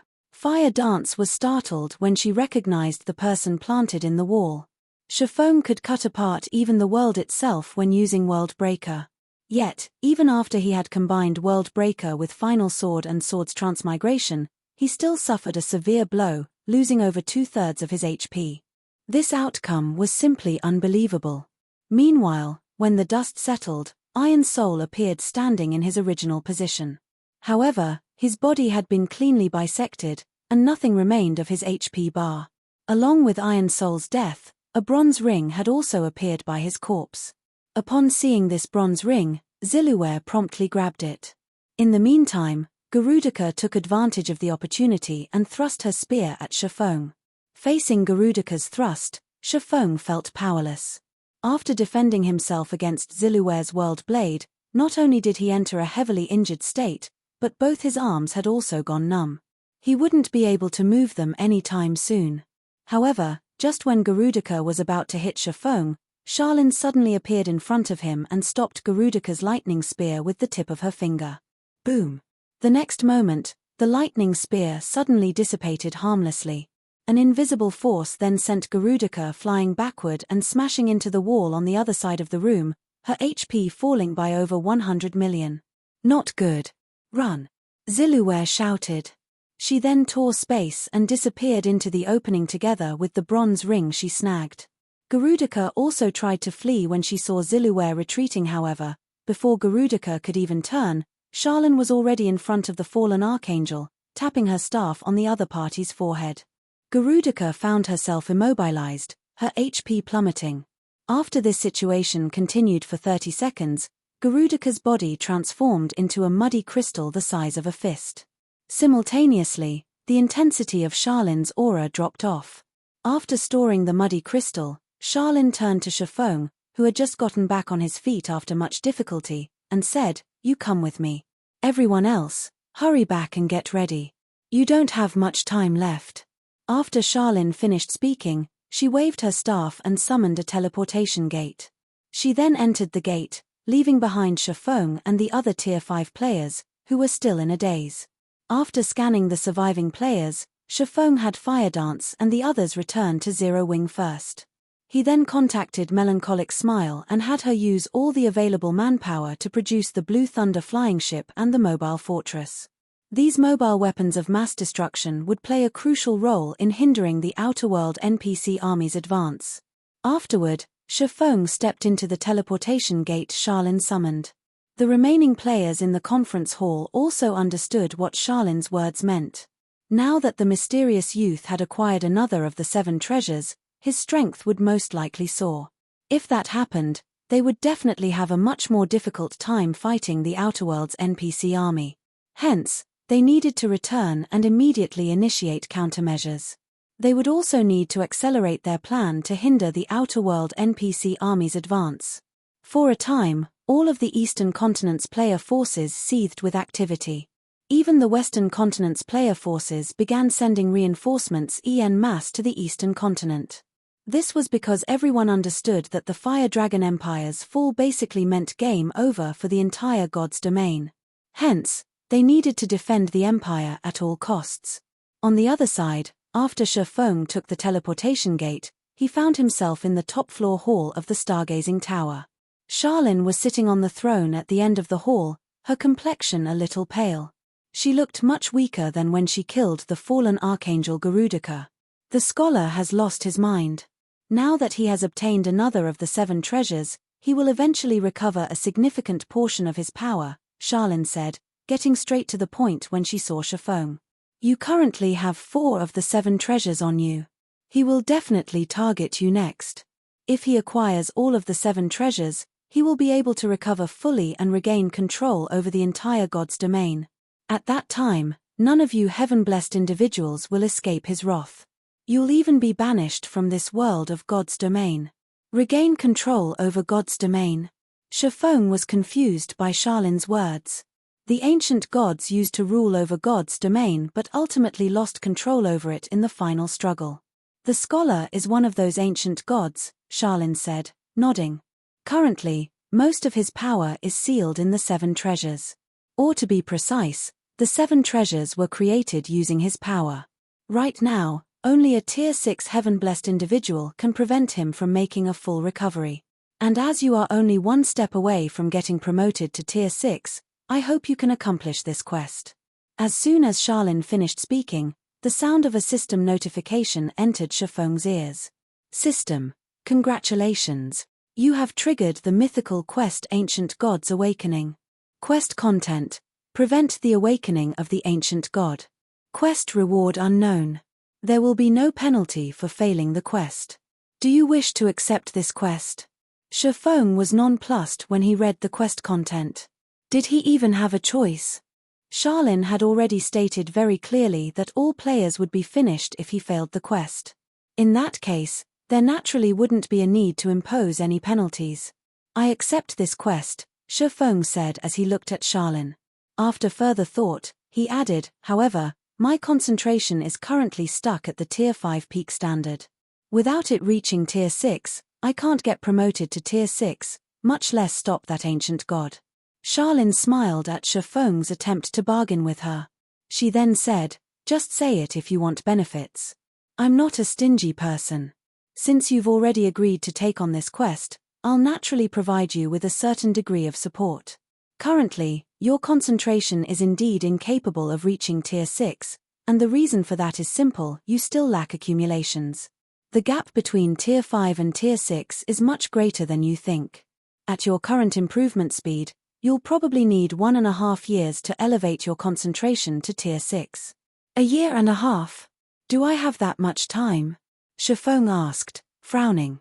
Now, let alone 1.5 years, it would be a miracle if he had even 2 or 3 months to reach Tier 6. After all, the person targeting him was an ancient god.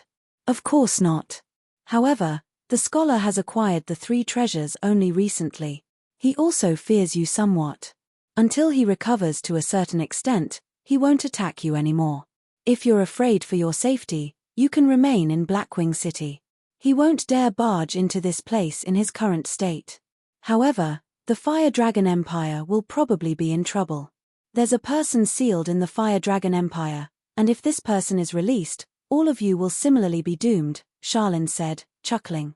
As to how you can improve your concentration quickly, don't you have the Treasure of Illusion? You can use it to forcefully raise your concentration.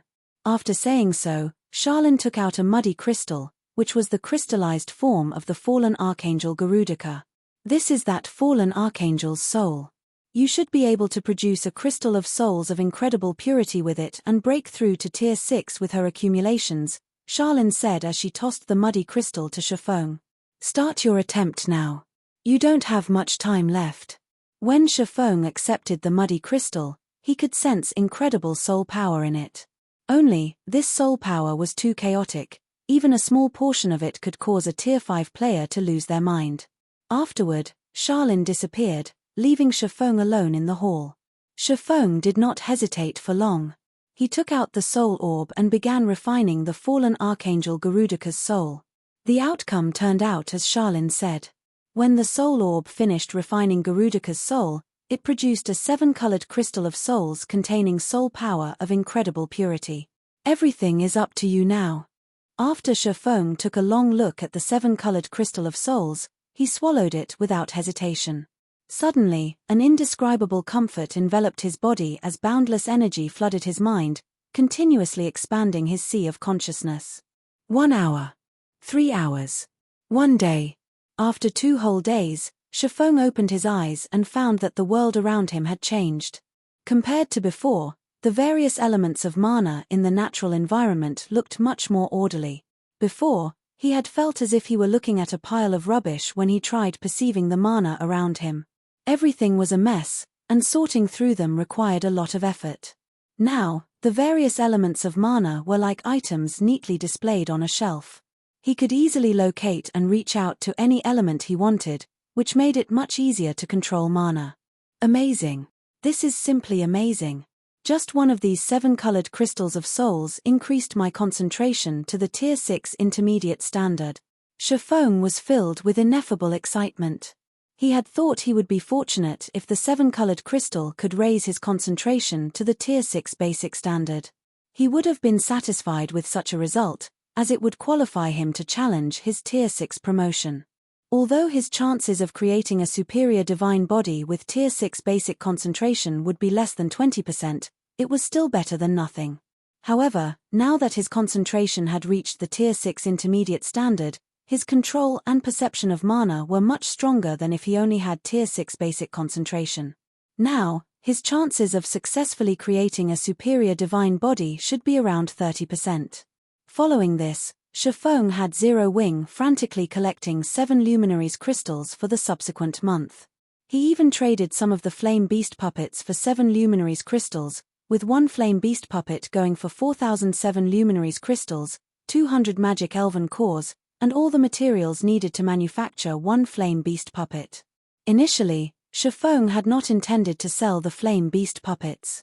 This was because Fire Dance and the others already had the strength needed to explore the top of the world, where they could acquire a lot of 7 Luminaries crystals. However, to strengthen God's Domain's player forces enough to resist the Outer World's NPC army properly, selling the Flame Beast puppets became a necessity. After all, the secret silver combat puppets required highly skilled pilots to exhibit their full strength. Ordinary experts wouldn't cut it at all. It would take at least a Void Realm expert to display the Flame Beast puppets' Tier 5 combat power. There were only so many Void Realm experts in Zero Wing. Even if their numbers kept increasing, the rate of increase couldn't match the Flame Beast puppets' production rate. Zero Wing's sales of Flame Beast puppets immediately boosted the overall combat power of the player forces, hindering the Outer World forces' advance. The guild even earned over 200,000 7 Luminaries crystals from the exchanges, increasing Shifeng's stockpile to 400,000. Apart from the players' side, the number of NPC armies gathered at the Fire Dragon Empire's borders increased a lot during this past month. On the Outer World NPC's side, close to half of the NPC army had already assembled outside the Fire Dragon Empire, preparing to launch an all-out assault on the Empire. Blackwing City, Stargazing Tower. Looking at the pile of 7 Luminaries crystals in front of him, Shifeng took a deep breath and mentally prepared himself. During this past month, he had already fully mastered the law of destruction. He had also mentally simulated the creation process for his superior divine body hundreds of times to improve his chances of success.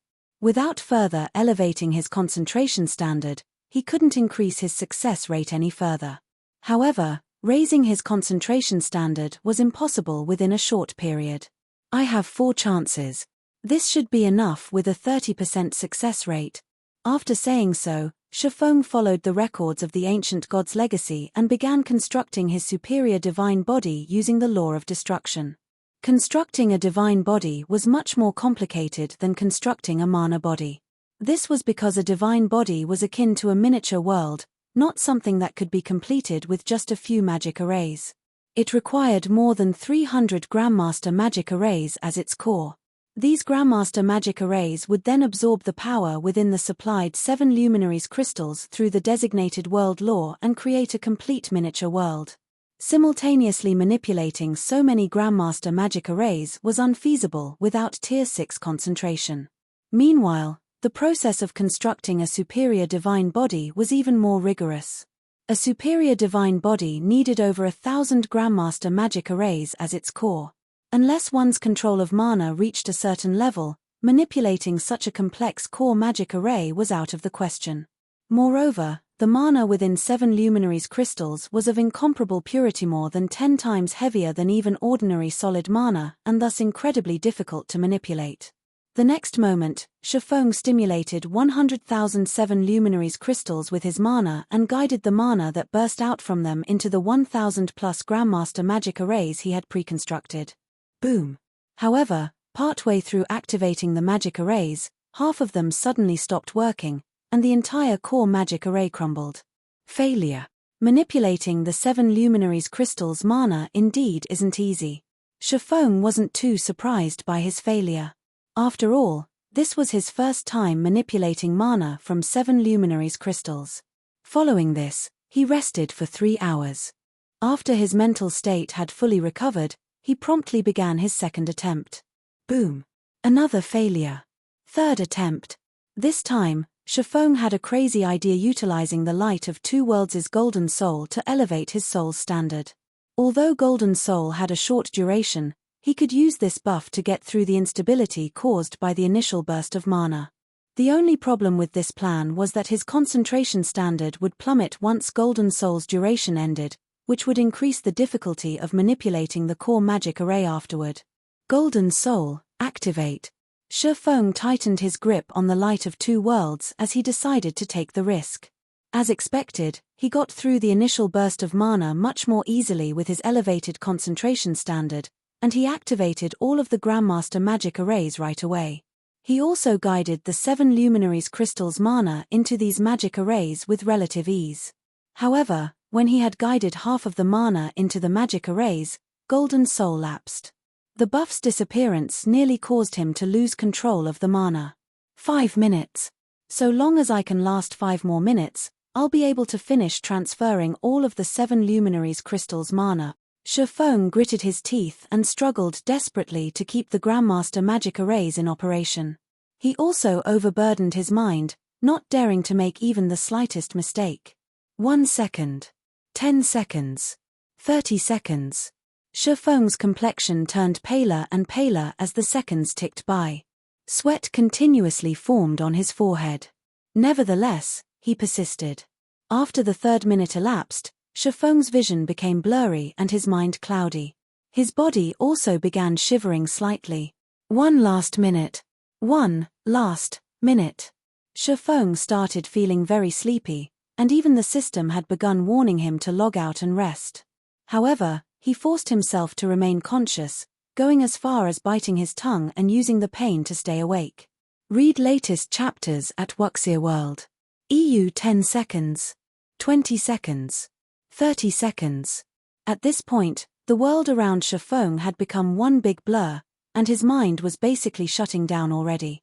However, relying on instinct and his familiarity with manipulating magic arrays, he was barely able to continue guiding the 7 Luminaries crystals mana into the Grandmaster magic arrays and keep them operating normally.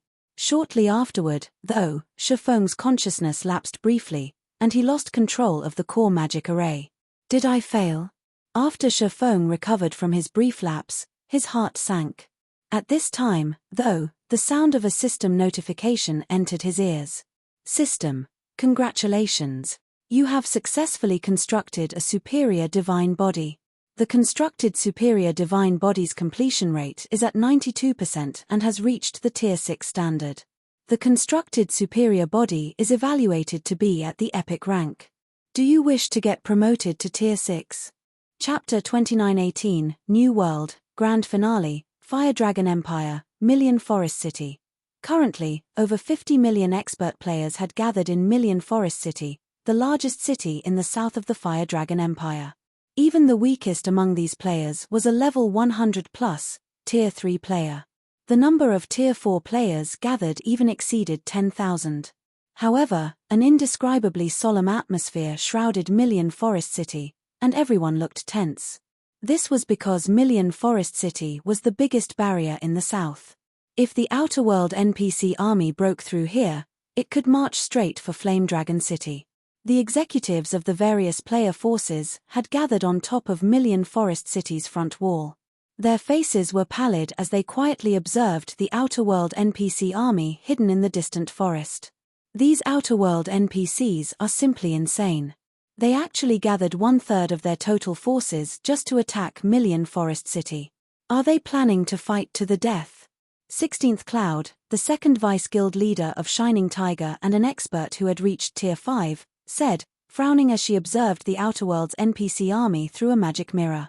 The Outer World NPCs and players had a numerical advantage over God's Domain's NPCs and players in terms of Tier 4 combatants. Logically, they should have split up and attacked multiple locations, as this would bring them the most benefits. The biggest advantage God's Domain's players had was their ability to get resurrected and rejoin the battle quickly. If the Outer World forces split up and attacked numerous locations simultaneously, God's Domain's players would likewise have to split up and guard multiple locations. Moreover, God's Domain's players would have to guard more locations than what was necessary to prevent ambushes. This would result in a huge waste of combat power. Hence, if God's Domain's players could gather all their experts in one location and have an all-out battle, it naturally couldn't be better for them. Maybe they think their chances of victory are slim, so they plan to concentrate their forces to secure a decisive victory. After all, God's Domain's various kingdoms and empires are continuously sending their NPC armies to reinforce the Fire Dragon Empire. The longer the war goes on, the better it would be for us. Perhaps they don't wish to drag things out any longer, Unyielding Soul's unyielding heart, who had similarly reached Tier 5, said, smiling. During the past month of battles at the Fire Dragon Empire's borders, the Empire's defenders had constantly been at a disadvantage. However, as time passed, the number of NPC armies gathered in the Empire increased, gradually tipping the scales to the Empire's side. Moreover, in this past month alone, over 100 players had reached Tier 5. Unyielding Heart had to admit that the War of Worlds was incredibly helpful to the development of players, especially during the defense of the Fire Dragon Empire. Although the Outer World NPCs scattered across the eastern continent hadn't fully gathered yet, the battles taking place at the Fire Dragon Empire's borders had never once ceased. Meanwhile, through constant battles with the Outer World's Tier 4 NPCs and players, God's Domain's Tier 4 players were able to improve their control and understanding of mana rapidly and continuously. In comparison, before the War of Worlds, Tier 4 players would have difficulty finding another Tier 4 player to fight, let alone Tier 4 players who were at the Void Realm standard or above. At one point, Unyielding Heart even wished that the War of Worlds would last a little longer. "Let's hope I'm just overthinking things," 16th Cloud said, nodding. Truthfully, an all-out fight was something she hoped to see the most. This was because there were currently more than 80 Tier 5 players gathered in Million City Forest, not to mention over 100 flame beast puppets and 8 Blue Thunder flying ships. Every one of these war weapons created by Zero Wing possessed combat power at the Tier 5 standard. Including the Tier 5 NPCs, there were close to 300 Tier 5 combatants stationed in Million Forest City. Meanwhile, according to their investigations, the Outer World army stationed outside Million Forest City only had around 400 Tier 5 combatants in total. The difference wasn't particularly significant. Even if they traded 2-for-1 with the Outer World army, they would still end up winning the war since they could be resurrected and rejoin the battle almost immediately. In reality, 16th Cloud and Unyielding Heart weren't the only Tier 5 experts entertaining such thoughts. The Tier 5 experts of the other player forces present were also confident of victory in the upcoming battle. And so long as they won this battle, the Outer World's NPC army would have difficulty causing problems in the future. Some time later, when the number of players gathered in Million Forest City reached 70 million, a gigantic island suddenly appeared above the city, instantly triggering an uproar among the city's players and NPCs. Crap. Zero Wing. That is Zero Wing's mobile fortress. Isn't Zero Wing's mobile fortress stationed beside the Secret Covenant Tower? Wait. This isn't the same one. I've seen the one stationed at the Secret Covenant Tower, and that one only has 2 barriers protecting it. This one has 3. Zero Wing must have constructed a new mobile fortress. Amazing. Zero Wing truly is God's Domain's #1 guild. With this, those Outer World NPCs and players are finished. The mobile fortress that just appeared above Million Forest City was something basically everyone in God's Domain knew about. This was because the mobile fortress had allowed Zero Wing to establish its position in God's Domain. Now that there was also a mobile fortress protecting Million Forest City, how could everyone not get excited? Amid the excited cheers of Million Forest City's players, 16 players flew out of the mobile fortress. Upon seeing these 16 players, the players in the city grew even more excited. Even the city's Tier 5 commander and Tier 5 NPCs took the initiative to receive these 16 players. These 16 people were none other than Gentle Snow, Aqua Rose, Fire Dance, Violet Cloud, Yang Tianxing, Yi Luorfei, Silent Blade, Alluring Summer, Cold Shadow, Crimson Mask, Ji Luorong, Lifeless Thorn, Blue Frost, Zhao Yueru, White Feather, and Invincible Swallow. Crap. All of Zero Wing's top experts are here. Even a demigod NPC has gone to welcome them. What's going on here? I heard that the War God's Temple recently added Zero Wing's Vice Guild leaders Gentle Snow and Aqua Rose to the 10 Saints. The 2 of them are even stronger than the NPC ranked 5th in the 10 Saints.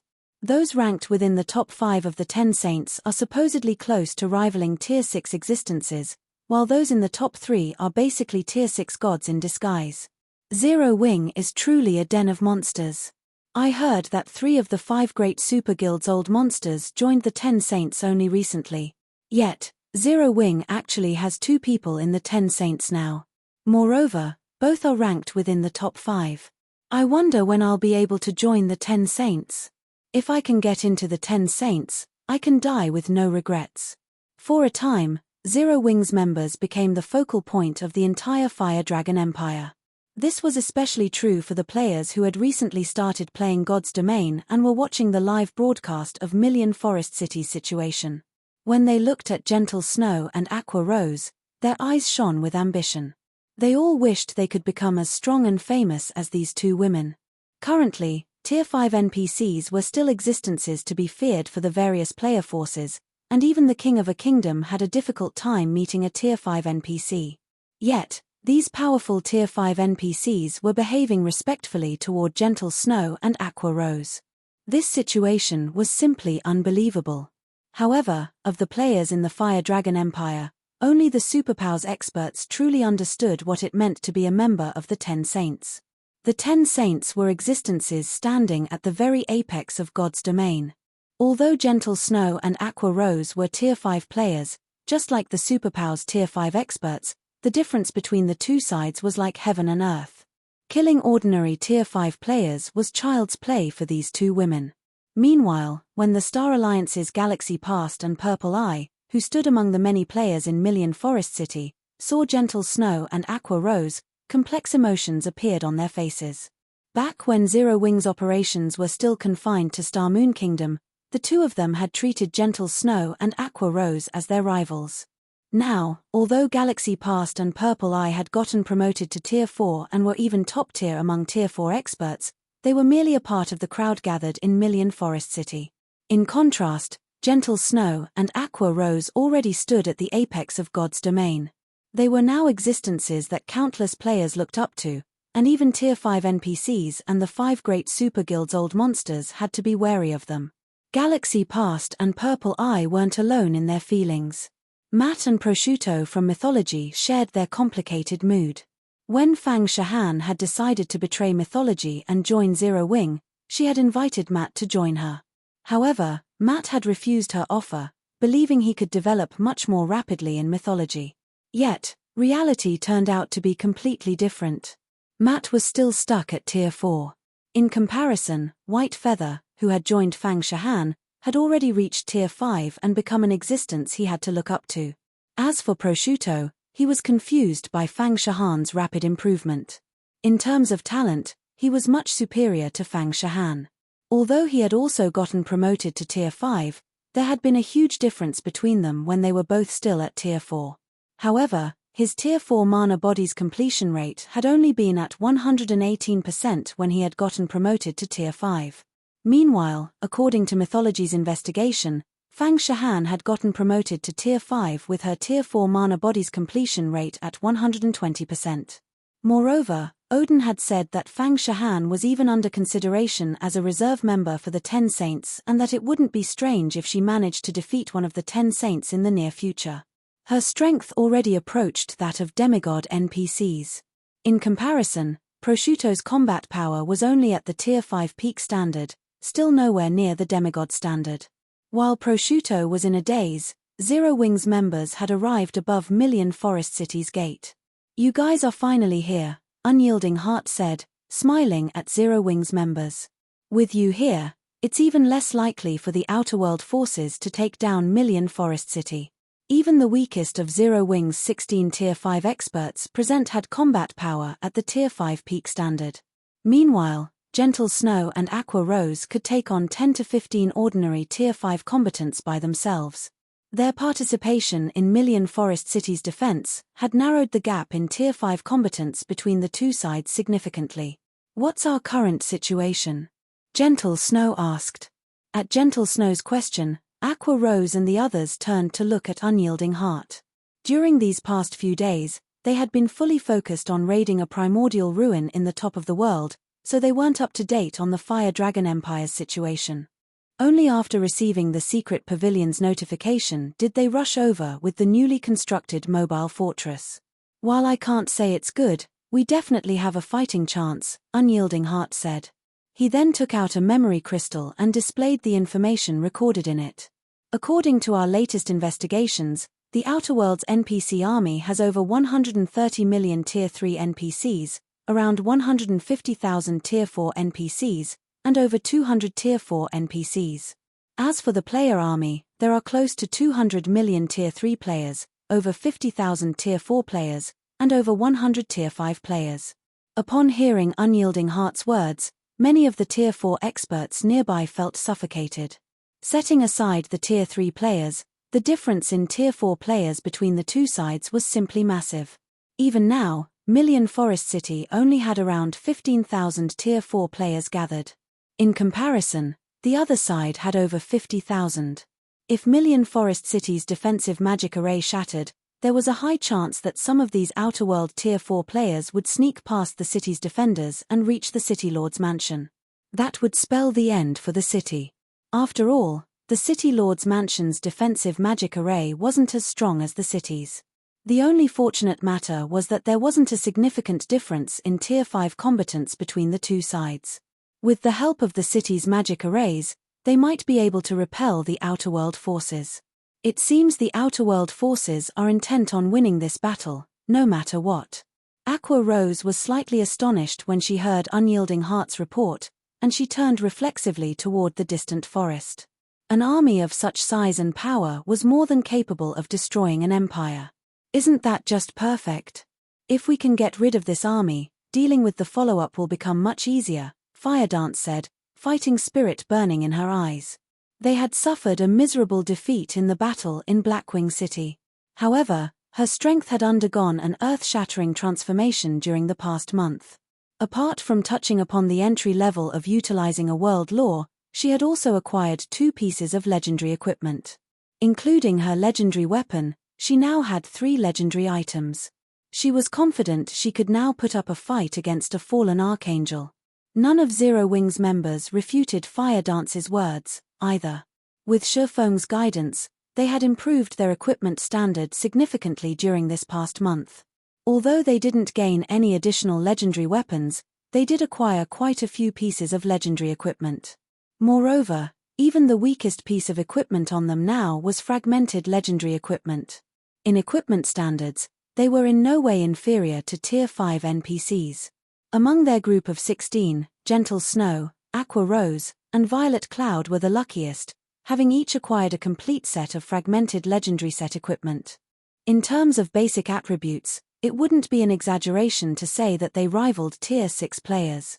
However, just when everyone was thinking about how to cope with the Outerworld Army's offensive, the Outerworld Army hidden within the distant forest suddenly moved. Boom! Accompanied by a thundering noise, heavy clouds suddenly appeared over the forest, bringing darkness to the area. The sky then split apart, and 2 giant claws several hundred meters long descended from the massive tear in space. A short moment later, a monster several dozen kilometers tall emerged from the dark void. It had a gigantic mouth and hundreds of eyes and claws. The monster also exuded a turbid mist that corroded the surrounding space, causing it to disintegrate. The sight of this monster shocked the people in Million Forest City and the Outerworld Army. So, this is the World Eater of Legends. 100 Ghosts' elder Windshadow, who stood in the forest outside Million Forest City, couldn't help doubting his eyes as he looked at the big-mouthed monster before him. The World Eater was a monster recorded in legends, and he had only found out about its existence after stumbling across a record of it. The World Eater was born in the Endless Void, and its sole purpose in life was to devour worlds. In front of a World Eater, even the Dragon race, God's domain's strongest race, was nothing. Even a Tier 4 infant World Eater could devour a Tier 5 dragon. Meanwhile, the World Eater in front of him was an adult. At its current strength, even Tier 6 gods would have to avoid confronting it. When Awakened Abyss, who had already reached Tier 5, saw the behemoth in the sky, excitement filled his eyes as he exclaimed, "Amazing! We're sure to win now." World Eater, Chaos Beast, Legendary, Level 210 trillion. Similar to Awakened Abyss, the other Outerworld players present also grew excited when they saw the World Eater. However, when Firedance and the others in Million Forest City saw the World Eater, a grim expression appeared on their faces. Although they didn't know what a World Eater was, they could still tell what a terrifying existence it was just by looking at its 3 trillion HP. After all, the average level 200 legendary monster only had around 300 billion HP, and even a Tier 5 fallen archangel only had 900 billion HP. Yet, the World Eater had more than 3 times that amount. Activate the defensive magic array. All magic cannon towers prepare to fire. Victory for the Fire Dragon Empire. Mechabod, a level 200 demigod NPC and the commander of Million Forest City's army, ordered when he saw the World Eater starting to make its way toward the city. A total of 4 magic barriers promptly appeared over Million Forest City, the barriers stabilizing the space within a 10,000-yard radius of the city. The barriers also created a separate world within them, isolating Million Forest City from the outside world and preventing the World Eater's powerful mental oppression from spreading into the city. Miniature World. After seeing the city's defensive magic array activating, Aqua Rose used the Ring of Gospel that Chiffon had passed to her. During their exploration of the primordial ruin in the top of the world, they had managed to upgrade the Ring of Gospel to the legendary rank. Now, the ring could call down a complete miniature world, and its suppression effect was only slightly inferior to the world mirrors. Although each activation of miniature world now cost 5,000 mana stones, instead of just 5,000 magic crystals, the skill's duration had increased from 10 minutes to 30 minutes. The skill's AoE had also expanded to 50,000 yards, and even Tier 5 players wouldn't be able to make use of the ambient mana within the affected area. Moreover, all hostile units below Tier 6 would be subjected to a 30% reduction in basic attributes and physique, while Tier 6 enemies would be subjected to a 15% reduction. After Miniature World's activation, the Outer World's Tier 3 combatants charging toward Million Forest City stumbled and fell to the ground like dominoes. Their movements also became as slow as a turtle, making combat practically impossible for them. As for the Tier 4 combatants, although they retained a certain degree of combat power, they lost their ability to fly. Unfortunately, Miniature World had very little effect on the World Eater in the sky, the Chaos Beast losing only 10% of its basic attributes. Even so, seeing this situation still let Million Forest City's defenders breathe out a sigh of relief. With the Outer World's Tier 3 and Tier 4 combatants incapacitated for the most part, they could focus on dealing with the World Eater and the Outer World's Tier 5 combatants, 1,000 plus flying ships, and 10,000 plus Tier 4 flying mounts. Holy Realm! However, the Outer World's various superpowers had come prepared for such a situation. Immediately, 1,000 Tier 4 magical class players cooperated to create a gigantic, 3-layered barrier to counter Miniature World's effects. Although the 3-layered barrier didn't completely nullify Miniature World's effects, it still allowed all of the Outer World's combatants to use the ambient mana. Only the debuff on basic attributes and physique remained. The next moment, hundreds of thousands of Tier 4 combatants and millions of Tier 3 combatants resumed their charge toward Million Forest City. In the sky, the World Eater lashed out at the city's defensive magic array with its several hundred claws, every claw carrying the power to crush time and space. Attack with everything you've got. Stop those claws. Seeing the approaching claws, Fire Dance promptly issued a command to the mobile fortress and all of the Blue Thunder flying ships present. Beams of destruction shot at the World Eater's claws one after another. Simultaneously, Million Forest City's magic elven towers and magic cannon towers also bombarded the World Eater. The series of attacks and explosions turned the sky outside of Million Forest City into an empty void. Unfortunately, these attacks managed to deflect only a portion of the World Eater's claws, over 100 claws connected with the city's defensive magic array. The next moment, the 4-layered magic barrier shattered under the World Eater's attacks, unable to withstand the World Eater's power. All hail the World Eater. It's time for you natives to go to hell. When the Outer Worlds players saw the city's defensive magic array shattering after only one exchange, they burst into laughter. Originally, they thought this would be a tough fight. However, the battle ended up entirely one-sided. Now, even if they did nothing, the NPCs and the World Eater could still destroy Million Forest City easily. Meanwhile, the players inside Million Forest City fell into despair at this moment. How were they supposed to fight with such a horrifying monster on the Outer World army's side? There's no other way. Aqua and I will keep that World Eater busy. Everyone else, do everything you can to stop these invaders from entering the city, Gentle Snow said as she looked at the several dozen Tier 5 NPCs hindering the World Eater. So long as we keep the core magic array safe, more of God's Domain's experts and NPCs will come to support us. The various guild executives present nodded in response to Gentle Snow's command and promptly went into action. They all took out their trump cards and readied themselves to fight a war of attrition with the Outerworld army. Although the World Eater was powerful, victory still wasn't out of reach. Currently, many of God's Domain's experts had yet to reach Million Forest City. Hence, the longer they dragged out this fight, the higher their chances of victory. Subsequently, Gentle Snow and Aqua Rose flew toward the World Eater. Upon getting within attack range of the World Eater, Gentle Snow promptly swung her greatsword and executed her mana technique, Spatial Cleave. Several dozen sword lights cut at the World Eater's claws, attacking Million Forest City, sending them off course.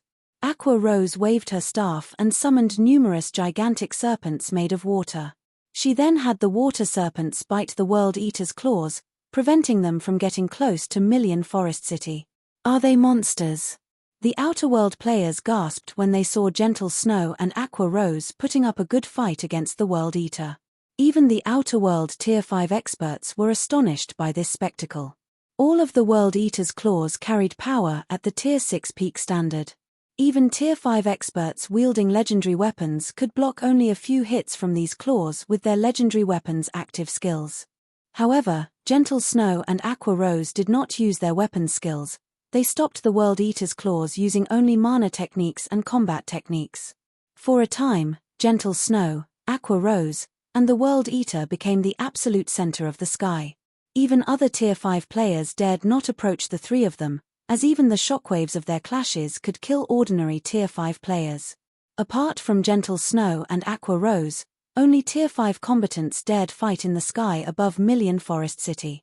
The two sides' Tier 4 combatants kept to the ground because those who tried to fly would get swept up by the shockwaves and turn into ashes the next moment. Hence, the Tier 4s could only become cannon fodder on the ground like the Tier 3 combatants. Currently, more than 700 Tier 5 combatants were fighting in the sky. Originally, Million Forest City's Tier 5 combatants should have been weaker due to their significant numerical disadvantage. Yet, the two sides turned out evenly matched in reality, confusing the Outerworld Tier 5 combatants. Damn it! Why are these natives so strong? The speechless awakened Abyss glared at Ji Luorong, who was fighting him. Not only was Ji Luorong fighting two Tier 5 NPCs simultaneously, but she also managed to pin him down while doing so. The level of skill she demonstrated in mana utilization was simply unbelievable. Moreover, Ji Luorong wasn't even the most conspicuous of them all. Instead, the most conspicuous person was Zero Wings Violet Cloud, the girl he had once considered recruiting into 100 Ghosts. She was practically a monster. From what he could tell, Violet Cloud should only be at the Domain realm. Yet, she could actually hold her own against over a dozen Tier 5 NPCs. If not for Windshadow, who wielded a legendary weapon, joining the fight, one or two of these Tier 5 NPCs would have already died in battle. As for Fire Dance and Fang Shahan, these two women were practically Grim Reapers as they weaved through the shadows of the battlefield. Under their coordinated attacks, they could kill a Tier 5 NPC within 5 moves and a Tier 5 player within 3 moves. As more time passed, Million Forest City's Tier 5 combatants gradually began to gain the upper hand in the battle. Elder Windshadow, we've already lost more than 24 Tier 5 players. We'll be at a serious disadvantage if this situation continues, Jade Leaf, who had repelled a Tier 5 NPC with her battle axe, said to Windshadow when she saw Fire Dance and Fang Shahan killing another Tier 5 player. Nobody can stop Zero Wings Fire Dance and Cold Shadow. Originally, their side had over 170 Tier 5 players. Now, only a few minutes into the battle, they had already lost more than 10% of this number. In comparison, the other side had lost only a dozen or so Tier 5 players. Moreover, these fallen Tier 5 players managed to get resurrected quickly and rejoin the battle. They had also prepared replacement equipment beforehand, so they lost hardly any combat power even after rejoining the battle. Windshadow also recognized their dire situation and frowned involuntarily. He had never thought Zero Wing would have so many monstrously strong experts, apart from Gentle Snow and Aqua Rose. Currently, Zero Wing's Tier 5 players were doing as much work as all of Million Forest City's other Tier 5 players combined. Just as Windshadow was about to have everyone retreat, a spatial tear suddenly appeared some distance from Million Forest City. A young man wearing a light blue robe with dark purple divine patterns on his face then walked out of this spatial tear. A fallen archangel followed after him, and this fallen archangel was none other than Ziluware. With the arrival of these two people, Million Forest City fell deathly silent. Even the Tier 5 combatants in the sky automatically stopped fighting. This was because the young man's presence was simply too intense. His presence was akin to the midday sun. The aura he exuded while just standing still inflicted a stinging pain into everyone's soul. Not even the Tier 5 combatants present were immune to this pain. What a bunch of rubbish. You still haven't dealt with these ants even now, the scholar bellowed angrily as he glared at the Outerworld Army's commander-in-chief. My lord, these heaven-blessed individuals are much stronger than we expected, and even the World Eater is incapable of going against them for the time being. Fez Tade, the Outerworld Army's commander-in-chief and one of the 17 stars of the Holy Grail, said anxiously as he looked at the youth before him. Them. Scholar glanced at Gentle Snow and Aqua Rose, who were hovering beside the World Eater, a look of surprise appearing on his face. Transmigrators? No wonder they can deal with the World Eater. However, they are still too weak. After saying so, the scholar pointed a finger at Gentle Snow and Aqua Rose, a fivefold magic array appearing at his fingertip. Immediately, everyone on the battlefield felt time stagnate. The Tier 3 combatants present even found their thoughts freezing. Tier 6 Curse, Hand of Death. The next moment, a titanic claw appeared above Gentle Snow and Aqua Rose. This claw was as large as the World Eater, and it swiped at the two immobilized women as soon as it took shape. It's over. How can there be such a monstrous existence? When 16th Cloud, Unyielding Heart, and the other Tier 5 players saw the gigantic claw from a distance, despair overwhelmed them. Not only did the scholar slow down time for the entire battlefield, but he had even used a Tier 6 curse. This single attack could probably wipe out the entire Million Forest City, not just Gentle Snow and Aqua Rose. However, when the monstrous claw was only several yards away from Gentle Snow and Aqua Rose, a sword light suddenly shot out from Million Forest City and struck the claw. Boom! Accompanied by a loud explosion, the restraints on the battlefield's time shattered. Simultaneously, the space above Gentle Snow and Aqua Rose transformed into an empty void. The attack was blocked. Something like that can be blocked. Who did it? Everyone gaped in shock at the empty void in the sky, then automatically turned to look at the sword light's origin. The next moment, what entered everyone's eyes was a cloaked man wielding a golden long sword flying out of Million Forest City's teleportation hall. Everyone present gasped involuntarily. Tier 6. He actually got promoted to Tier 6. Everyone present was very familiar with the cloaked man. This was because he was none other than Shifeng. However, the aura Shifeng exuded was simply unbelievable, especially for players who had visited ruins left behind by gods. The power they sensed from Shifeng was one that they had only ever felt in those ruins. Only, Shifeng's aura was several hundred times more powerful. Indeed. That was divine might. Guild leader, you succeeded. Fang Shahan asked as she looked at Shifeng, who had arrived before her. Although the divine might Shifeng radiated proved that he had reached Tier 6, Fang Shahan couldn't help asking for confirmation. Tier 6. This was the true pinnacle of God's domain. I succeeded. Shifeng nodded with a smile. Actually, he also wanted to say that he didn't just get promoted to Tier 6 with an ordinary divine body, but with a superior divine body instead. The difference between the two was akin to that between mythic and superior mythic monsters. The two were on entirely different levels. Upon hearing Shifeng's acknowledgement, Zero Wing's members grew ecstatic. Now that Shifeng had reached Tier 6, the Outer World's NPCs and players would no longer be a problem. Moreover, Zero Wing would become God's Domain's bona fide #1 guild from now on. The Outer World players were dumbfounded by this development. After all, the Outer World's various superpowers were practically going crazy just trying to get their respective guilds' best talents promoted to Tier 5. Getting one of their members to Tier 6 was something none of them had ever dreamed of doing at this stage of the game. After all, none of them had any information on how players could go about reaching Tier 6. So what if you've reached Tier 6? You're nothing but another ant trapped in this world. Do you really think you're a match for me? The scholar said contemptuously as he looked at Shifeng. He then pointed the golden staff he held at Shifeng. Suddenly, the world fell silent once more. When the scholar launched his previous attack, the Tier 4 combatants present had still retained some of their consciousness. Now, even the Tier 5 combatants present found their brains stagnating significantly. It was evident that time on the battlefield had slowed by a far greater extent this time. The next moment, dark purple chains engraved with divine markings emerged from the sky and the earth. Upon seeing these chains, even the World Eater shuddered in fear. After these chains had completely materialized, they shot toward Shifeng from all directions. When the Tier 5 combatants present sensed the aura of these purple chains, an unprecedented fear overwhelmed them.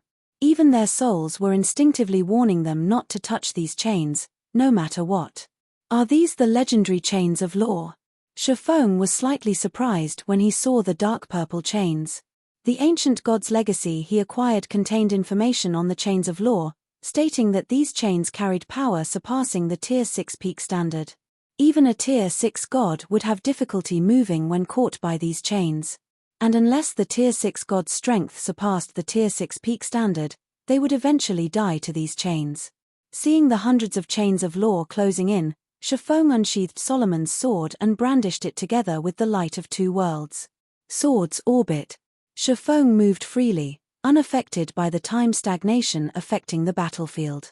A galaxy of stars formed around him, each of these stars carrying earth-shattering power.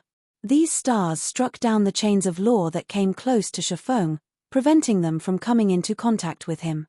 After striking down all of the chains of law, the stars surrounding Shifeng spread into the surroundings. A moment later, the battlefield's stagnant time started flowing once more. Impossible. A look of surprise and confusion appeared on the scholar's calm countenance when he saw Shifeng emerge unscathed from his attack. Those were the chains of law. Even an actual Tier 6 god would have to flee when confronted with those chains, as they would lose their life if even one of those chains latched onto their bodies. Yet, Shifeng had deflected all of the chains with a simple sword technique. What the scholar found even more unbelievable was that his time stagnation technique was utterly ineffective against Shifeng. Do you find it strange? Shifeng chuckled at the look of surprise on the scholar's face. Do you think you ancient gods are the only ones who can have superior divine bodies in God's domain? The superior divine body could be said to be the main factor behind the strength of ancient gods. This was because only with a superior divine body could one perfectly utilize the power of the world. Meanwhile, the chains of law was one method of utilizing the world's power. However, if Shifeng similarly imbued the world's power into his swordsmanship, he naturally could stop the chains easily. You have a superior divine body? The scholar was thunderstruck when he heard Shifeng's words. The superior divine body was something even ancient gods had difficulty creating. Meanwhile, in the scholar's eyes, Shifeng was nothing but an ignorant ant, yet Shifeng actually had a superior divine body. If the scholar told this matter to other ancient gods, none of them were likely to believe him. Your rampage ends here. After saying so, Shifeng disappeared and reappeared in front of the scholar, the speed of his movement so quick that it seemed as if he had been standing in front of the scholar all this time. He then activated World Breaker and Final Sword simultaneously. Two sources of light immediately enveloped his swords and fused perfectly. The combination of these two skills was something Shifeng had been continuously practicing and perfecting over the past month. Apart from the fusion of these two skills, Shifeng had also been modifying swords transmigration, and he eventually ended up creating an advanced silver combat technique. Swords ripple. A torrent of light cut across the sky, erasing everything that existed in front of Shifeng. When the light faded, the scholar was nowhere to be seen. Instead, hovering in his place were 3 of the 7 treasures. The next moment, the translucent figure of a person appeared in the empty void, and this person was none other than the scholar. At this time, though, the scholar no longer had any divine markings on his face, He looked and felt no different from an ordinary youth. Damn it. It's this outcome again. Why do you ignorant ants always come foiling my plans? Bellowed the scholar, who had been reduced to a soul, as he glared at Shifeng with eyes full of resentment and anger. However, his anger soon faded, and he started laughing. Don't get too proud of yourself. You can't do anything to me even if you have a superior divine body. My soul is eternal and indestructible. What you have destroyed is nothing but a shell to house my soul. I can recreate more of such shells in no time at all. Sooner or later, I will have all of you ignorant ants disappear from this world. After saying so, the scholar laughed louder and louder, his mood getting better and better. The scholar's words made everyone on the battlefield shudder. If a monster like the scholar could resurrect infinitely, then it would be an absolute nightmare for them. That's right. You indeed have an immortal soul, and even true ancient gods can't erase your existence, Shifeng said, nodding as he looked at the scholar. He then chuckled and continued, however, while your soul might be indestructible, it can be infinitely weakened. I'm guessing it'll take you a long time to recover if that happens, right? After saying so, Shifeng collected the 3 items in front of him. He then took out the other 7 treasures. Immediately, the 7 treasures resonated with one another and instantly recovered to their peak states, revealing their original brilliance. You.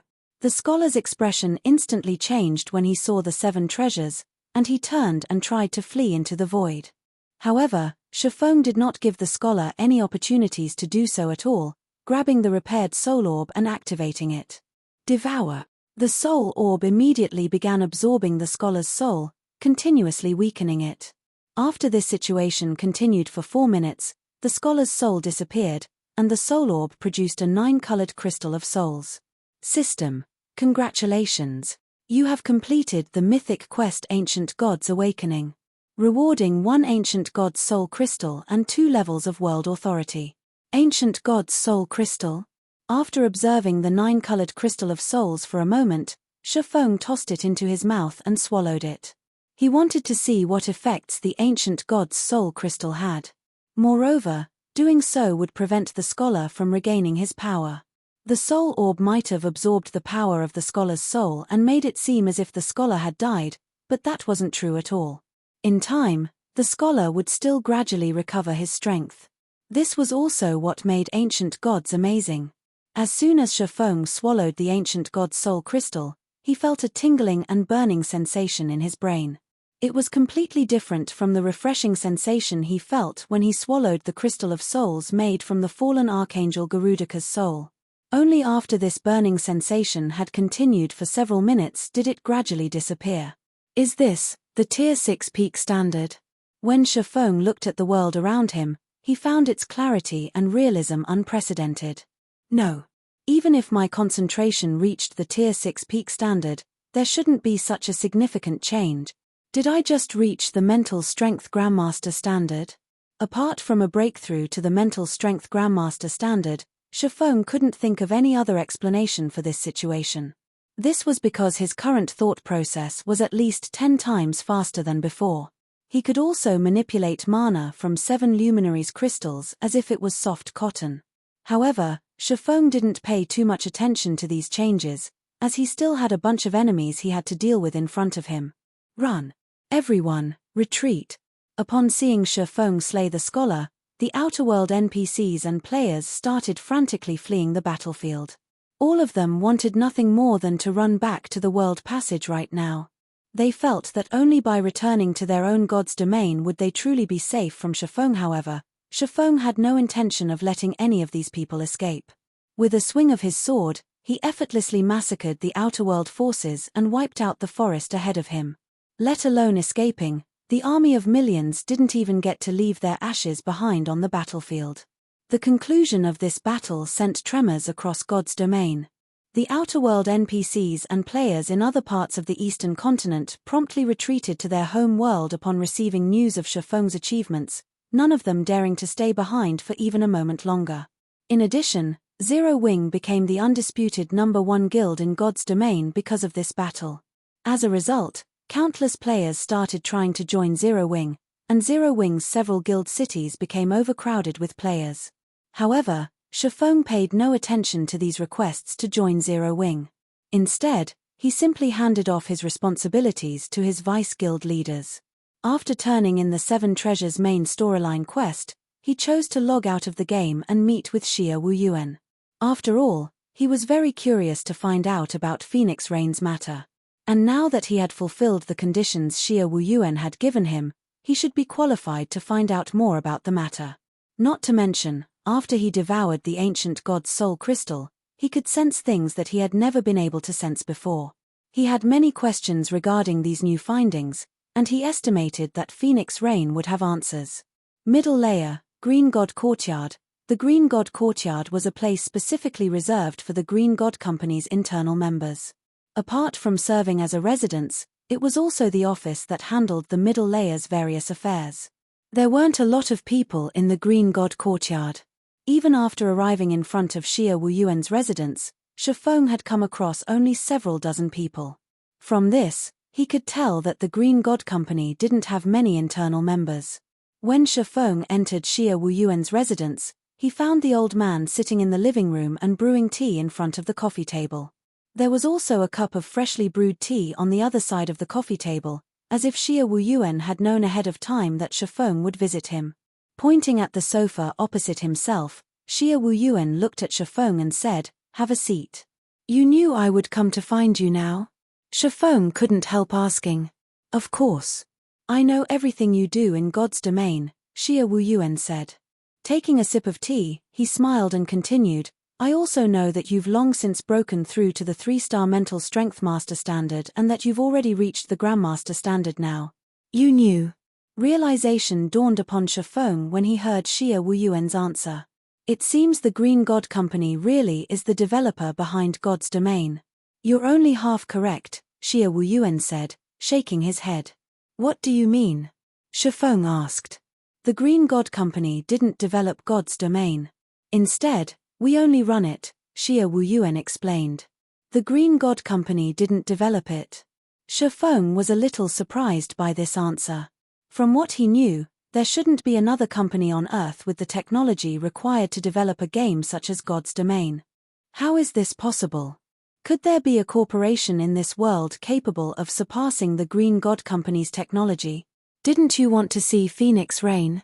Xia Wuyuan said suddenly. Confused by Xia Wuyuan's sudden mention of Phoenix Rain, Shifeng asked curiously, "Can I meet with her now?" "Of course. You now have the qualification." Xia Wuyuan snapped his fingers, and a hologram of a person suddenly appeared beside him. This person was none other than Phoenix Rain. "Your improvement speed really is as unbelievable as ever," Phoenix Rain said, smiling as she looked at Shifeng.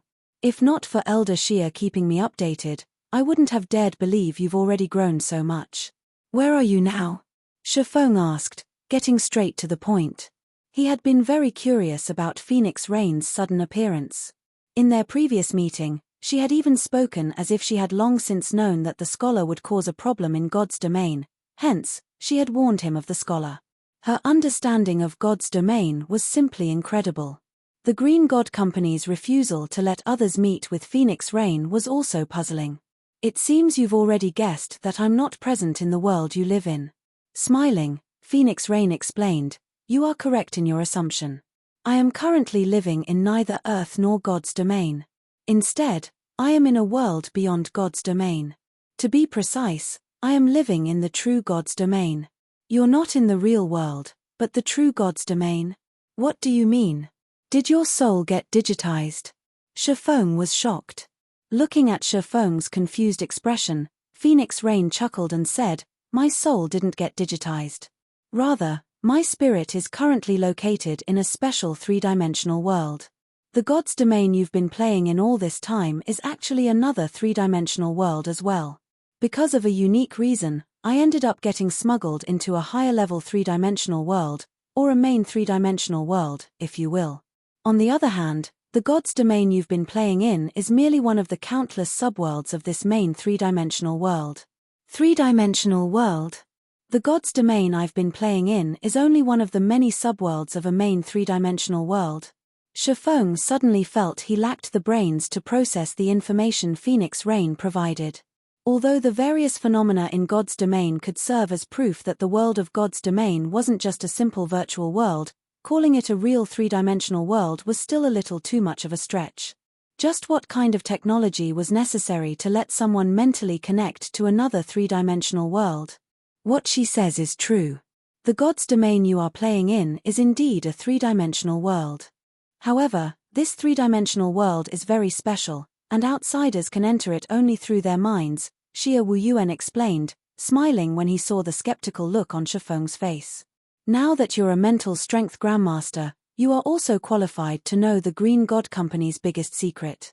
I previously told you that the Green God Company's founder is a mental strength grandmaster. He is also the first human in our world to develop his mental strength to the grandmaster level. After reaching the grandmaster level, he happened across a device that a four-dimensional civilization left behind for all three-dimensional civilizations. This device allows people to enter a special three-dimensional world created by the four-dimensional civilization. This three-dimensional world is akin to a game world where everything is statisticalized, and people in this world can continuously grow stronger by training. In addition, the four-dimensional civilization left all its technologies in this three-dimensional world and made it so that whichever three-dimensional civilization succeeds in taking control of this world would inherit all its technologies. Therefore, any three-dimensional civilization that discovers this special world will try to compete for it. After all, with the four-dimensional civilization's technologies, not only can a civilization's citizens gain a near-infinite lifespan, but a three-dimensional civilization can also become the ruler of all other three-dimensional civilizations. A four-dimensional civilization? Although Shifeng still felt skeptical after listening to Xie Wuyuan's explanation, he was now open to the possibility of God's domain being an actual three-dimensional world. After all, the humans of Earth were merely three-dimensional creatures. They couldn't possibly fathom the strength of a four-dimensional civilization, just like how two-dimensional creatures couldn't understand three-dimensional creatures. Our world is very fortunate. Not only did it produce a mental strength grandmaster, but we even discovered the device the four-dimensional civilization left behind. Hence, our world has the qualification to compete for the special three-dimensional world. It is also because of this special world that the Green God Company has managed to create so many miracles thus far. However, we were very weak when we first started out in that special world and could hardly acquire anything. This is because only mental strength grandmasters are capable of using the inherited device, and each grandmaster can bring along a maximum of only 60 people when entering that special world. Moreover, all the companions must be at the half-step grandmaster standard.